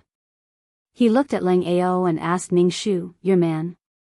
Before Ning Shu could refute, Ling Ao jumped up as if he had stepped on a nail. "How can I be her man? She's so ugly. Even if I'm blind, I won't like this woman." The school doctor looked calmly at Ling Ao, who was jumping up and down. "See, this is the difference between a mature man and a childish boy. TSK TSK. The school doctor glanced at Ling Ao, then looked at Ning Shu and said, "Why are you looking for me again? Let me tell you, I'm not in a good mood recently. Don't bother me. Let me tell you something. You have to hold on." Ning Shu wanted to see the school doctor's expression when he found out that Ling Shui was playing a threesome game. "What are you still doing here?" The school doctor glanced at Ling Ao and snorted. "Do you think I want to be here?" He glanced at Ning Shu and turned to leave. Ning Shu then looked at the school doctor with a smile. He leaned close to his ear and wanted to say something. The school doctor poked Ning Shu's forehead with his finger, telling him to stay away from him. "Just talk. Why are you leaning so close?" Chapter 28. Aren't you curious about what I'm going to tell you? Ning Shu looked at the school doctor excitedly. He wanted to see the school doctor's expression when he found out. The school doctor raised his eyebrows and looked at Ning Shu. How boring. Such an indifferent expression made people lose interest in gossiping. "Well, Ling Shui and the two princes have a threesome. It's in the storage room of the sports equipment. Should we?" The school doctor stood up and looked at Ning Shu with disdain. "Why is your taste so heavy? You like to watch this kind of thing? You have no sense of shame at all." Ning Shu was speechless. Come on, the main point was Ling Shui. Why didn't he criticize Ling Shui's messy life? If someone had no sense of shame, it should be Ling Shui. "Where are you going now?" Ning Shu saw the school doctor leaving the school doctor's office and quickly followed him. It seemed like he was going to the storage room. "Uncle, do you want to see it too?" "Uncle, I know you care about it." Ning Shu followed the school doctor and nagged. "Shut up." The school doctor lifted his white coat and took out a strange-looking gun from his waist. Ning Shu was shocked. "Uncle, calm down, calm down. Don't tell me you're going to kill someone in school. I know Ling Shui's actions make you upset, but you have to calm down. Calm down." Ning Shu looked at the school doctor and guessed that he was going to kill the adulterer. "Shut up." The school doctor couldn't stand Ning Shu anymore. "I'll shoot you if you make any more noise." Ning Shu raised his hand. Okay, I won't say any more." When they arrived outside the storage room and heard the noise inside, Ning Shu only wanted to say that this guy was really strong. He was still rolling around. The school doctor squatted by the window and looked inside. He held a gun and revealed a faint smile. However, it made Ning Shu's heart turn cold. In Ning Shu's opinion, the school doctor had been driven crazy. "Shouldn't we rush in and catch them in the act now?" Ning Shu asked in a low voice. This was how it was portrayed in TV dramas and palace dramas. "I've said it before. If you want to talk, just talk. Don't come so close." The school doctor's glasses reflected a bright light, and it sent chills down people's spines. Ning Shu silently took 2 steps back. Under Ning Shu's stunned gaze, the school doctor unlocked the door and gently opened it. "Uncle, please accept my moral integrity and kneel." "Uncle, why are you so awesome? Are you the female lead? If you show off your skills in front of Ling Shui, she will definitely be dead set on you." Ning Shu watched the school doctor go in. It was a strange feeling to be on the lookout for him at the door. After waiting for a while, there was still no movement inside. Ning Shu had an impure thought. Did the school doctor join the group and have sex with them? "Uncle, you have to have some moral integrity."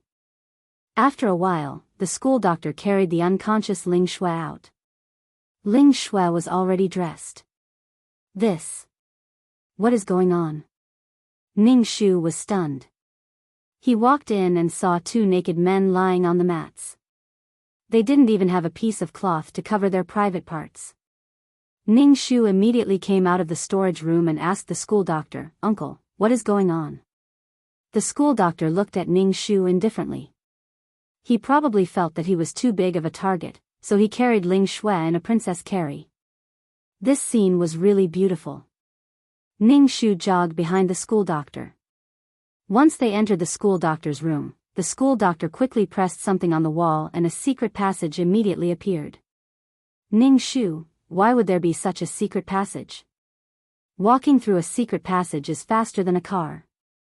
It's not scientific at all. Ning Shu thought about it and followed him in. The school doctor's room returned to normal. It was as if the secret passage was just an illusion. The school doctor walked very quickly with Ling Shui in his arms. It was as if he was carrying a feather. Ning Shu, who was following behind, was panting. After walking for a long time, Ning Shu felt that his legs were about to break. Finally, they reached their destination. The school doctor, who was walking in front, pushed open a door.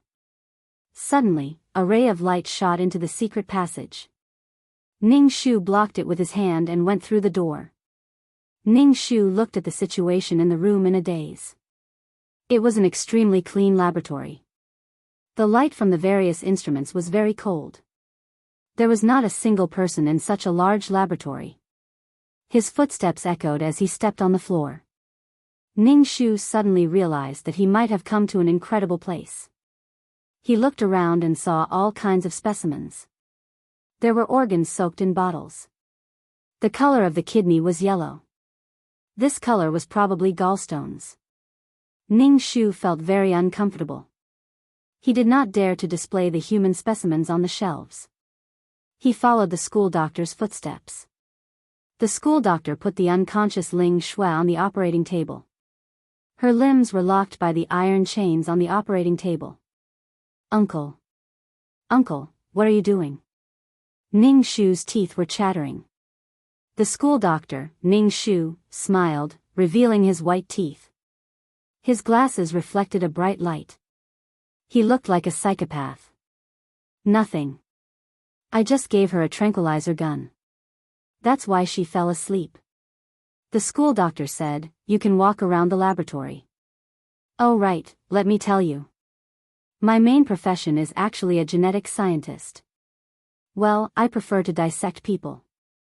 Damn, he was actually an expert in dissection. Ning Shu pointed at Ling Shui on the operating table. "You want to dissect her?" "I said that I need her.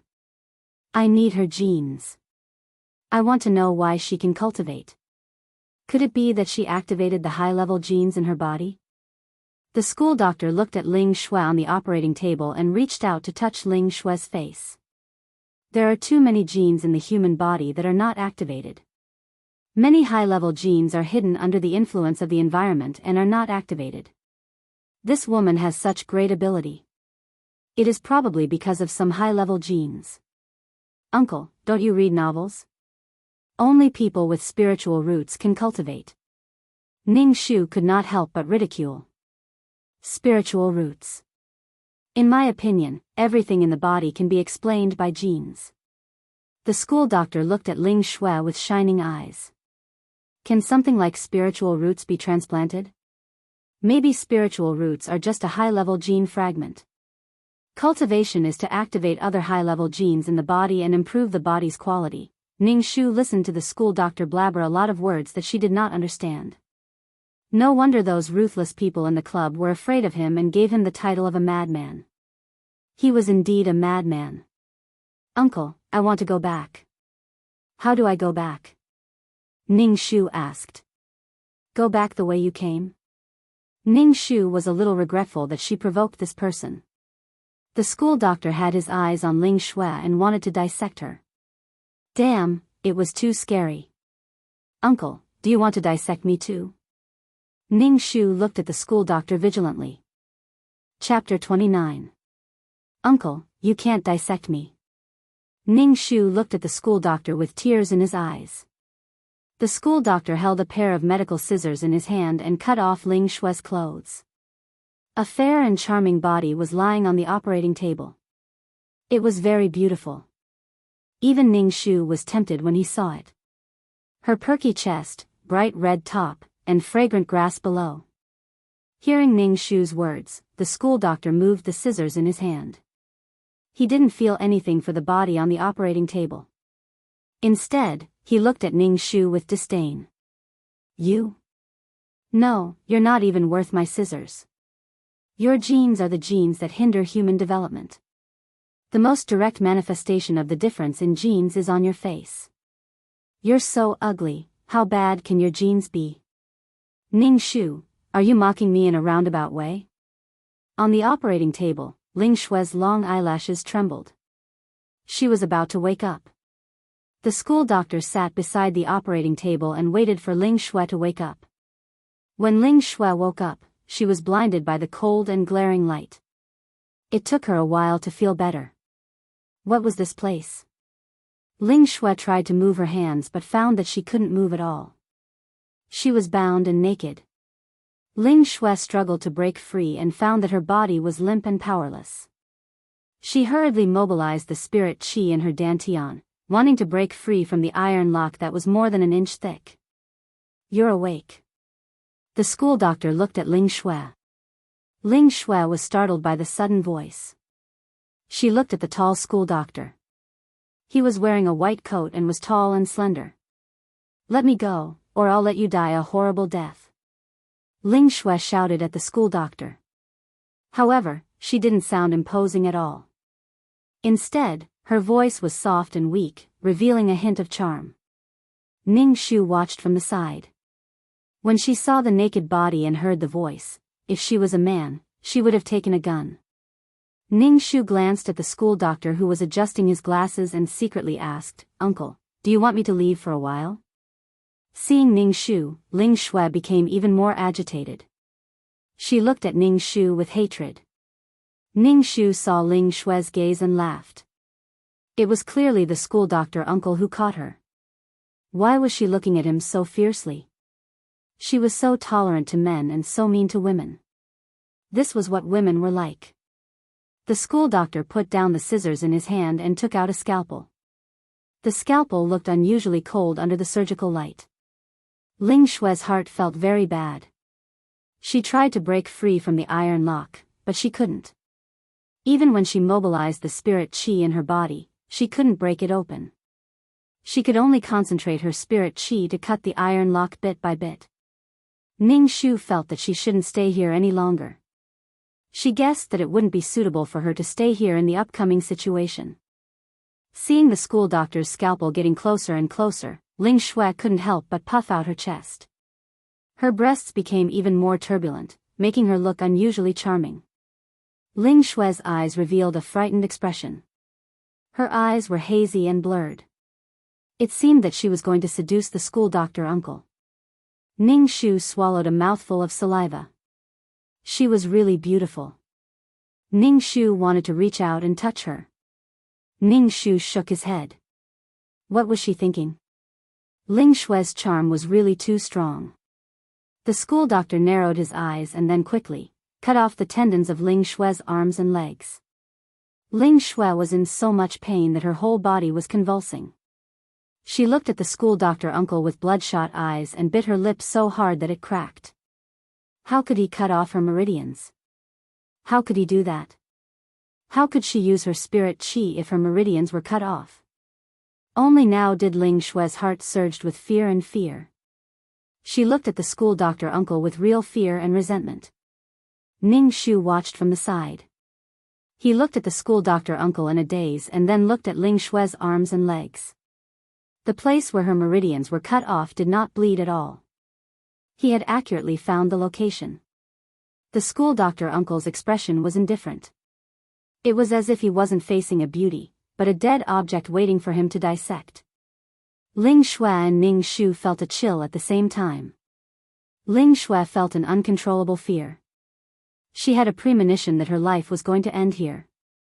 She was waiting for death every day, but she didn't know when she would die. How could this be?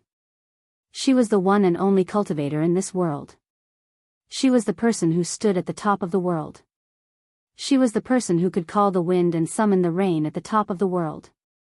But now, she was locked up in this laboratory that couldn't see the light of day.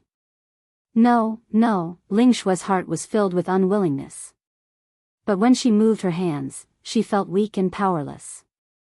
It was so painful that she wanted to die. The spirit chi in her body was stopped just when it reached this place. She hated it so much. Ning Shu let out a sigh of relief. He didn't expect her mission to be completed in this way. The high and mighty Ling Shui actually became an experimental subject. She was the experimental subject that provided genes for the school doctor uncle. Ning Shu glanced at Ling Shui and said to the school doctor uncle, "Uncle, I'm going back." "I'll send you back." The school doctor uncle put the knife on the tray and took off his gloves. He said to Ning Shu. Ning Shu was a little flattered. He immediately said, "Uncle, you're not going to kill me to silence me, are you?" The school doctor uncle paused. He touched his chin and thought, "That's a good idea." "Uncle, I was just joking. Don't take it seriously." "Uncle, I don't know anything." Ning Shu wanted to hug the school doctor uncle's leg and beg him to let him go. "Okay, let's go. Forget about today's matter," the school doctor uncle said indifferently. Then, Ning Shu felt that his legs were going to break again. Finally, they arrived at the school doctor's office. After entering the school doctor's office, Ning Shu took a deep breath and felt a little better. The cold laboratory was really suffocating. "Uncle, how are you going to deal with Ling Shui?" Ning Shu asked carefully. The school doctor uncle's face turned cold. "You don't have to care about this. This woman's abnormality has been noticed by the department. This is a matter for the higher-ups. It has nothing to do with you." Wow, it was related to the government. Then, the school doctor uncle was from the government. She really shouldn't have known. Ning Shu sneaked in front of the school doctor uncle. The school doctor uncle immediately poked Ning Shu's forehead and said, "Just talk. Don't come so close. Uncle, you're really amazing. I admire you so much. You're like a surging river." Ning Shu flattered the school doctor uncle. "Just talk. Why are you so disgusting?" The school doctor uncle patted his white coat. There was no dust on it. The school doctor uncle patted it. He probably had some OCD. "Say it. What do you want from me?" The school doctor uncle said indifferently. Ning Shu really admired the school doctor uncle now. "Uncle, you're really amazing. I admire you so much." The school doctor uncle closed his fingers and made a retracting gesture. Ning Shu immediately shut his mouth. "Uncle, can you help me find out who my biological parents are?" Ning Shu realized that the mission in this world was actually so easy after knowing the uncle. "Uncle, your thigh is so thick. I need to hug it more." Chapter 30. The school doctor's eyelids twitched as he looked deeply at Ning Shu. Ning Shu's heart thumped wildly under his gaze. He waved his hand and said, "No need. Don't help me find my parents. My genes are very bad. Don't dissect me." The school doctor looked at Ning Shu's appearance and clicked his tongue. "Look at your useless appearance. Why are you so cowardly? At least have some girl's reservedness and integrity." Ning Shu curled his lips. Without absolute strength, integrity, and reservedness were nothing. "Yes, I'll remember this. You can scram now." The school doctor patted his white coat again. There was nothing on it, but the uncle kept patting it. This obsessive-compulsive disorder was too much. Ning Shu replied with an "oh," and then rolled away smoothly. He rolled away quickly. As soon as he entered the classroom, before he could react, he was grabbed by the arm and dragged out of the classroom. Ning Shu shook off Leng Ao's hand and said coldly, "What are you doing?"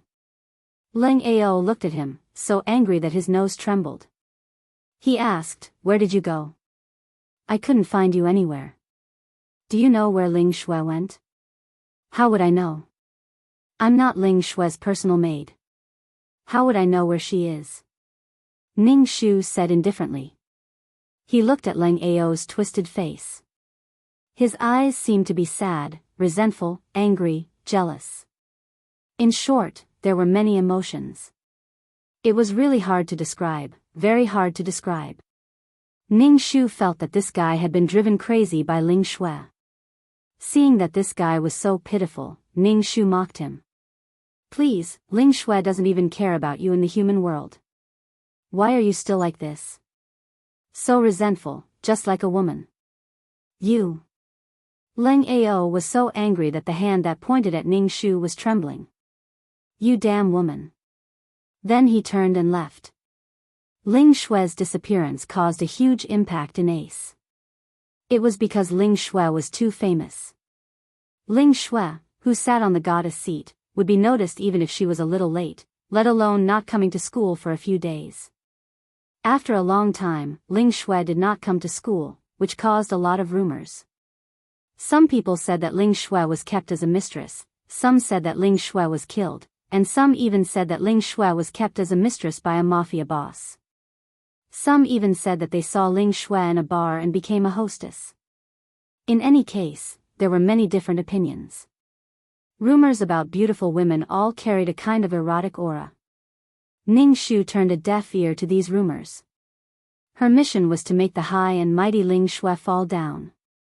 The missing Ling Shui was only the female lead in the mouths of his classmates. All kinds of rumors were getting more and more filthy. There was another rumor. When Ning Shu heard it, she simply wanted to burst out laughing. It was that the two naked princes were discovered. The two men were naked and lying together. There was nothing on their bodies and their body parts were exposed. The two princes' little birds had been seen by countless people. Both men and women had seen them. Some of the braver girls looked at their little birds and the male students compared their sizes. It was obviously a group P, but now it was rumored to be gay. Even the way the students looked at Lang Ao was not right. Lang Ao was probably a member of their group. Lang Ao's thoughts were complicated at this moment. He was obviously cheated on by his good friend and even his brother. He was even rumored to be gay. Damn it, he was the one who suffered the most and was wronged the most. When the two of them came to ask him where Ling Shui went, Lang Ao sneered and beat the two of them up.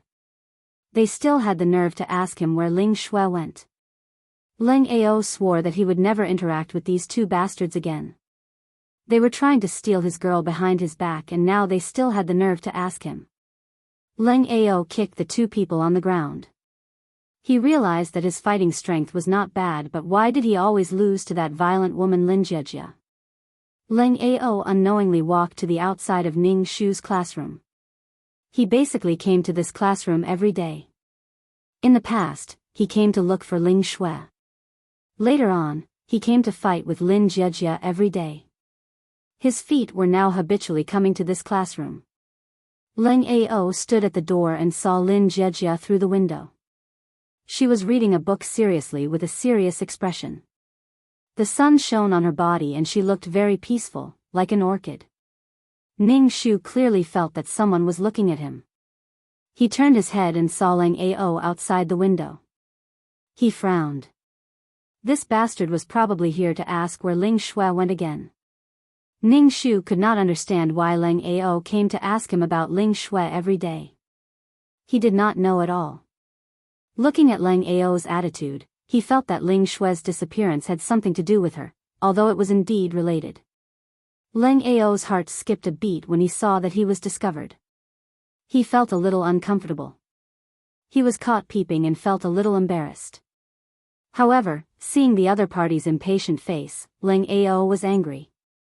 He swaggered in front of Ning Shu, raised his chin and looked at Ning Shu condescendingly. Let me ask you, where did Ling Shui go? I said I don't know. Why do you have to ask me? You should ask your two good brothers. It's more reliable than asking me. Lang Ao was a little weak, but he still said, my intuition tells me that you have something to do with Ling Shui's disappearance. Fuck off. You're a woman. You even have a sixth sense. Although Ling Shui's disappearance was forgotten after people talked about it for a while, for those who had intentions, such as Mo Lingshuan, the underworld boss had never given up. He even wanted to capture Ning Shu and ask about Ling Shui's whereabouts. Knowing that there were people from the underworld outside the school, Ning Shu did not dare to leave the school even more. Ling Ao knew that someone was looking for trouble with Ning Shu. He walked in front of Ning Shu and said arrogantly that if he wanted her to be his girlfriend, he would help her solve the problems outside. Ning Shu was speechless. Ning Shu did not want to have any interaction with the people in this world. As for Ling Ao, he would leave it to the original owner to deal with. She was someone who wanted to leave this world. What made Ning Shu happy was that the school doctor brought news of the original owner's biological parents. It was also a tragedy. The original owner was just a daughter who was sold by her parents. Her family was too poor. They said that a rich man wanted to buy her daughter. Then, she sold her daughter without hesitation. These were the original owner's matters. Ning Shu had already found the original owner's biological father. She was not the original owner, so she would not make decisions for the original owner. Ning Shu felt that the mission was almost completed. He was still thinking about when to leave this world when the system's cold mechanical voice sounded in his head, "Mission completed. Do you want to leave this world?" "Yes." Ning Shu nodded without hesitation. He was really tired of staying in this world. The mission was really too difficult. If it was not for the school doctor, Ning Shu would not even have a chance to complete the mission. It was completely a trick. Ning Shu could only wish that the school doctor's experiment would go smoothly. Chapter 31. Ning Shu just pressed yes, and then immediately felt the world spinning, and then with a plop, he fell to the ground, dizzy, and almost vomited. Ning Shu got up from the ground and looked around. The surroundings were white. She was back in the system space. Ning Shu let out a long sigh. Ning Shu lowered his head, and saw that his soul had dimmed a little, and quickly sat down to absorb the matter of this space. Although he did not know what it was, it could strengthen his soul, and Ning Shu did not refuse. Congratulations, player, for returning to the system space. In the system space, the cold mechanical voice of the system sounded. Ning Shu immediately stood up and asked, "Why did my soul become so dim? Does the quest consume soul power?" The player's soul is too weak, so it was affected by the original owner's emotions. The system explained, the mechanical voice. Then is there any way to strengthen the soul? Ning Shu asked again. Ning Shu had a premonition that traveling between worlds like this would consume a lot of the soul, and if the soul was not strengthened, sooner or later it would be exhausted. The market has potions to strengthen the soul, and also secret books to cultivate the soul. Currently you do not have the qualifications to open the market and the exchange system. The system's explanation gave Ning Shu hope, but when he heard that he did not have the qualifications, he felt as if a bucket of cold water was poured over his head. Wait until the player officially becomes a player, then you have the qualifications to open the exchange system. Well, right now she was not even an intern, and should be the smallest cannon fodder. If she died in the quest, then she would completely disappear. Do you want to check the attributes? The system asked. Yes. In front of Ning Shu, the attributes panel immediately appeared. Number, 23333 Name, Ning Shu. Age, 27. Experience, 4000, 4000/10,000, Soul, 60 Life, 50 Wisdom, 80 Charm. Luck, 20 Spirit, 120 Force, 10 Aptitude, 20 Skills, 5 Ring Spear Technique, Trash Fighting Technique. Honorary title, none. Ning Shu seriously looked at each attribute, and what made Ning Shu surprised was that this time he actually had 4,000 points, probably because he was teleported to an intermediate world, and then he was lucky enough to complete the quest. Sure enough, high risk accompanied high profit. Player is rewarded with 10 attribute points. The system's voice sounded again, because the player's first quest is an intermediate world. According to the completion of the quest satisfaction, an additional 10 attribute points will be rewarded. Ning Shu thought for a moment, and added 1 attribute point to Ning Shu's charm. It was really a pain in the ass, thinking of his even more pain in his luck. Ning-Shu did not hesitate to add 5 attribute points, and then added 4 points to aptitude. Then Ning-Shu's attributes panel. Number: 23333. Name: Ning. Age: 27. Experience: 4000, 4000/10,000. Soul: 60. Life: 50. Wisdom: 80. Charm: 1. Luck: 20 + 5. Force: 120. Force: 10. Aptitude: 20 + 4. Skills: 5. Ring spear technique, trash fighting technique. Honorary title: None. Ning-Shu saw that his charm was finally not a question mark, although it was a lonely 1 point. At least it was not a question mark. Do you want to enter the quest world now? The system asked. Ning-Shu thought for a moment and said, can I enter the world a bit later? Yes. Then the system did not speak again. Ning-Shu looked at his soul. Her soul was so dim. If the original owner's emotions were too fluctuating when entering the world, it would affect her. More haste, less speed. Ning-Shu felt that it was better to cultivate first. Ning-Shu sat down and tried his best to absorb the things in the system space, to enrich his soul. This speed was undoubtedly very slow, but Ning-Shu could only do this. What Ning-Shu wanted the most now was to be able to cultivate the soul. When will he become an official player? The system space did not have the concept of time. Ning-Shu sat on the ground, motionless. After an unknown amount of time, Ning-Shu opened her eyes, looked down at her body, and felt that it was more solid. She touched it with her hand, and it felt like she was touching milk, smooth to the touch. Is the system here? I want to start the quest.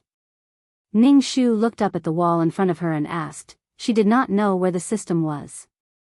Ning-Shu's voice just fell, and she immediately felt a burst of depression. Damn, can't you let me get ready, at least tell me.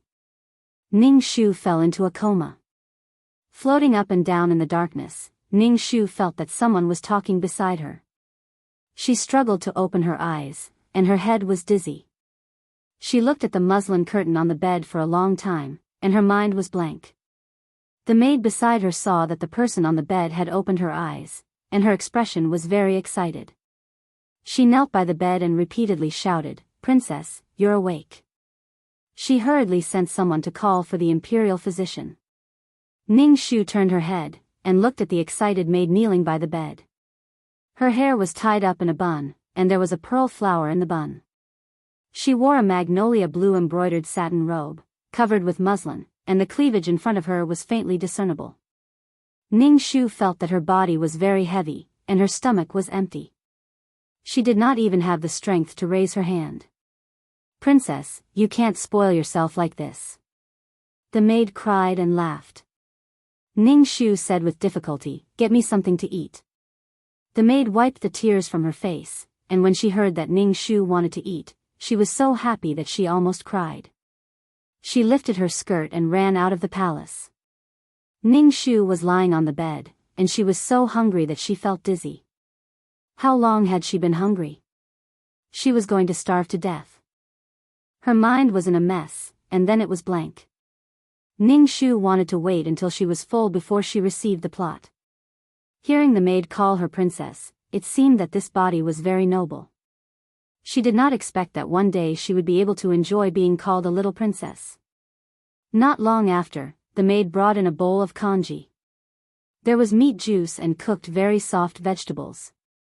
When Ning-Shu smelled the fragrance, her stomach began to growl. The maid helped Ning-Shu up, and said to Ning-Shu, "Princess, let me feed you." Ning-Shu nodded, and the maid's face showed a happy expression. She immediately scooped up a spoonful of congee, blew on it, and fed it to Ning-Shu. He did not know how long this body had been hungry. Such a light bowl of congee made his stomach ache. Fortunately, he slowly adapted. Ning-Shu ate a bowl and did not eat anymore. The maid helped Ning-Shu to lie down. Ning-Shu looked at the maid. She was about 15 or 16 years old, and looked quite delicate. However, Ning-Shu's eyes fell on the maid's chest. The clothing of this era was quite open and sexy. It was completely the Tang dynasty's tube-top clothes. When he lowered his head, he could see the cleavage inside. Ning-Shu saw that the maid was quite good to this body. She was very respectful and concerned, but she had not received the plot yet. He did not know this maid's character, but looking at her performance just now, she should be quite good. Ning Shu had just laid down when a maid ran into the palace. Probably because she ran in a hurry, her face was bright red, and there was sweat on her small nose. Chapter 32. The maid bowed to Ning Shu on the bed. Princess, the imperial physician has arrived. In reality, there was nothing wrong with this body. She was just hungry. Now that she had eaten something, she felt much better. Ning Shu had not yet accepted the plot and did not know the original owner's personality. Indifferently, he said, "Both of you, leave." The two maids glanced at each other before bowing and exiting the palace hall. Ning Shu's eyes turned, sizing up his surroundings. The palace hall was very spacious. Antique shelves were filled with all sorts of rare playthings. There was an exquisite blue and white porcelain vase with bright flowers. The red sandalwood seat was filled with the scent of incense that slowly drifted out from the ear cauldron, causing one's heart to feel peaceful. Next to the mahogany marble bed was a screen carved with purple purlins and carved with plum blossoms. Every item appeared to be meticulously crafted and appeared to be noble and extraordinary. Just by looking at this room, Ning Shu knew that this princess's days were not bad. What deep hatred did she have to counterattack? What was there that she couldn't let go of? Ning Shu took a deep breath and began to accept the plot. Although he was mentally prepared, his head still throbbed with pain. This body was called Li Shuashan. She was the only princess of the Great Yong dynasty and the only younger sister of the current emperor. The emperor bestowed upon her the title of Princess Jianghu. In addition, she was given the fief of Jianghu. She was favored by the heavens and favored by the earth. Bystanders did not understand why Princess Jianghu was so favored. They only thought that the current emperor favored her out of consideration for kinship. Furthermore, she was his younger sister from the same mother. It was unknown how much Princess Jianghu had sacrificed in the struggle for the throne. She had even risked her life to do anything for the emperor. The struggle for the throne was incomparably bitter. The bloodshed caused the imperial palace to be stained with blood. The emperor was also ruthless, killing all of the defeated princes and grandsons. It was likely that the emperor's ruthlessness had frightened all of the civil and military officials. The emperor's ascension to the throne was unexpectedly smooth. The current emperor was her own brother and the emperor's only relative. Princess Jianghu's hard times had finally come to an end. She was blessed with honor and favor. Even the empress, her sister-in-law, was polite to her. The concubines in the imperial harem were all trying their best to please her. It was reasonable to say that this kind of life would not be changed even by a deity. However, Princess Jianghu was a woman. Love was something that women yearned for the most, even if Jianghu was a princess. At this moment, a young and handsome man entered the princess's eyes. Princess Jianghu didn't like outstanding scholars who pretended to be cultured. After experiencing the cruel struggle for the throne, Jianghu didn't like men who didn't even have the strength to truss a chicken. Moreover, they were outstanding scholars who applied makeup like women. Only a man like Duan Xinghue could give Jianghu a sense of security. This young general was handsome and elegant. When he wore his armor and galloped on horseback, there was a kind of breathtaking beauty of power. After interacting with Duan Xinghue a few times, Jianghu became more and more satisfied with this man. Although he looked serious in speech and manner, he gave off a steady and dependable feeling. Duan Xinghue respected Jianghu very much. Although he had never made any promises, Jianghu's impression of him became even better. Jianghu didn't lack people who flattered her. She valued reality more than empty promises. The emperor knew about this situation, but he didn't directly give an edict. He wanted to investigate whether this Duan Xinghue was worthy of entrusting his sister to him. The relationship between Jianghu and Duan Xinghue was a secret that no one spoke of. In fact, it was already settled. Coincidentally, the border was restless and the weather was cold. The bearded Xiongnu were about to enter the central plains to rob again. The emperor sent Duan Xinghui to the border and said in high spirits that he would bestow a marriage upon the two of them when he returned from a victorious battle. The battle was in a stalemate when the news of Duan Xinghui's death came from the front lines. When Jia Hui heard the news, she was completely stunned. Then, she didn't eat or drink. In the end, the emperor couldn't stand it anymore and forced her to die. After experiencing such pain, Jia Hui's body became worse and worse. Every day, she missed the dead Duan Xinghui. She even wanted to cut off her hair and become a nun. The dead would always remain in her heart, and the mark in her heart would become deeper and deeper until it was irreplaceable. However, not long after, the dead Duan Xinghui came back from the dead and returned to the capital with a woman by his side. When Ning Shu saw this, he understood how things had developed. This favored princess had become the cannon fodder for the love between the general and her true love. Ning Shu sighed deeply and expressed his deep sympathy for the original owner of this body. He said that love was harmful. The rest of the story was nothing more than Jia Hui being unwilling to give up and causing trouble between the two of them. She used her dignity as a princess to take revenge on this unknown village girl. What shocked Jia Hui was that this man, who she had seen as steady, became very agitated when faced with the matter of the village girl. His entire being became lively, angry, and roaring like a young boy. For the sake of that village girl, he disobeyed an imperial edict and declared in front of everyone that he loved that woman the most. Jia Hui felt as if she had been slapped in the face, her face burning. She had practically become the laughingstock of the entire Yong dynasty. The noble princess had actually lost to a village girl. She was unwilling to accept this. What was she? She was a princess. With the pride of a princess, she would not allow such a defeat. Jia Hui retaliated against the village girl. Afterwards, everyone began to question her, even saying that she was vicious and that she had lost face for the court. Even the emperor was disappointed in this younger sister of his. Jia Hui became fiercer and fiercer. Rumors spread throughout the streets that the princess had stolen someone else's man. Jia Hui's reputation became more and more tarnished. Coincidentally, the Hu and Xiongnu won the battle and proudly requested a political marriage. The emperor was truly disappointed in this younger sister of his and sent her away. It was clearly because of Duan Xinghui that the situation of the war had reversed. If it were not for his desire for great merit, he would not have fallen for the schemes of the barbarians in the Central Plains. Now, he wanted her to go through a political marriage and live happily with him. Jia Hui was a delicate princess. In addition, during the time when everyone believed that Duan Xinghui had died, Jia Hui was heartbroken and injured. Her body became ill, and she went to a place with a vile environment. Furthermore, she went to a place where women were not treated as humans. Jia Hui's status as a princess did not bring her any benefits. On the contrary, it caused these barbarians to humiliate her even more. She was a trophy of war. The Xiongnu people were cruel, beating and cursing women at the slightest provocation. Living was a fate worse than death. Jia Hui's heart had already become numb. Her flower-like appearance had been corroded by the wind and sand. She numbly lived, not knowing what she had done wrong. The original owner's wishes were, first, she did not want to love that heartless and unscrupulous Duan Xinghui.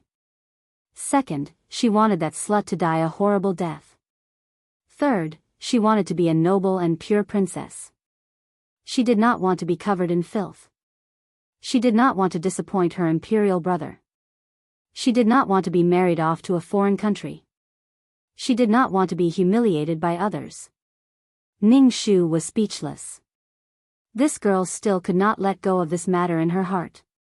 Duan Xinghui was the beginning of all of Jia Hui's tragedies. Duan Xinghui was like the key to opening Pandora's box. What made Ning Shu speechless was that she had entered the plot a little late. Now that she had found out about Duan Xinghui's death, Jia Hui was so sad that she did not eat or drink. It was as if she had followed Duan Xinghui into the afterlife. She had already gotten involved with Duan Xinghui. Chapter 33. Lin Jiejia raised her head from the desk with a blank expression. She looked at the teacher on the podium with her mouth open and closed. Her mind was in a daze. Lin Jiejie looked at the seat in front of her reflexively. The woman she hated the most was really gone. Could it be that she was dreaming? Everything in the dream was real. Ling Shui really disappeared from her life. The person in the dream was her, but it wasn't her. She watched everything that happened. When the bell rang, Lin Jiejie stood up from her seat. Coincidentally, the three-legged desk fell to the ground. This was supposed to be an embarrassing thing, but Lin Jiejie didn't know what was going on. She was very calm and slowly lifted the desk up. She looked at the people around her. They glanced at her and looked away. They didn't pay much attention to her. They no longer looked at her with ridicule like before. Their attitude changed from disgust and ridicule to disregard. And Rong, who bullied her before, saw her gaze. She snorted and looked away. Lin Jiejie became more and more confused. Could it be that everything in the dream was real? At this moment, two men suddenly appeared in the classroom. They carried a desk in their hands. The desk was brand new. They walked to Lin Jiejie's seat and placed the new desk on Lin Jiejie's seat. "What are you doing?" Lin Jiejie asked. Her desk was broken a long time ago. She was teased and slashed with a knife. Even one of the table legs was removed. This is the school's arrangement. Your desk is broken. Naturally, it has to be changed. A school staff said. Lin Jiejie pursed her lips. Why didn't she think of it before? Now they were going to change it for her. However, Lin Jiejie knew the current situation and could only say, "Thank you. I asked them to change your desk." Leng Ao put his hands in his pockets and walked to Lin Jiejie, looking down at her. When Lin Jiejie saw Leng Ao, she frowned out of reflex. Lin Jiejie was a little confused about her own reaction.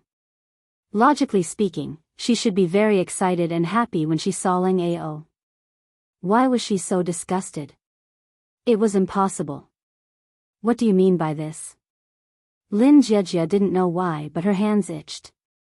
She wanted to fight with Leng Ao and throw him over her shoulder. Leng Ao frowned. Are you unhappy? I prepared a new desk for you. Thank you. Lin Jiejie said indifferently. She raised her head and looked at Leng Ao. He was extremely tall, had a cool and handsome face, and his eyes were bright like the stars in the sky. In her impression, this was the first time she was so close to Leng Ao, but Lin Jiejie did not feel any excitement in her heart. Are you satisfied with this desk?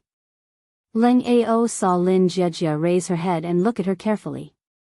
For some reason, Leng Ao actually felt a little nervous and touched the bridge of his nose. Oh, thank you. Lin Jiejie said coldly.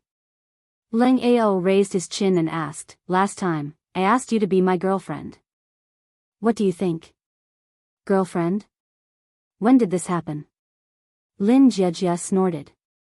She didn't remember at all. Many things had gone off the rails. Ling Shui had disappeared, and now Leng Ao actually wanted her to be his girlfriend. This was something she didn't even dare to think about in the past. Becoming Leng Ao's girlfriend? Lin Jiejie hesitated and didn't say anything. Leng Ao's eyes dimmed and said, Since you don't answer, I'll take it that you agree. From today onwards, you're mine. I didn't agree. Leng Ao, please don't make the decision on your own. Lin Jiejie said coldly. Since when could she speak with such an imposing and cold tone? Leng Ao's expression changed. He looked a little angry and a little sad. Lin Jiejie walked around Leng Ao, who was standing still, and walked out of the classroom. Her mind was a little messy now. Why did the world change after sleeping? As soon as she walked out of the classroom, she saw a man in a white coat leaning against the balcony. His posture was tall and straight, and he looked very abstinent. He wore gold-rimmed glasses and was elegant with a little indifference. When Lin Jiejie saw this person, her heart skipped a beat. Her intuition told her that this man was very dangerous. Lin Jiejie walked around him and prepared to go to the toilet. A hand reached out and pulled Lin Jiejie. Lin Jiejia turned around and looked at him and shouted, "School doctor." This was the school doctor. The school doctor squinted his eyes and looked at Lin Jiejia. His eyes shone with a deep probing gaze. He inspected her face inch by inch as if he was looking for something. "What's the matter?" Lin Jiejia asked. The school doctor looked at Lin Jiejia. Her expression was cold. She didn't have the carefree smile from before. She even had a fawning smile. The school doctor let go of Lin Jiejia's arm and asked calmly, "You're not her?" "What?" Lin Jiejia felt a little confused. The school doctor's eyes were extremely cold. Then, he curled his lips and smiled. "I got the wrong person." With that, he left. Lin Jiejia looked at the school doctor's back. The corner of her white coat was flipped up. Lin Jiejia shook her head. She needed to calm down. What happened next made Lin Jiejia even more speechless. Her father heard that Leng Ao wanted her to be his girlfriend and now wanted to bring her back to the Lin family. What was this? He chased her out and now wanted to bring her back. Lin Jiejia didn't think about the Lin family anymore. Although she was alone now, she felt very comfortable and supported herself.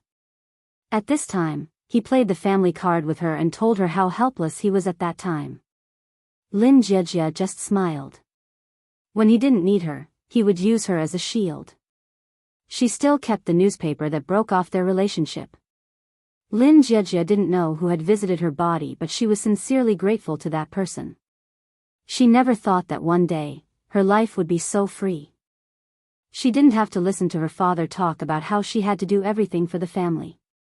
She wasn't their biological parent at all. It was just that the Lin couple had been married for a long time and didn't have a child. There was a superstitious saying that if a child was adopted first, it would naturally be a blessing to have a child. Lin Jiejia was this adopted child. Since she was chased out of the family, she naturally wouldn't go back. Since Ace School didn't expel her, she would continue to attend school. Lin Jiejia smiled. When did she become so thick-skinned? She was clearly an orphan, but she was still attending classes in an aristocratic school. Ever since she rejected Leng Ao started to pursue Lin Jiejia. Ugh, sometimes this person was so annoying that he would throw her over his shoulder. However, Leng Ao seemed to be very familiar with this way of getting along. There was no dissatisfaction on his face. Lin Jiejia was speechless. Could it be that Leng Ao liked this kind of attitude? She was respectful to him but acted like a tsundere. Now, she was cold and arrogant to him. She hit him for no reason and he actually liked it. Wasn't this asking for trouble? Lin Jiejia's expression was very strange. Could it be that too many people complimented him so he was happy when someone hit him? He was really sick. Chapter 34. After receiving the storyline, Ning Shu felt dizzy and his heart ached. It seemed that this body's heart had been injured. Ning Shu sighed. As someone who once treated the hospital as his home, nothing was more important than a healthy body. Why did he have to hurt himself like this? As for the original owner's wish, to not love that heartless woman, Ning Shu could do it. As for taking revenge on this pair of bitches, Ning Shu felt that the original owner's arrogance made him unable to let go of this matter. As for not being married, he could only take one step at a time. Ning Shu felt that this mission was easier than the previous world's mission. At least there wouldn't be a supernatural existence like Ling Shui that exceeded the limits of this world. Moreover, she was a princess of a country. Her status was quite high. Compared to a general and a village girl, she had quite an advantage. Ning Shu fell asleep while thinking. This body was really too weak. Ning Shu was speechless. The time he entered the time mission was so difficult. He didn't know how long he slept. When Ning Shu woke up, he felt that his body was sticky with sweat. He struggled to open his eyes. When he turned his eyes, he saw the person sitting by the bed. It was silent. Ning Shu was shocked. He couldn't help but cry out. His heart was about to jump out. When the man saw that Ning Shu was frightened, he lightly said, "You're awake." Imperial brother. Ning Shu struggled to get up. From the original owner's memory, this man should be the current emperor, Li Wen. His name sounded warm, but it didn't match his temperament. His face was very cold and dignified. Li Wen wore a 5-clawed golden dragon robe. Li Wen was very handsome. His features were picturesque, firm as ice, and translucent as glass. The might of his high position added a layer of indifference to his face. He was indifferent, proud, and extraordinarily noble. He was a man that no woman could escape from his charm. In short, he was an iceberg. Even when facing the original owner's younger sister, he didn't smile much. He gave the original owner extraordinary status and material things. Li Wen was a natural-born talent for the emperor. His methods were impressive and he was serious in speech and manner. No one could pry into his thoughts. In the face of such a person, Ning Shu felt a little uneasy. His body unconsciously tensed up, and he keenly felt that the person in front of him was very dangerous. He was like a lion king licking its claws. "Just lie down," Li Wen faintly said. His eyes swept over Ning Shu's face and paused for a moment before continuing, "This matter has yet to be decided. You shouldn't ruin your own body like this." As he spoke, Li Wen furrowed his handsome brows and looked at his sister's forehead that was covered in cold sweat. Even her hair was wet. He softened his voice and said, "Jihui, don't be willful." The cold sweat on Ning Shu's forehead increased. He was speechless. Her future husband had died, and she was actually being willful. Ning Shu opened his mouth and finally said, "Jihui knows." Jihui was the original owner's title. "Men!" Li Wen shouted towards the door. His voice was deep and sexy, but it was also cold and majestic. It made people unable to have any thoughts of resistance. 2 maids immediately came in. Ning Shu narrowed his eyes. One was Miao Qing, the other was Yuan Dong. These 2 were the original owner's closest people. They were also interesting people. In short, the situation was a bit funny. Li Wen said to the 2 maids in an indifferent tone, "Take good care of the princess." "Yes." Miao Qing and Yuan Dong said in unison. Li Wen seemed to be very busy with government affairs. After routinely showing concern for Ning Shu, he left. Ning Shu basically didn't say anything. It was unknown whether Li Wen had noticed her abnormality. Yuan Dong walked up and saw that Ning Shu's head was covered in sweat. She immediately drew some water to wipe Ning Shu's body. Ning Shu looked at her. This girl was not bad looking. It was a pity that she was a scheming person. However, she was someone who had always been by his side. Ning Shu said to Miao Qing, who was arranging the quilt for Ning Shu, I want to eat." Miao Qing gave a crisp sigh and went out to prepare food for Ning Shu. Ning Shu watched her leave the palace like a butterfly. A light flashed in his eyes. This Miao Qing had eventually become Li Wen's concubine. Ning Shu then looked at Yuan Dong. This girl had followed along in the political marriage and became the plaything of the Xiongnu barbarians. Of course, this didn't mean that this girl was loyal to the original owner. Instead, this girl had fallen in love with Duan Xinghui. Duan Xinghui ended up falling in love with a village girl. This broke Yuan Dong's wish to become Duan Xinghui's concubine maid. Although he was a prince, women would always prepare concubine maids for men. Fortunately, during menstruation or pregnancy, other women would serve the man. Jihui and Yuan Dong worked together to deal with the village girl. It was said that the village girl's name was Aria. It was a very rustic name. Later, it was changed to a very pleasant-sounding name. After a while, Miao Qing came up with food. It was a relatively light food. Ning Shu wouldn't be like the original owner, who would spoil his body. Having a healthy body was more important than anything else. Miao Qing fed Ning Shu food. Ning Shu didn't hold back at all. This way, he would get better. After eating a bowl of 10 brocade congee, Miao Qing took out a handkerchief and wiped Ning Shu's mouth. Ning Shu saw that these girls had taken good care of the original owner. But in the end, they all betrayed their master because of love. After eating, Ning Shu closed his eyes and went to sleep. When a person was sleeping, they could automatically repair their body. Now, Ning Shu needed a healthy body to complete his task. He hated people who spoiled their body the most. They didn't cherish their body. At night, Li Wen came again. He stood by the bed without making a sound, which scared Ning Shu. Imperial brother. Is your body better? Li Wen looked at Ning Shu and saw that his complexion was better. He nodded and said, "It's better than this morning." "Thank you for your concern, Imperial brother." Ning Shu showed a grateful expression. Li Wen didn't say anything and the atmosphere became silent. Ning Shu didn't know what to say. The more she said, the more mistakes she would make. It wouldn't be good if she exposed herself. The man in front of her was very dangerous. His deep eyes made her feel like they were going to tear her apart. Ning Shu was not used to it. "Hurry up and leave. Why are you standing there like a wooden stick?" Of course, Ning Shu only dared to say this in his heart. He didn't dare to challenge the mood of a feudal emperor. Ning Shu asked himself if he had the guts to do so. Neither of them spoke. Ning Shu raised his head and looked at Li Wen.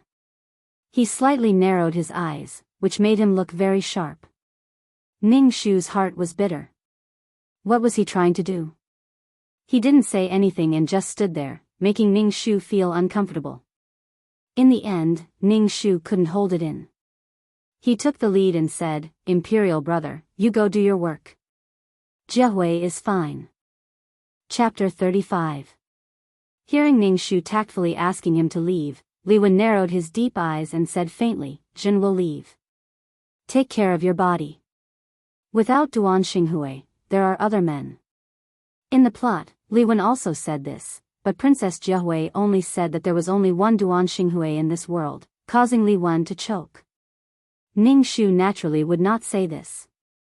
If she annoyed Li Wen, he would directly have her marry. She would not even have a place to cry.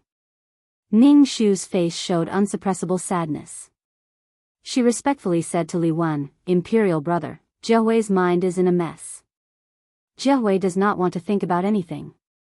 Hearing this, Li Wen's eyes narrowed. She didn't know why, but every time she saw Li Wen's narrowed eyes, Ning Shu had a feeling of fear and trepidation. She had already tried her best to imitate the expressions and habits of the original owner. Li Wen nodded and looked condescendingly at Ning Shu. He said, "If there is anything you need, I will have your imperial sister-in-law send it over." Then he knocked on the two maids beside him. "Serve the princess well." "Yes." The two maids replied in unison. However, Miao Qing's eyes were already glued to Li Wen's body. Only when Li Wen left Orchid Palace Hall did she withdraw her gaze. Ning Shu watched from the side and shook his head. It was also because the original owner did not pay attention to the two maids beside him. He did not know that one liked his older brother and the other liked his future husband. It felt so bitter. In the following days, Ning Shu peacefully and steadily lived a life of recuperation. However, only now did Ning Shu truly understand how much the original owner was favored. Every day, there were concubines that came to visit him. The gifts he received were counted in baskets. They were all precious jewels, handkerchiefs personally embroidered by the concubines, or shoes. In any case, it was all kinds of things. Of course, Ning Shu wouldn't meet these people. She wasn't even in good health. She wouldn't force herself to meet these people. After all, there were too many women in the imperial harem. She didn't know any of the women in His Majesty's harem. Ning Shu looked at Miao Qing and Yuan Dong as if they were used to it, and there was a faint disdain for these concubines. It was just two maids, but they actually disdained these concubines. Ning Shu knew what the original owner's attitude towards these concubines was. He probably also looked down on them. "Princess, this servant will put these things in the storage," Ning Shu said. After glancing at Ning Shu's expression, Miao Qing hesitated for a moment before continuing, "Princess, these people just want to use Princess to meet His Majesty. They want to use His Majesty's favor to gain His Majesty's favor. The original owner and Ning Shu both understood this matter. They needed a maid to say this every day. The original owner, Princess Jiahui, thought that Miao Qing was the best because the original owner thought so. Miao Qing likely won. Because of the original owner, Miao Qing had more chances to see His Majesty than most of the concubines in the imperial harem. Miao Qing said this because she was unhappy and jealous of these concubines. Ning Shu looked at her indifferently. He didn't agree with her as usual. Every time the original owner heard Miao Qing say this, he would be very angry. He was angry that these women were using him. Miao Qing saw that the princess didn't pay attention to her. She felt suffocated and put the things in the storage. Ning Shu saw that Miao Qing was tactful. In the end, the women in the imperial harem weren't ordinary. If it was someone else, they would continue to sow discord.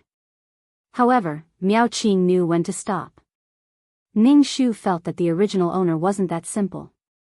From the path of fighting for the throne, she took the lead to do things for Li Wen. She had seen many dark things. However, she was stupid. She had offended all the women in the imperial harem. In the end, she was arrogant. She looked down on the women in the imperial harem who relied on men.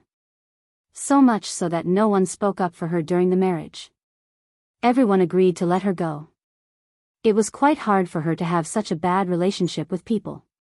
Ning Shu thought for a moment and said, "Record these and return the gifts according to the usual standards." Miao Qing and Yuan Dong, who were packing the things, were stunned. The princess never returned the gifts. Now that she suddenly wanted to return the gifts, Miao Qing and Yuan Dong didn't know how to react. After all, the two of them were palace maids. They were stunned for a moment before they reacted. The relationship between people was about reciprocation. The original owner only accepted the gifts and didn't return the gifts. This meant that he didn't want to interact with these women and offended them. He was also capricious. The women in the imperial harem gritted their teeth and cursed, but they couldn't do anything to the original owner. Everyone kicks a man when he is down. The original owner ended up like that because of many reasons. "Princess, do you really want to return the gifts?" Miao Qing asked. "This is giving them face." Ning Shu glanced at her and didn't say anything, but it made Miao Qing feel uneasy. She and Yuan Dong had seen how heartbroken the princess was before, but now the princess was so calm that it was frightening. Could it be that she had gone crazy? Of course, such thoughts could only be said in their hearts. Although the two maids were unwilling, their work was done quickly. They soon returned the gifts to the people in the imperial harem. The imperial concubines were surprised and shocked by Princess Jiahui's return of gifts. They had all kinds of complicated thoughts. Ning Shu was thinking about whether he should go to find Duan Xinghui. This idea was rejected by Ning Shu as soon as it appeared. At this time, Duan Xinghui should have been rescued by Arya. What was the use of her going there? Besides, if a princess went out, she would be accompanied by a large group of people. Even if she arrived at the border, it would be too late. The two of them were truly in love, and fate would bind them tightly together. Duan Xinghui and Arya had an illicit relationship. Arya took care of the injured Duan Xinghui. There would be physical contact between the two. After a long time, love would grow. In short, the two fell in love. It was true love. The real task was to wait until Duan Xinghui took Arya back to the capital. Then during this time, she should take good care of her body and make a good impression on Emperor Li Wen. Since he didn't want to be married, he should have his own value. What could she do for Li Wen? There were too many people who did things like serving tea. The effect of making a good impression and deepening the relationship between brother and sister was minimal. It was okay to do it occasionally. Ning Shu was seriously recuperating, but there was no smile on his face. Miao Qing and Yuan Dong, who served Ning Shu, were surprised and trembling. Every time they spoke, they were careful. Miao Qing didn't dare to provoke Ning Shu at this time. Ning Shu noticed that Yuan Dong's eyes were a little red. Every time Ning Shu asked, Yuan Dong said that she was confused and had trachoma. Ning Shu looked at Miao Qing and Yuan Dong meaningfully. The deep eyes made the two maids more and more nervous. They only felt that the princess's eyes could see through everything and knew the deepest secrets in their hearts. Miao Qing and Yuan Dong served Ning Shu more carefully and considerately. They did everything to make Ning Shu's life very comfortable, which Ning Shu didn't expect. Chapter 36. Ning Shu recuperated for half a month. His body was very well nourished. His complexion was very good and he did not look sad at all. When they heard that Princess Jiehui's body had recovered, the concubines in the harem swarmed over to see the princess. Ning Shu saw these concubines. Ning Shu rubbed his head and looked at the room full of beauties. The room full of beauties had all kinds of fragrances mixed together. It was so fragrant that it made his head hurt. These concubines had different styles and temperaments. They were enchanting and charming, pure and noble, gentle and virtuous. There were all kinds of women. Li Wen was really lucky. There were so many women and so many beauties waiting for him to take care of them. Ning Shu understood that these concubines came to the Orchid Garden Hall to see Li Wen. Although these concubines tried their best to find topics to talk about and were concerned about her body, their eyes were constantly looking outside the hall. Ning Shu did not point it out. She had just arrived in this world, so it was necessary to understand the situation in the palace. From the words of these concubines, she could tell which concubines were favored and which were not. She could also tell from the tit-for-tat between the concubines that there was enmity between these concubines. She could also tell which factions they belonged to. The emperor has arrived. A sharp voice sounded from outside the hall. It was very unpleasant to hear, but to the women in the room, it was like a good rain. They were all full of energy and their faces were glowing. When Li Wen walked into the hall, Ning Shu immediately felt a gust of cold air. This guy was really cold. Greetings to the emperor. The women in the room all bowed to Li Wen. Their movements were very charming and their voices could be squeezed out. They faced Li Wen with their best posture. Some of the bolder ones even pretended to unconsciously reveal their plump snow-white breasts. Competing in beauty. Ning Shu looked at the beautiful women in the room and was secretly speechless. Any woman in the modern world would be sought after by men. Now, they were all cooped up in this square place to compete for a man. It was simply a waste of resources. Li Wen said in a low voice with an indifferent and cold face to the women in the room. A concubine who was close to Li Wen deliberately staggered and wanted to fall into Li Wen's arms. However, Li Wen dodged and that concubine almost fell to the ground and made a fool of herself. Ning Shu's mouth twitched. This emperor's personality was really bad. What was wrong with helping his own woman? Besides, it was a woman who was fawning on him, and such a beautiful woman at that. Who knew how happy he was in his heart? Li Wen did not even look at these concubines. She looked at Ning Shu and said indifferently, "It seems that you have recovered well?" Ning Shu bowed. "Thank you for your concern, imperial brother. Jiehui is much better now." Li Wen nodded his head, his expression indifferent. Without Duan Xinghui, there are still other good men in Great Yong. You are Zhen's younger sister. Ning Shu automatically interpreted it as, "You are my younger sister. I can choose any man in the world." Ning Shu's brows revealed a sad expression.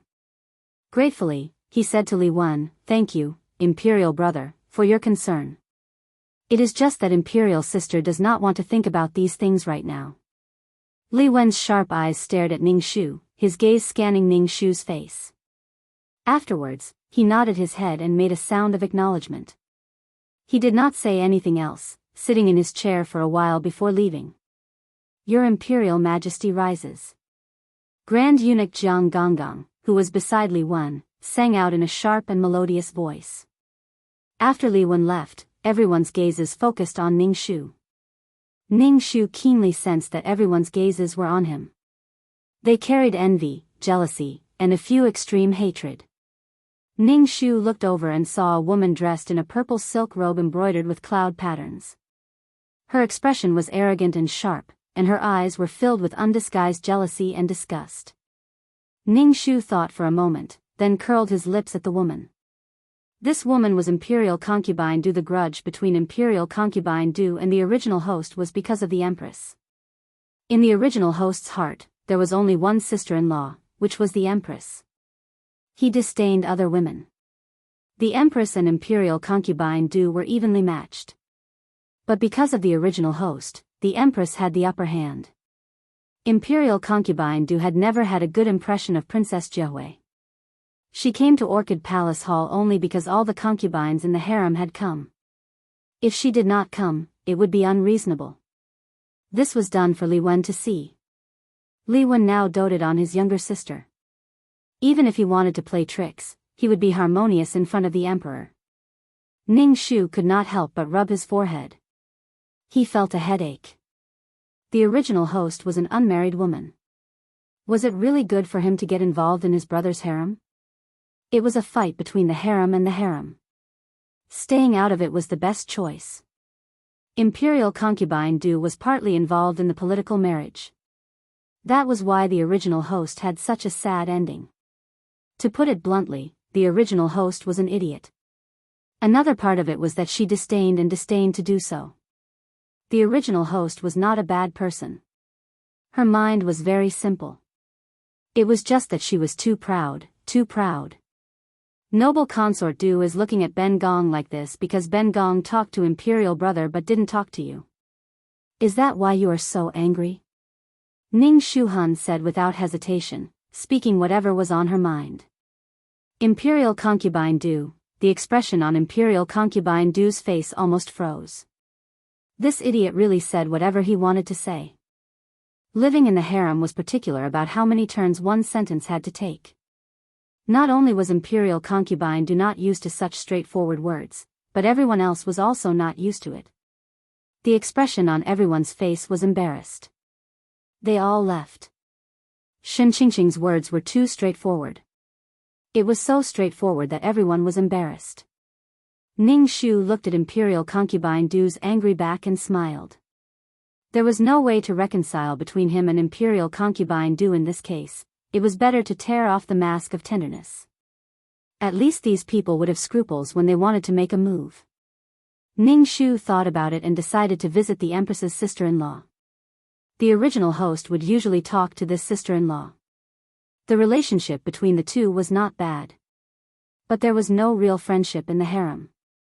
Not to mention sister-in-law and sister-in-law. Arriving at the hall of Feng Lan, the palace of the Imperial Palace, Ning Shu walked into the hall and saw her sitting on a couch made of yellow rosewood and pear serpentine stones. Behind her was a glass screen made of wood and primrose. Seeing Ning Shu coming, the Empress quickly stood up. Ning Shu walked over. Ning Shu saluted the Empress, greetings to Imperial sister-in-law. The Empress quickly pulled Ning Shu's hand and held Ning Shu's hand. Her face showed a gentle smile. Jianghu, you really scared your sister-in-law. Your Imperial brother told me to take good care of you. Thank you, Imperial sister-in-law. Jianghu is almost recovered. Ning Shu said. Chapter 37. The Empress said a lot of words of concern to Ning Shu. She wanted to express her concern for her sister-in-law. Ning Shu also chatted with the Empress for a while. The two of them talked about irrelevant things. Then the Empress talked about how hard it was for her to manage the imperial harem. She also talked about the concubines. To put it bluntly, the Empress was complaining to Ning Shu. There was no one in the imperial harem who was not afraid of Li Wen. The Empress was urging Ning Shu to complain to Li Wen. The Empress's words were full of twists and turns. However, she was able to provoke Ning Shu's disgust for the concubines. The original owner of the body was an errand boy for the Empress. She also said that the original owner of the body was very suitable to be cannon fodder. Emperor Li Wen also used the original owner of the body. After he succeeded, he gave the original owner of the body a noble status. However, the Empress used the original owner of the body and did not gain anything. He felt that there were dangers everywhere in the palace. Ning Shu's task was Duan Xinghui and area. As for the others, Ning Shu did not want to care about them. Ning Shu also saw that the people in the palace could not help him at all. When the time came for the marriage, it would be good if these people did not hit him when he was down. Ning Shu was thinking about whether he should leave the palace. Jiahui, what are you thinking about? The Empress saw that the other party was absent-minded after she had said so much. She was not as indignant as before and went to find the Emperor. As a woman, no one was willing to share their husband with others. However, her position made it impossible for her to be willful. She was the mother of the country. She had to be virtuous and magnanimous. She also had to manage these women for the Emperor so that the Emperor would not have any worries. The Empress looked at these orioles and swallows. Her heart was in great pain. However, in order to satisfy the Emperor, she really paid a lot. However, the Emperor was still cold and indifferent to her. The Empress not only hated the women in the imperial harem, but also envied the princess. Li Wen's attitude towards her was much better. Even she, the Empress, did not enjoy such treatment. This person has already passed away. Jiahui, you must take care of your body. You are the Emperor's younger sister and the only princess of Great Yong. There are many good men for you to choose from. The Empress comforted Ning Shu. Ning Shu didn't know if it was her imagination, but she could actually hear a hint of jealousy in the Empress' tone. Ning Shu felt a little bored.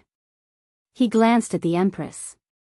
To be honest, the Empress' appearance wasn't bad, but she had to maintain her dignity as the Empress at all times. She looked a little cold.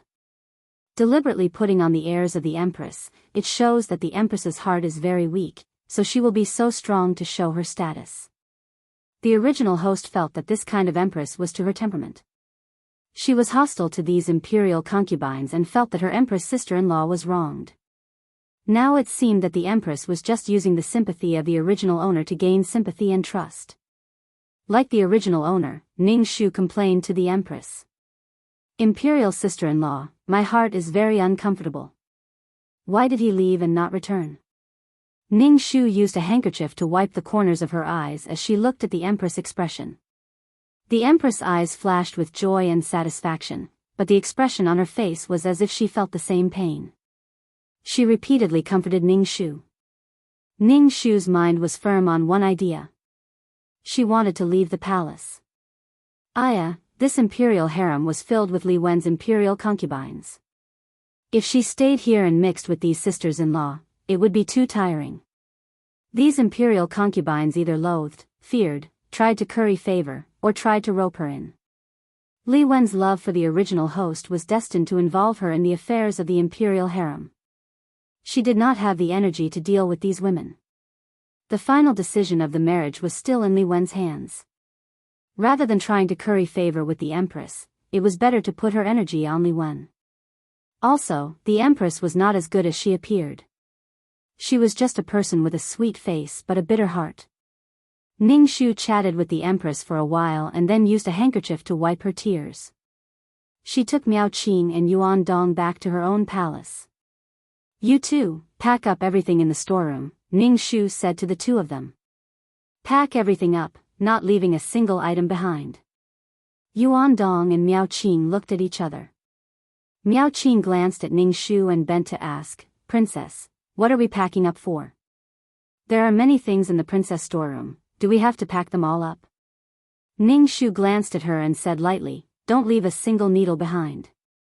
Being swept by the princess with such a cold gaze, Miao Qing's heart jumped. Ever since the princess woke up, the princess had become incomprehensible. There was no sadness on her face. She was so calm that it was frightening.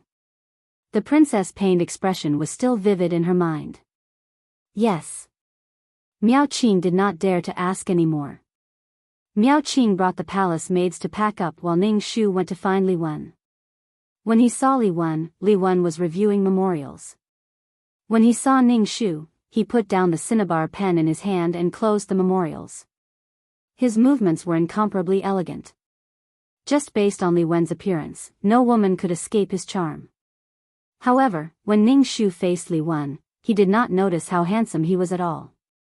He had a strong fear and guilty conscience. The biggest reason for leaving the palace was to stay away from Li Wen. This person was too dangerous. His thoughts were too deep. He could not understand him at all. Ning Shu even suspected that he had been seen through by this person. "Why are you looking for Zhen?" Li Wen asked indifferently. Ning Shu organized his words and showed some sadness on his face. "Imperial brother, imperial sister wants to leave the palace." Li Wen was stunned for a moment. His face showed a smile that was not a smile. When Ning Shu saw the fake smile on his face, his heart jumped. What was the meaning of this smile? Ning Shu's face twitched. His lips trembled. "Imperial brother, imperial sister wants to go out and relax." Li Wen picked up the teacup and took a sip. Then he put it down again. He did not speak. Ning Shu's heart was burning. On his face, he still had to show an "I'm very sad, I'm very tired" expression. Ning Shu almost could not hold it anymore. Li Wen finally spoke. "Where do you plan to live?" "Imperial sister wants to go to the manor." Ning Shu looked at Li Wen's face and carefully said. This guy was really a block of ice. He did not have any expression at all.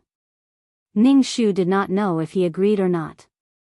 Li Wen did not nod or shake his head. He only said, "The manor is too far away. It's not safe. Your princess residence has already been built. Go live in the princess residence." Ning Shu's face twitched. This princess residence was very close to Duan Xinghui's residence, the Duan family. She really did not want to live in the princess residence. However, she had no choice at all. The status of a princess was noble, but all the glory and honor could be taken away by Li Wen with a single sentence. Could life be any more bitter? How could he get a good impression of this ice-cube face? How could he deepen the relationship between the two of them? Ning Shu's mind was in a mess. He did not dare to meet Li Wen's eyes. Chapter 38. Ning Shu had no choice but to live in the princess's palace. If she continued to bargain with Li Wen and angered Li Wen, she wouldn't be able to find a place to cry. At least once she left the palace, she wouldn't have to be involved in the affairs of the harem. Chen Mei thanks imperial brother for his grace. Ning Shu bowed to Li Wen and prepared to leave. If she could avoid contact with Li Wen, she would. Wait a moment. Li Wen called out to Ning Shu. Ning Shu turned around to look at Li Wen. Li Wen lightly said, "Come and grind the ink." Ning Shu made no sound. She walked over and rolled up her sleeves. She added some water to the inkstone and picked up the cinnabar inkstone to grind. Ning Shu's heart was filled with doubt. She had never grinded ink before. This was a skill from the original owner's memories. Fortunately, although her movements were unfamiliar, she slowly became proficient. Li Wen glanced at her. Seeing Li Wen look over, Ning Shu immediately grinned at Li Wen. Li Wen moved his gaze away and placed it on the memorial in front of him. He picked up the cinnabar brush and drew circles on the memorial. Ning Shu didn't dare look around. She lowered her head and looked at the inkstone. The study was silent. There was only the sound of grinding ink. Ning Shu's heart was filled with bitterness. She wanted to leave. She wanted to stay by Li Wen's side. The hairs on her body stood up and she had goosebumps. In the previous world, he didn't even have such a feeling when facing Ling Shui. Facing Li Wen, he couldn't even touch his heart. He couldn't even tell what kind of emotions he was feeling, whether he was happy or unhappy, angry or happy. Even the original owner couldn't see her biological brother clearly. In Ning Shu's view, Li Wen was a person who had lost the emotions that a human should have. He was too deep. "Why do you suddenly want to leave the palace?" Li Wen suddenly said. Ning Shu was thinking about something when he was startled by Li Wen's sudden voice. His hands suddenly stopped, and some of the cinnabar in the inkstone splashed out. Some splashed on Li Wen's body, and some splashed on the memorial in front of Li Wen. Ning Shu's expression changed. The little person in his heart screamed, "Oh my God, I'm going to die." Ning Shu hurriedly took out a handkerchief and wiped the red dots on the memorial with a flattering expression. Then, he wanted to wipe the cinnabar on Li Wen's clothes. Li Wen used his hand to block Ning Shu's movement and put down the cinnabar brush with an indifferent expression. Ning Shu's heart quickly jumped twice. He walked around the desk and bowed to Li Wen. "Chen Mei didn't do it on purpose. I hope Imperial Brother can forgive her." Li Wen's brows twitched as he coldly asked, "What are you thinking about? Why are you so absent-minded?" "I'm thinking about Duan Xinghui." Ning Shu didn't even think about it and pulled Duan Xinghui out to take the blame. Li Wen's face was still expressionless. Ning Shu seriously suspected that this guy had facial paralysis and that all the nerves on his face were dead. "I ask you, why do you suddenly want to leave the palace? Did someone in the palace make trouble for you?" Li Wen didn't answer Ning Shu's question. Instead, he asked the question he had asked before. "Chen Mei wants a change of environment," Ning Shu honestly said. Li Wen didn't say anything. Ning Shu waved his hand and had her leave. Ning Shu left like he had been granted amnesty. He left the royal study. When he stepped out of the doorway, he let out a heavy breath. No matter what, his goal had been achieved. Li Wei looked at Ning Shu's panicked back and narrowed his eyes. There was a deep and turbulent feeling in his eyes. Ning Shu's body was covered in cold sweat. When he returned to the Orchid Garden Palace, he first took a bath. Then, he asked Miao Qing, "How is the packing?" Miao Qing promptly curtsied and said, "Princess, it has already been packed." Miao Qing gathered her courage and asked, "Where does the princess wish to go?" Shen Qingqing glanced at Miao Qing and said, "This princess wishes to leave the palace and live in the princess residence." Ning Shu then saw Miao Qing's expression change. Her face first paled, then became anxious. Ning Shu asked, "Why does the princess suddenly wish to leave the palace?" "The princess is a noble princess of the great Yong dynasty. You should live in the most prestigious place in the world. Only then would you be worthy of the princess status." TSK, noble or not, it all depended on Li Wen's words. Ning Shu saw that Miao Qing's face was covered in sweat. Her face was bright red, and her entire person was incomparably beautiful. How could Miao Qing not be anxious? She could only see the emperor in the imperial palace. If she left the imperial palace, would she still be able to see the emperor? Miao Qing was extremely anxious, but she didn't know how to persuade the princess. She could only look at the princess anxiously. Ning Shu ignored Miao Qing's gaze and prepared to go check on the packing. He looked at the boxes and chests in the storeroom. There were more than a dozen boxes, all of which were filled with rare items. This princess was truly wealthy. Miao Qing followed by Ning Shu's side. She really couldn't bear to leave the imperial palace. She asked, "Princess, how long will you stay outside the imperial palace?" Ning Shu looked at Miao Qing and replied, "If nothing unexpected happens, it will be a lifetime." Hearing this, Miao Qing's body swayed, her face bitter. "Princess, living in the imperial palace is so comfortable."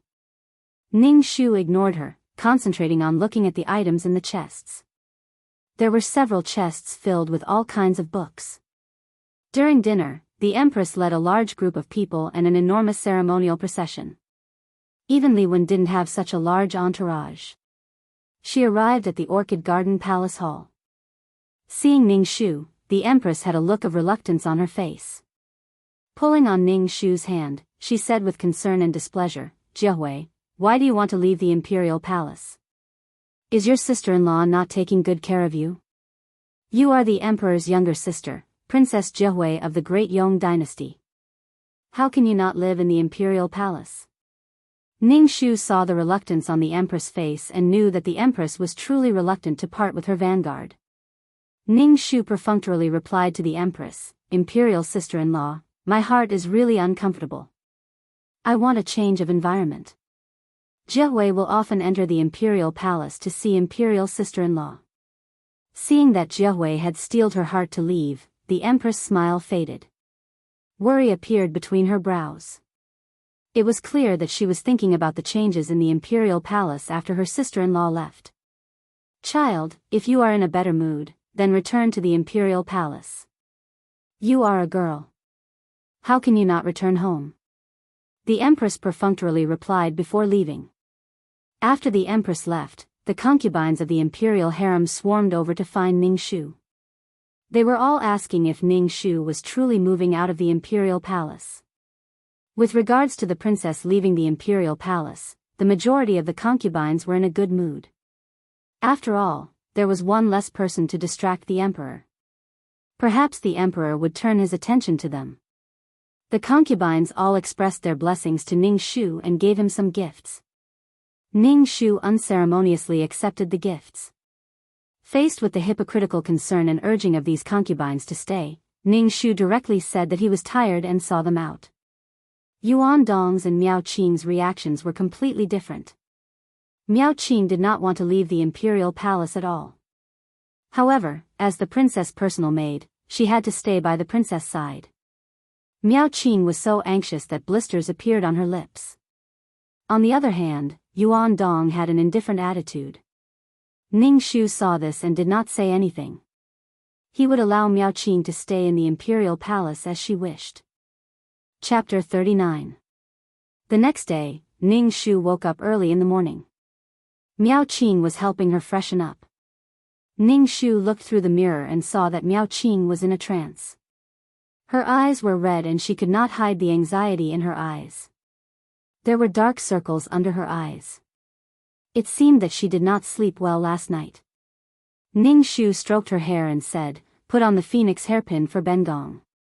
Miao Qing was stunned for a moment before asking, "Princess, is it the white jade plum blossom victory hairpin?"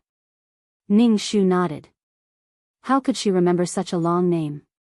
Miao Qing immediately took out the phoenix hairpin from the makeup box and inserted it into Ning Shu's hair. After packing up everything, Ning Shu walked out of Orchid Palace Hall. She saw dozens of guards carrying boxes in the palace. These boxes were all the things of the original owner of the body. Everything in the palace was packed up. There were not too many things. Miao Qing's beautiful face was about to cramp. After leaving the palace, how was she going to see the emperor? Ning Shu looked back at her and said faintly, "Miao Qing, you stay in Orchid Palace Hall and take care of it." He wanted her to look after the house. Miao Qing's face was first happy and then bitter. Although she stayed in the palace, she might not be able to see the emperor. Without the princess, would the emperor still come to Orchid Palace Hall? Ning Shu did not pay attention to Miao Qing's complicated thoughts and brought Yuan Dong out of Orchid Palace Hall. Yuan Dong looked back and saw Miao Qing leaning against the door. She felt a little sad.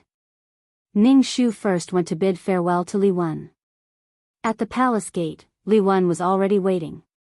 Beside Li Wen stood the empress, who was wearing a bright yellow robe embroidered with a phoenix. Behind her, there was a large group of orioles and swallows. They were all here to send off the princess. Ning Shu quickly walked over and had the emperor wait for her. Moreover, it was Li Wen who was waiting for her. Ning Shu was a little alarmed. She walked over and bowed to Li Wen. "Chen Mei greets imperial brother." Li Wen nodded and looked at Ning Shu from head to toe. Then, he looked at the team behind Ning Shu and asked, "Are you done? From the looks of it, you've already let go of this matter?" Li Wen's voice was indifferent. "You're my younger sister. You can be sad, but you can't go overboard." Ning Shu grunted and suddenly understood. Li Wen was the emperor. How could he allow his younger sister to be so heartbroken over a subject and damage the dignity of the imperial family? He was afraid that when the original owner was heartbroken over Duan Xinghui, he had already lost Li Wen's favor and patience, especially hurting his body. Then Duan Xinghui came back. The actions of the original owner made Duan Xinghui completely hate her. Such sentiments disappointed Li Wen. Ning Shu was frightened and alarmed. Looking into Li Wen's deep eyes, she lowered her head and said, "Chen Mei is a princess of the great Yong dynasty. Duan Xinghui is no more than a subject. Chen Mei has thought things through. This person has already passed away. I absolutely cannot disappoint Imperial brother. Li Wen nodded his head. Seeing that there was only one maid by her side, he asked, "Why is there only one person by your side?" Truthfully speaking, Li Wen, the emperor, had treated the original owner of the body quite well. Li Wen had not crossed Li Wen's bottom line. Li Wen was willing to give her face. For example, right now, he had brought a large number of women from his harem to escort her out of the palace. Thinking of this, Ning Shu had a good impression of Li Wen. Love was not the only thing in life. However, there were some people who would give up everything for love, like moths to a flame.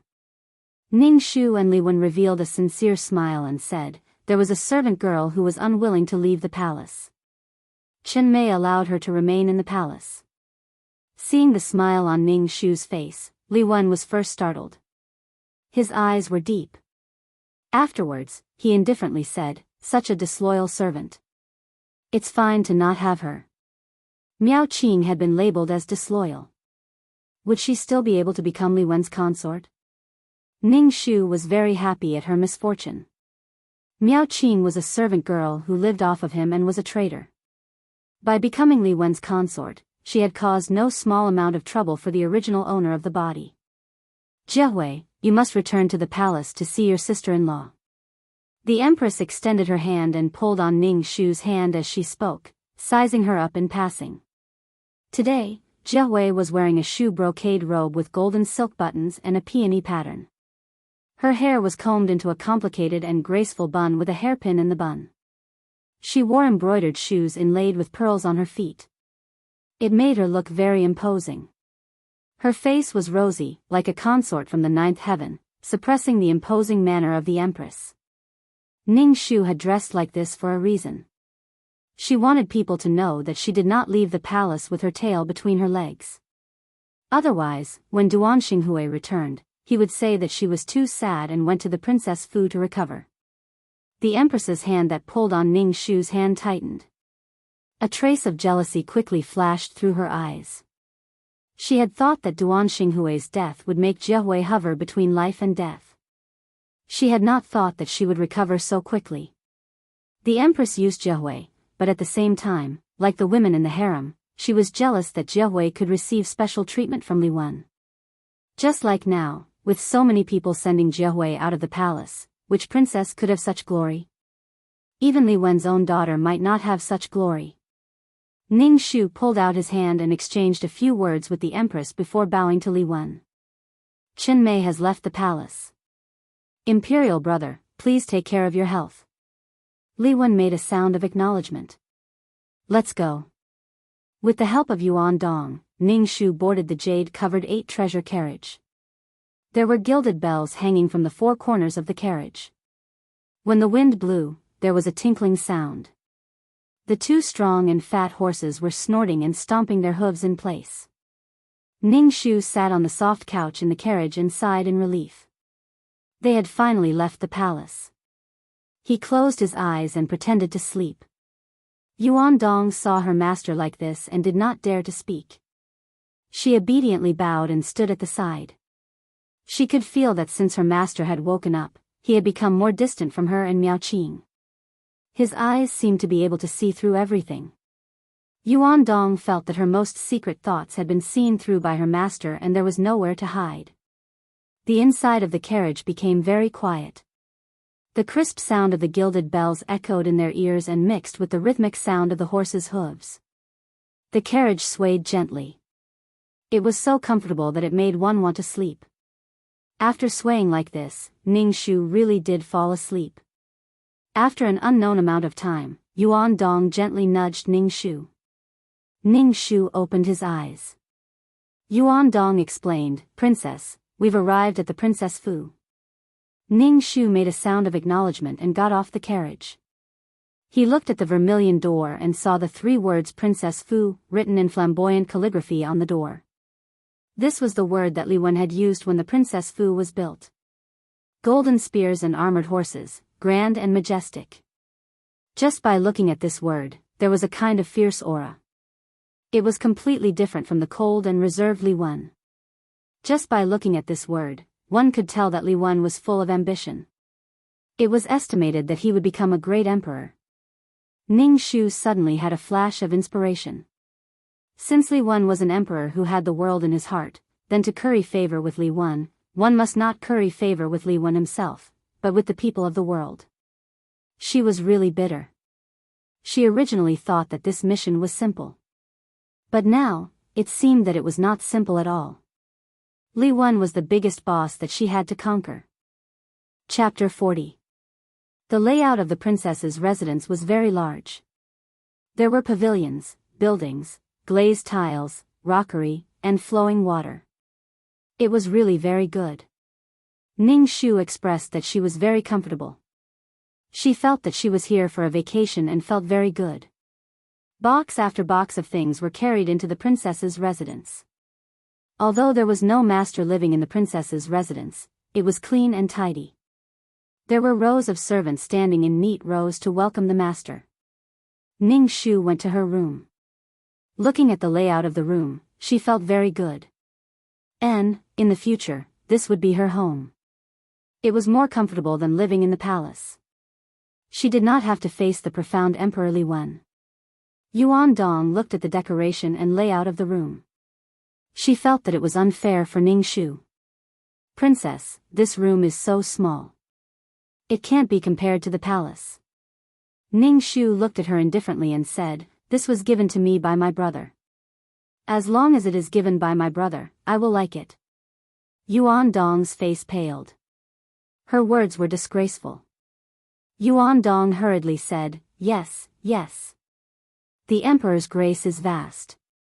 Ning Shu prepared to look at the original owner's property. There were box after box. When she came to the storeroom, she saw the guards moving boxes in. Yuan Dong immediately opened the box for Ning Shu to look. The box was full of books. Ning Shu picked up a book and looked at it casually. He did not feel anything. It was all traditional Chinese characters. He read it vertically from left to right. It was really tiring. He did not know if there were orphanages in ancient times that would donate these books and take up space in the storeroom. From the original owner's memories, he knew that the original owner did not like to read.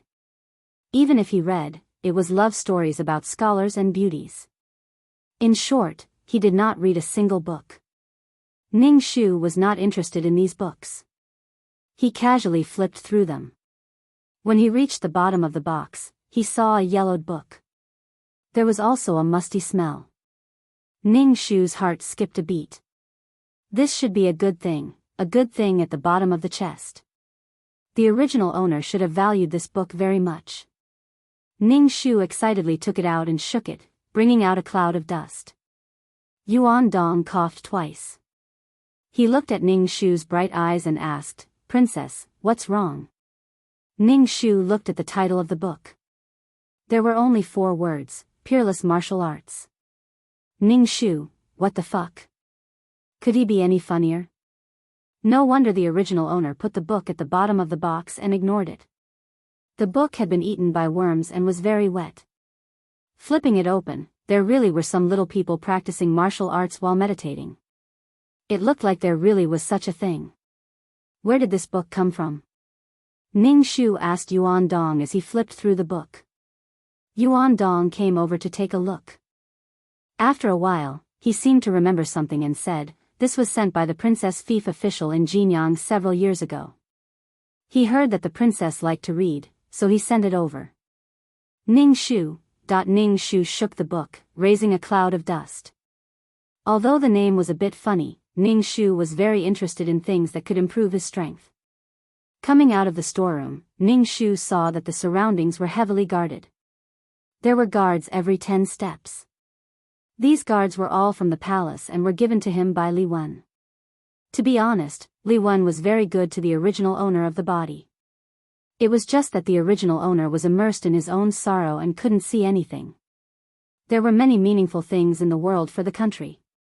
There was no need to be so sentimental. Ning Shu took off his shoes and climbed onto the bed. He put the book in front of him and meditated like the book. Ning Shu felt that he was very stupid. He just randomly picked a book and followed the movements in it. What if he went crazy? For some reason, Ning Shu felt that this book should be real. Ning Shu took a deep breath and was about to meditate when he suddenly heard the system's voice. Ever since he came to this world, the system had never made a sound. Even though its voice was mechanical and cold, Ning Shu felt a sense of familiarity. Ning Shu was speechless to feel familiarity with a system that didn't have any thoughts or feelings. Ding! Discovered a martial arts secret book. Do you want to exchange it? The system's voice suddenly came out, startling Ning Shu, who was meditating. If I exchange it, can I still practice the secret book? Ning Shu asked. Yes. Then let's exchange it. Ning Shu exchanged the secret book, but he only got 100 points. How could there be so few points? Ning Shu, however, with the system's verification, Ning Shu knew that the secret book was real. He was relieved and didn't need to worry about going crazy. Ning Shu sat on the bed, emptied his mind, and followed the contents of the book. Then meditated all night. Ning Shu felt that it was useless. He didn't feel anything at all. He just didn't sleep all night. He wasn't tired or relaxed. Yuan Dong came in to serve Ning Shu. Ning Shu soaked his hands in hot water, and then Yuan Dong dried his hands with a handkerchief. Ning Shu thought in his heart. Soon, Duan Xinghui should be back, and area. The real battle was about to begin. Before that, Ning Shu wanted to solve the matter of the political marriage. He had to let Li Wen see her value. How to solve Ning Shu's problem, he had no idea at all. At breakfast, Ning Shu ate 3 bowls of porridge and 5 sesame rolls, but she was only half full. What was going on? When did her appetite become so big? Yuan Dong next to her was also surprised and advised, Princess, I know you are in a bad mood, but you really can't eat too much. She really didn't turn her grief into appetite. She really didn't eat enough. Ning Shu didn't know why. Ning Shu's expression was indifferent. He quickly ate 3 steamed buns. Under Yuan Dong's convulsive expression, he ate 2 more sesame rolls. Only then did Ning Shu feel that she was full. Could it be that the side effect of practicing the peerless martial arts was to become a big eater? The picture was so beautiful that Ning Shu didn't dare to imagine. After eating breakfast, Ning Shu returned to her room and began to meditate on her bed. Ning Shu's temperament had a hint of stubbornness. She was determined to learn this peerless martial art.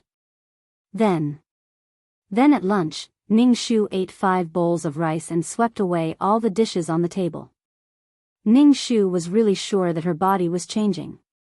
The body needed a lot of energy. In ancient times, there was a rumor that a martial artist could eat a cow in 1 meal. It was because the body needed too much energy. Yuan Dong looked at the princess worriedly. Anyone who saw such a beautiful person eating so much would feel very bad. Moreover, where did all the food go? The princess was really too abnormal. Did the princess really give up on herself? Yuan Dong sighed.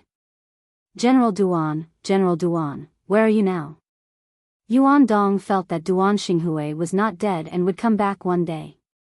Ning Shu put down the bowl and burped. Then, he could clearly feel his stomach squirming as it digested the food. Then, something warm circulated in his body. Although the points exchanged by the system were relatively small, Ning Shu was very happy.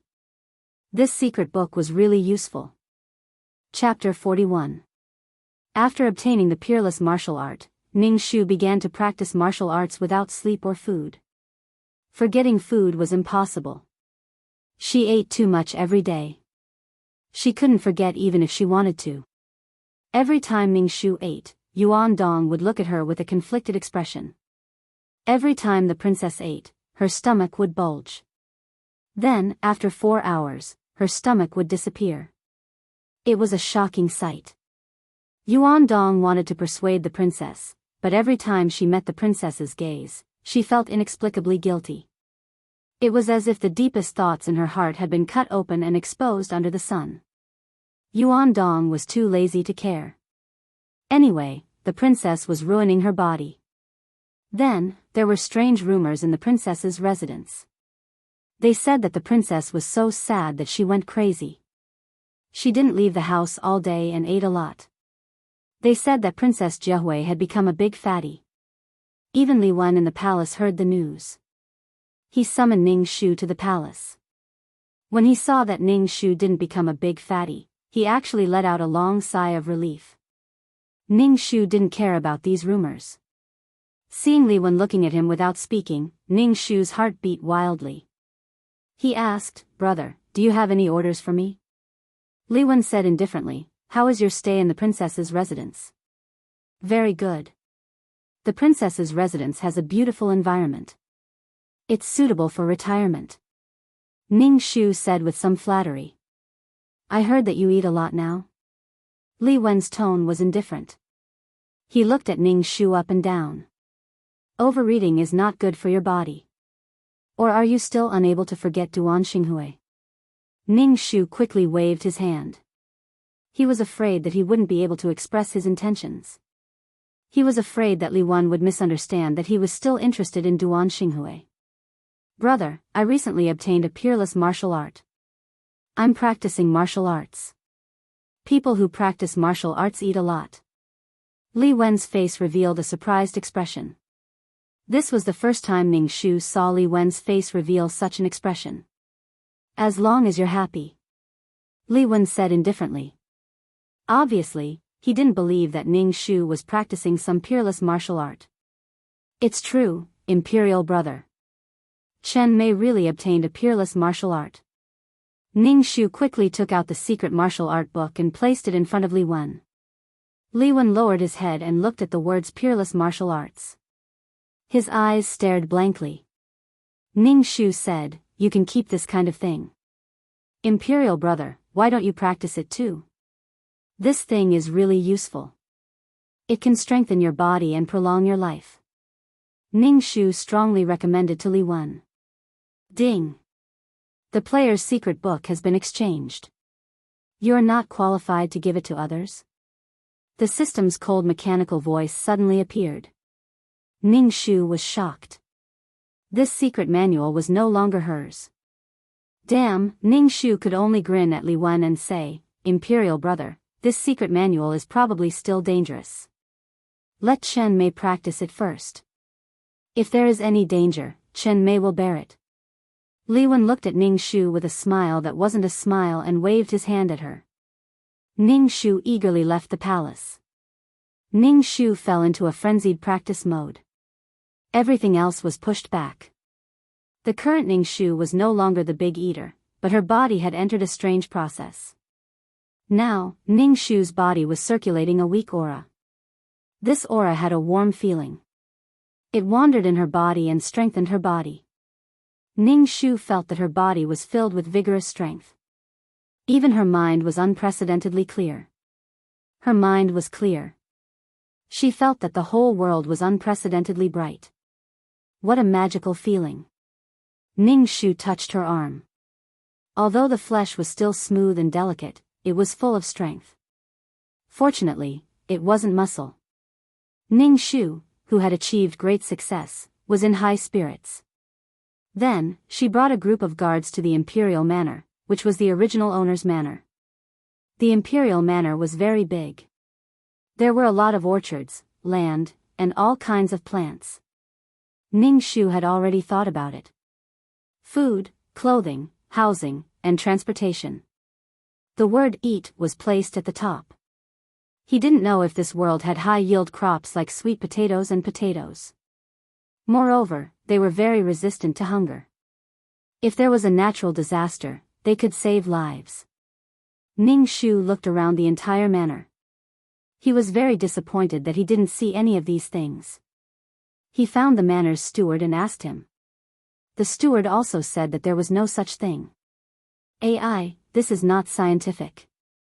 There were traces of sweet potatoes in human history for 2,000 years. This world actually didn't have any sweet potatoes. Could it be that the people of this world hadn't discovered these things that could satisfy hunger? Ning Shu thought. She was obviously a little princess, but she had to farm. It felt like she was working hard. Ning Shu went into the forest alone to look for wild sweet potatoes and potatoes. The manor's forest was very gloomy and cold. After years of accumulation, a thick layer of leaves fell on the ground. There were also ants and insects crawling on it. Ning Shu used a branch to push aside the thorns and grass. At the same time, she carefully looked for sweet potato vines. The deeper she went into the mountains, the more dense the trees were. Moreover, they were very thick. She couldn't see the sky when she raised her head. The sky was completely covered. Moreover, the forest was filled with smoke. Ning Shu was a little afraid to go forward. She reckoned that the smoke was the poisonous gas fermented by the dead branches and leaves. For the whole day, Ning Shu wandered around the forest. When she was hungry, she got a rabbit and roasted it. What made Ning Shu happy was that her skills were really getting more and more agile. When she caught a rabbit, it was really effortless. After a simple meal, Ning Shu continued to wander. She didn't find anything, but she found a few small red wild peppers. She carefully dug one out. There was still soil on the roots. Ning Shu took the peppers back and personally planted them in the courtyard. Yuan Dong watched from the side and said anxiously, "Princess, put it down. Let this servant do it." In fact, Ning Shu didn't know much about farming. But in any case, she had lived in the era of the internet. Moreover, there were so many stewards and tenant farmers in the manor who knew how to farm. The next day, Ning Shu continued to wander deep in the forest. She didn't have much hope in her heart, but she was unwilling to give up. Why couldn't she see any wild sweet potatoes? This didn't make sense. After wandering for a long time, Ning Shu still couldn't find any. She took out some dry food and sat on a branch to eat. Sitting on the branch, she looked into the distance. Around her was a sea of trees, shrouded in white smoke. It felt very mysterious. Ning Shu was lost in thought. Suddenly, she felt a pain in her hand. Looking down, 2 small red dots appeared on her fingers. Moreover, the dry food in her hand was gone. It was gone. Fuck. Ning Shu's heart skipped a beat. What had bitten her? And she didn't even see what it was. Ning Shu hurriedly squeezed her fingers. She didn't know if there was poison. After squeezing for a while, the blood was bright red. There were no signs of poison. Damn, this place is too dangerous. I have to leave quickly. Perhaps the sweet potatoes in this world have been censored. Chapter 42. Ning Shu did not know what had bitten her. For a moment, she was afraid of this forest. She quickly shuttled through the forest, wanting to return to the manor. Ning Shu was somewhat uneasy. She clearly felt that something was watching her. Moreover, the gaze followed her like a shadow. Ning Shu had goosebumps all over her body. Fuck, could it be a ghost? Seeing a ghost in broad daylight? Or was it some kind of beast? Ning Shu turned her head and looked around. She did not see anything. She only heard the sound of birds in the forest. It was very mournful, making the whole forest seem a bit gloomy. Oh my god, it was too scary. Ning Shu ran all the way, but she could not get rid of that strange feeling. She did not know how long she had been running. Ning Shu was so tired that she could not straighten her arms. However, the hairs on her body were still standing. Ning Shu was incomparably annoyed. What was going on? If you have the ability, then show yourself. Why are you hiding? Even if you want to die, you have to let people die a painful death. Ning Shu simply sat on a tree branch and looked around. She did not see anything. What the hell was this? Fuck, did she really encounter a ghost? Ning Shu thought about what had bitten her before. There were 2 small teeth holes on her fingers. Her food was stolen. Could it be that something had stolen her food? Ning Shu silently took out a piece of chestnut cake from the bag. She concentrated on looking around to see if there was anything around her. Her nerves were very tense. Ning Shu only heard the sound of the grass rustling. Then, a gray shadow quickly rushed towards her. It was very fast. Ning Shu did not even see what it was. Then, the pastry in her hand was gone. Ning Shu rubbed her eyes and looked at her empty palm. She turned it over and over again. It was really gone. What the hell was it? Its speed was too fast. Ning Shu only saw an afterimage. However, since it wanted to eat, it should not be a ghost. However, Ning Shu's heart was still filled with vigilance. Moreover, this little thing was so fast that it would be too easy to hurt her. Ning Shu felt that he had mastered a peerless martial art, and his speed was quite fast. But now, in front of this unknown thing, he was nothing but trash. Ning Shu felt that his self-esteem had been hurt. She had to retreat quickly. Since the people's livelihood plan was not going to work, she would take another path. Anyway, she had military strength now, so she might as well go to war. Ning Shu ran as fast as he could while thinking. But your sister, when the hell are you going to follow me? Ning Shu's heart was like a grass mud horse, and this time, his gaze on her was much more fervent, and she kept following him. Without a second thought, Ning Shu untied the bag of dried food from his waist and threw it behind him. Then, Ning Shu heard a squeaking sound. It sounded a little like a mouse and a little like a fox. Anyway, he couldn't figure out what it was. Ning Shu stepped on the trunk and climbed up the tree. Lying on the branch, he looked at the bag of dried food. He saw a furry, gray thing that was only the size of a fist crawling towards the bag of dried food. It was a man's fist-sized fur ball, and he couldn't see its eyes or nose. This little thing crawled into the bag of dried food, and probably didn't know how to get out. With a few slashing sounds, it tore the bag into pieces. Ning Shu's hair stood on end when she saw this. These claws were too powerful. She must have grown hair on her guts just now to put the snacks in her hand to seduce it. She was really grateful that it showed mercy to her hand. The dried food was quickly eaten by the little thing. It was obviously such a small thing, but it could eat so much. It seemed that it was some kind of strange creature. Ning Shu didn't even think about it and quickly wanted to escape. This little thing was obviously not to be trifled with.